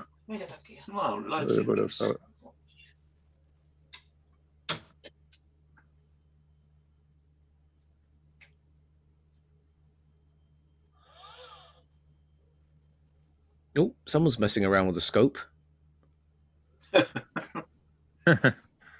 Name that scope just by the sound. I'm going to go with a VX mount. Oh, it's Oh, you heard that? Sounds like Celestron. That's basically what it is, a VX mount. No, I have the it's the Evolution. Oh, okay. So yeah, okay, same motor, but yeah, similar. Oh, what's that? Was that just a piece of dust? Stop wiggling. Yeah, I'm using my left eye to watch the screen, and in my right eye keep it dark adapted. I'm cruising Virgo galaxies right now. Yeah, that's not a piece of dust. That is bacteria string. That's something I don't know what it is. But Yeah, I've mixed together some paramecium with those. So those were the big things you saw swimming around. Okay, so we'll see some more come through. But there's you see kind of those transparent things kind of floating around. Those are amoeba. They are swimming because you can see they're floating the shadow of them. Water, because I don't have a cover slip on top. Okay. You can see the shadow of them on the bottom. Yeah. There's a big paramecium that just went flying past. Yeah. Now, amoebas can capture paramecium and devour them. Okay. God. So how long do we need to wait for that to happen? I don't know. I have no idea. You know, this is worse than looking for a supernova. Right. You're the boss, Scott. Look at these little guys here. Look at these little guys. They're like swimming around in circles. That's something else, you know, so I'm not sure what they are. Scott, you are the boss. Get them to work. It looks like there's a ghost tardigrade on the left side. Yeah. My God. Tardigrade. This like you can do on the evenings. One time I ran a 8-hour or a 9-hour long live stream, and it was just. What was that? That was a paramecium. They're fast. Okay, they are really fast.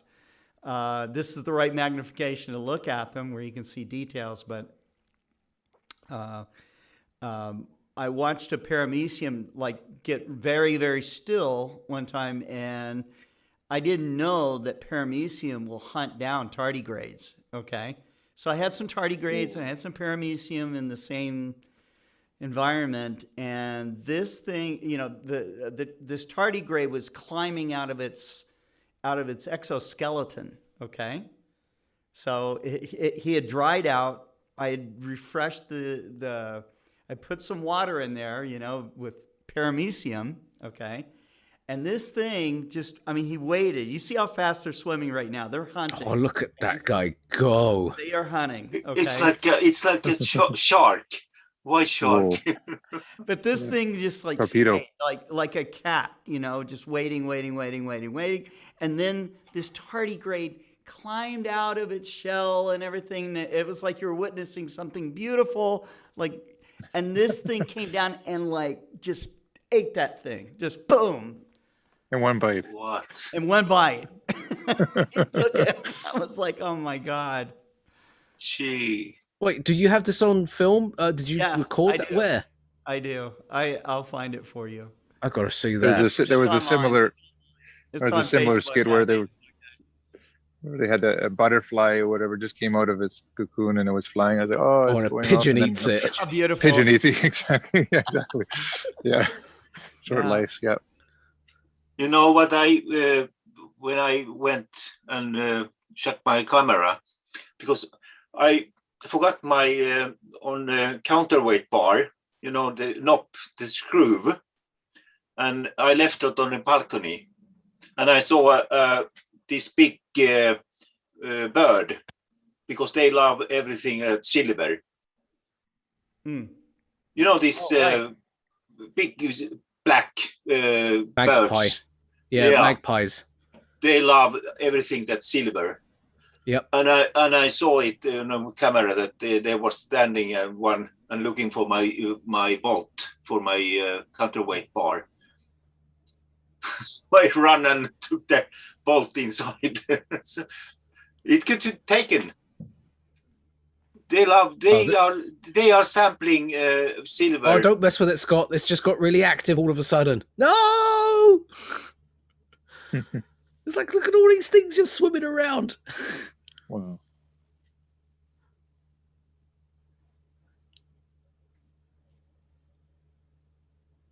Another one that's really fascinating is phosphorus. Those things are. What? Sorry, what's really phosphorescence?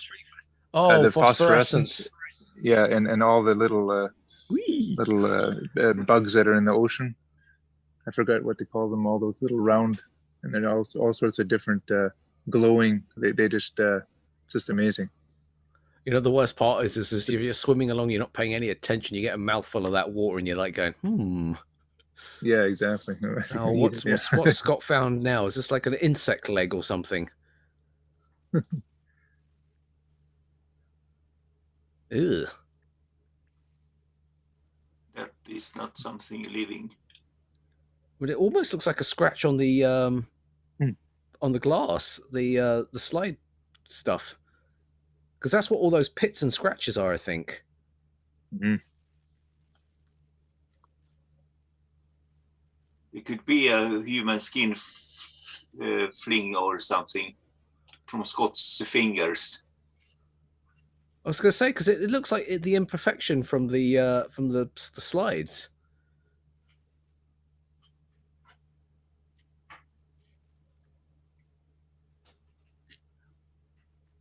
Yeah, that's exactly what it is. What, the imperfections of the slide? Yeah. Oh, okay, so I was right then. Yeah, they don't polish the slides for like polished glass or something, you know, so. Not an etalon. Right. I don't know what these little guys are. They're all over the place. Maybe it's put in there for the amoeba to eat. I have no idea.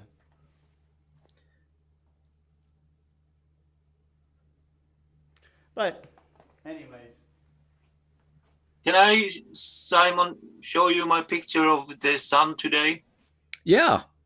I think we might have to wait for Scott. Oh, there he goes. Yeah, go for it now. Okay. So this is taken with the Skywatcher ED80 and Celestron's next image 10, actually. So there you can see the same right. spots. Oh, yeah. Excellent. So this is Are you all set up? Amateur When did you take this? pictures. Today. Oh, great. That's excellent, Pekka. Can you zoom in? Excuse me? Can you zoom in? Yeah. No. Zoom out. Let's see. Can I move this one? It's behind. Yeah. Ah, there we go. It's quite good for kind of person like I am. So what filter were you using? None. It's a white filter, white light filter. Oh, okay. So it was. So do you have other filters in front of the camera, like a UV-IR filter? No, nothing. So if you're going to do white light, I strongly suggest or recommend at least that you use a UV-IR filter as well as a green filter. Okay, so get some more. Yeah, details. that's what actually gives you the granulation, or at least gives you more contrast. Okay. Because I can see parts of it it's almost there, but you've kind of lost it. It's almost there, yes. But it's the glare is too strong. So in other words, you're actually letting in too much light. So by using a UV-IR filter, I'm cutting out the UV light, I'm cutting out infrared light. And then on top of that, I'm going to make it even more awkward by sticking a green filter in it and only passing green light from the photosphere. And that's what actually gives you that more defined edges of those granulations. No, okay. I mean, if you've got an LRGB set, you have a green filter. I don't. I have do have an IR UV block filter. Yep. At the very least, you should use that. Okay, in fact, block filter.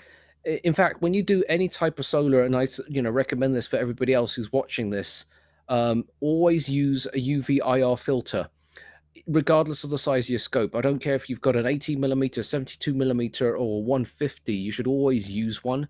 The reason behind it here is the IR portion of it is designed to reflect the heat back out of the scope. Yeah. So you don't store the heat inside of the scope. But those is installed in camera. They are nothing. Yeah, you can't really rely on what the camera has on their filters, to be totally honest. I've come across filters like UV IR filters that are pretty bad, and they have either UV leaks or IR leaks. They are more reflection filters. Yeah. And to be quite honest, in some particular cases, if you have a bad IR cut filter that has an IR leak and you're doing visual, that can also be quite dangerous. So that's why I always tell people, always make sure you know where you got this filter and it's a trusted one, or it's known to not have UV IR leaks. Yeah. Okay. So this is next one. There is some small stuff, and there is those two parts. Oh, okay. So it is there. It's there. It's not dirt on my okay. Yeah, it's not dirt on my screen. No, there is 14, 15. No, 14, 15, and 16. No, it should be the other way. 16's on the edge. 16 is here. Okay. Yeah, 16 there. 16's there. That's 15. That should be 14. 14 here, yeah. And one off the moon yesterday. Hold on, has that actually been officially designated yet as 16? Oh, it has been. Okay, I just had to make sure. Yeah, those must picture this week. That's nice. Did you see the suns, Scott? Yes, I did. Yes, I did. Good. Thank you. Very nice. Yeah. So let's see if there's some sun today. Yeah. Some training. I have to. That's the only way. There is no short ways. No. And those skills, those cannot be imbibed. You must do it. You have to earn it. Yes. Yeah. Yes. And for Simon's pictures, probably those pictures for you is not even wow anymore for you. Well, it's not a wow factor thing. It's it doesn't matter what level somebody's at. I always like looking at other people's work because there's a level of inspiration that it has. Mm-hmm. And I'll give you a prime example. Somebody recently bought a hydrogen alpha filter, and he shot some data with it, and he was just struggling, and he was at this point where he wanted to return the filter, thinking that the filter was damaged, didn't work, or because he wasn't getting the results that I would get. So I asked him, send me the original files and I'll process them just to check to make sure your filter is good. And then I sent him back the picture files, and he goes, oh, I've got a long way to go about processing. Yes. It's the same when I sent my picture of M42 to Molly. Mm-hmm. But that's the thing. The data, the data that you acquire, the data is there. It's just, do you know how to extract that data out? Exactly. And it's taken me, I don't know, a couple of years to really refine this process doing solar. And the worst part of it here was I actually had no one to talk to about this. I couldn't go up to somebody and say, oh, what's the processing technique? Yes, exactly. That's the problem for me, because we are so rare. We are so few here in Sweden. Well, it's not like you can go to a dinner party and ask, hey. No, there is King of Sweden. We don't have star files parties that I'd like to kind of work on here together. We don't have star parties. We don't have these communities. We don't have these forums like you have, Scott. That's why I'm. Except in Arkansas, you can go to a bar, and just sit down and talk about image processing. It's no problem. Lift your telescope on the table. You have. Does this bar happen to be in the other room to you, Scott? Yeah, it's actually this drawer right here. Okay. Yeah, this bar just springs out. So, but that's why I'm hanging here every night when Scott is sending. That's cool. Because this is the only way I learn. It's listening, asking, and then doing. Well, I mean, I'm not trying to solicit anything here, so please don't misunderstand what I'm saying here. But there's a big thing that I'm trying to work on where it's a giant solar tutorial, and I want to go from like start to end. But my problem here is like I need the support from everybody else in terms of the manufacturers. And the biggest thing here is I'm at this point where there's only really one device that I'm using, which seems like I'm really biased, but I want to be able to get access to all the other manufacturers' products. But it's been such a challenge to talk to anybody and just to say, look, I don't want you to give me anything for free. If I can just loan something for a week, 2 weeks, depending on how good or bad weather is, shoot through it, create this massive video, because I actually have it scripted. It's actually going to be 6 parts. Okay. Certain episodes will be an hour long, some will be slightly under an hour, some only 30 minutes, but it covers everything from setting up how to polar align during the daytime, which sounds crazy, but it's not as hard as you think, and people make it overcomplicated for no reason. So it's right now I have enough things to get it started, but not enough support from the manufacturers to make it something big. We'll help. Well, unless you want to start kicking out solar filters, then I'm all ears. Simon, I know you are experienced. Well, we have the absolutely clear solar filter that gets every wavelength through. So the daytime filter. The daytime filter, yes. Simon, a tips, a hint. You are experienced, and I am a beginner, and I have looked 1,000 of videos on YouTube, tutorials. Mm-hmm. And the experience is when they are making tutorials, they can't any longer think like a beginner are thinking. So they can't go back to this uncertainty, unknownness. Okay. If you make a tutorial and you think this is so simple thing that I don't take it within the tutorial, but that simple thing hold on. can be so important. Right. So let me make sure you understand this. The video that I'm creating, or this gigantic library, is not a tutorial. I do not teach you steps on how to do anything. All I'm doing is I'm showing you all the pieces that you need in order to do solar photography of any description. Okay. So, and the reason behind... You have to know already. Yeah. And I actually already have a solar tutorial out there that quite a few people have followed. And some of the results from before and after, like before they watched this video, they were showing these types of images. After they watched the video, you see the learning gap just suddenly jump up because they get it. And the reason why I do my videos differently, and it's not a tutorial like a step-by-step, I show people what the program does, what the button does, and that's the fear.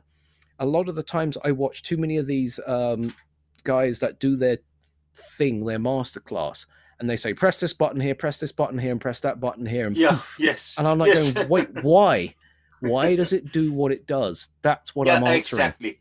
Good, Simon. That's the big problem with software tutorials. They just push the button and don't explain what will this do. What do you expect to happen? It might be they don't know themselves. Honestly though, Scott, we laugh at that, but a lot of the times it is because they just watch somebody else's video. Yeah.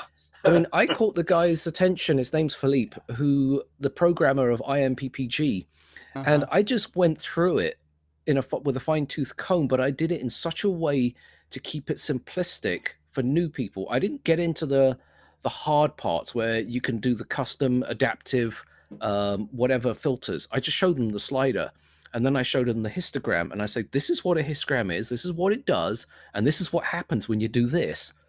And you get the idea very, very quickly of what I'm doing. So you see an image that's just blurry, and then suddenly it slowly comes together. But as it comes together, I'm explaining every step of the way. What is it doing and why does it do the thing it does?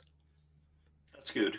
That's what we are missing on like instruction videos, because the probably, like you say and Scott say, they don't probably know by themselves what that button does. Right.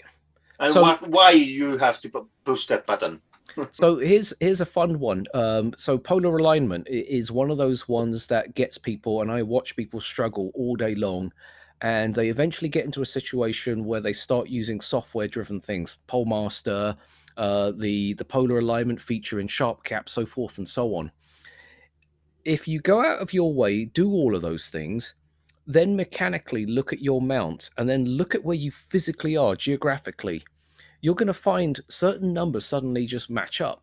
For example, if you look at your GPS coordinates that you punch in there, so for LA it's 118 and 34.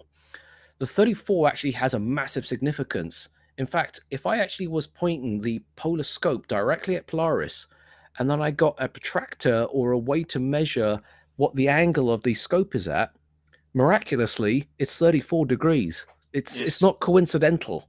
Yeah. And then where am I looking at is also not coincidental.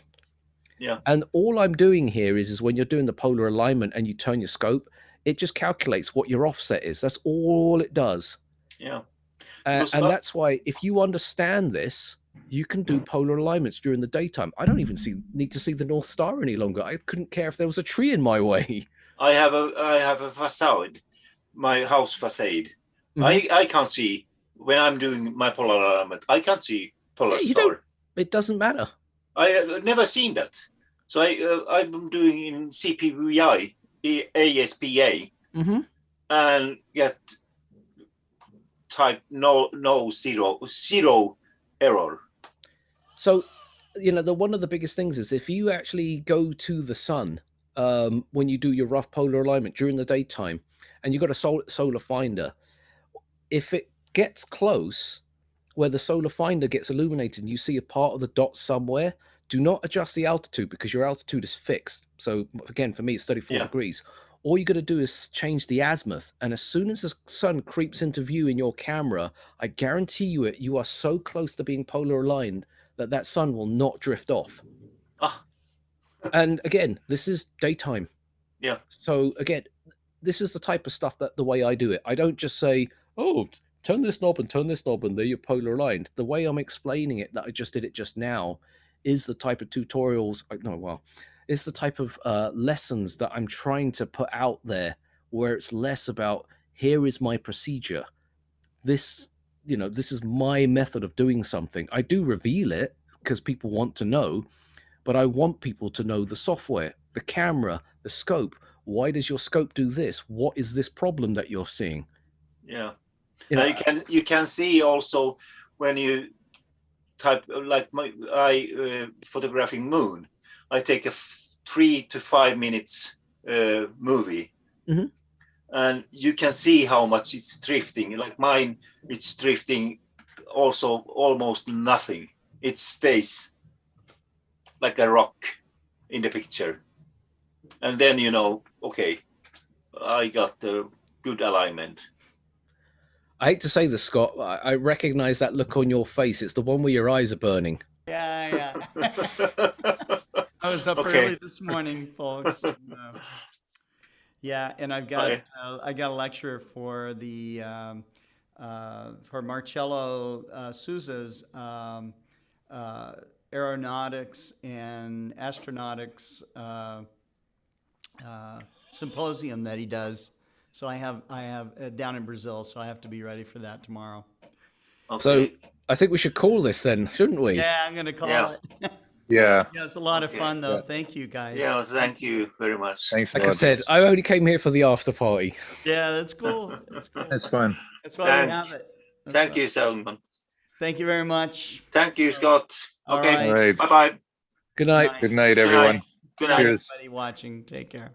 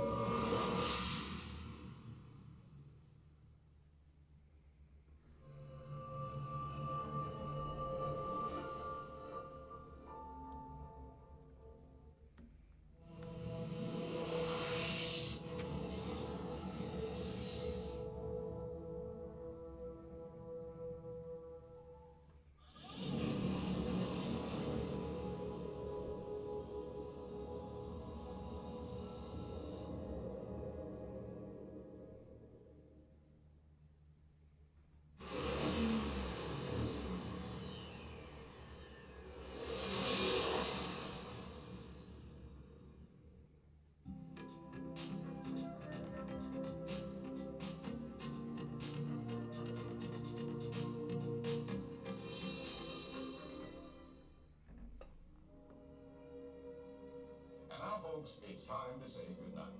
We sincerely appreciate your patronage and hope we've succeeded in bringing you an enjoyable evening of entertainment. Please drive home carefully and come back again soon. Good night.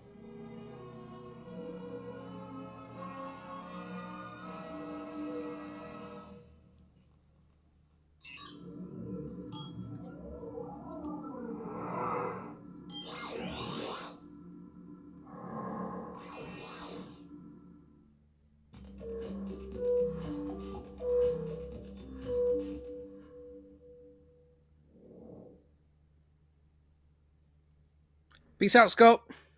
Good night. Good night. Good night, Scott.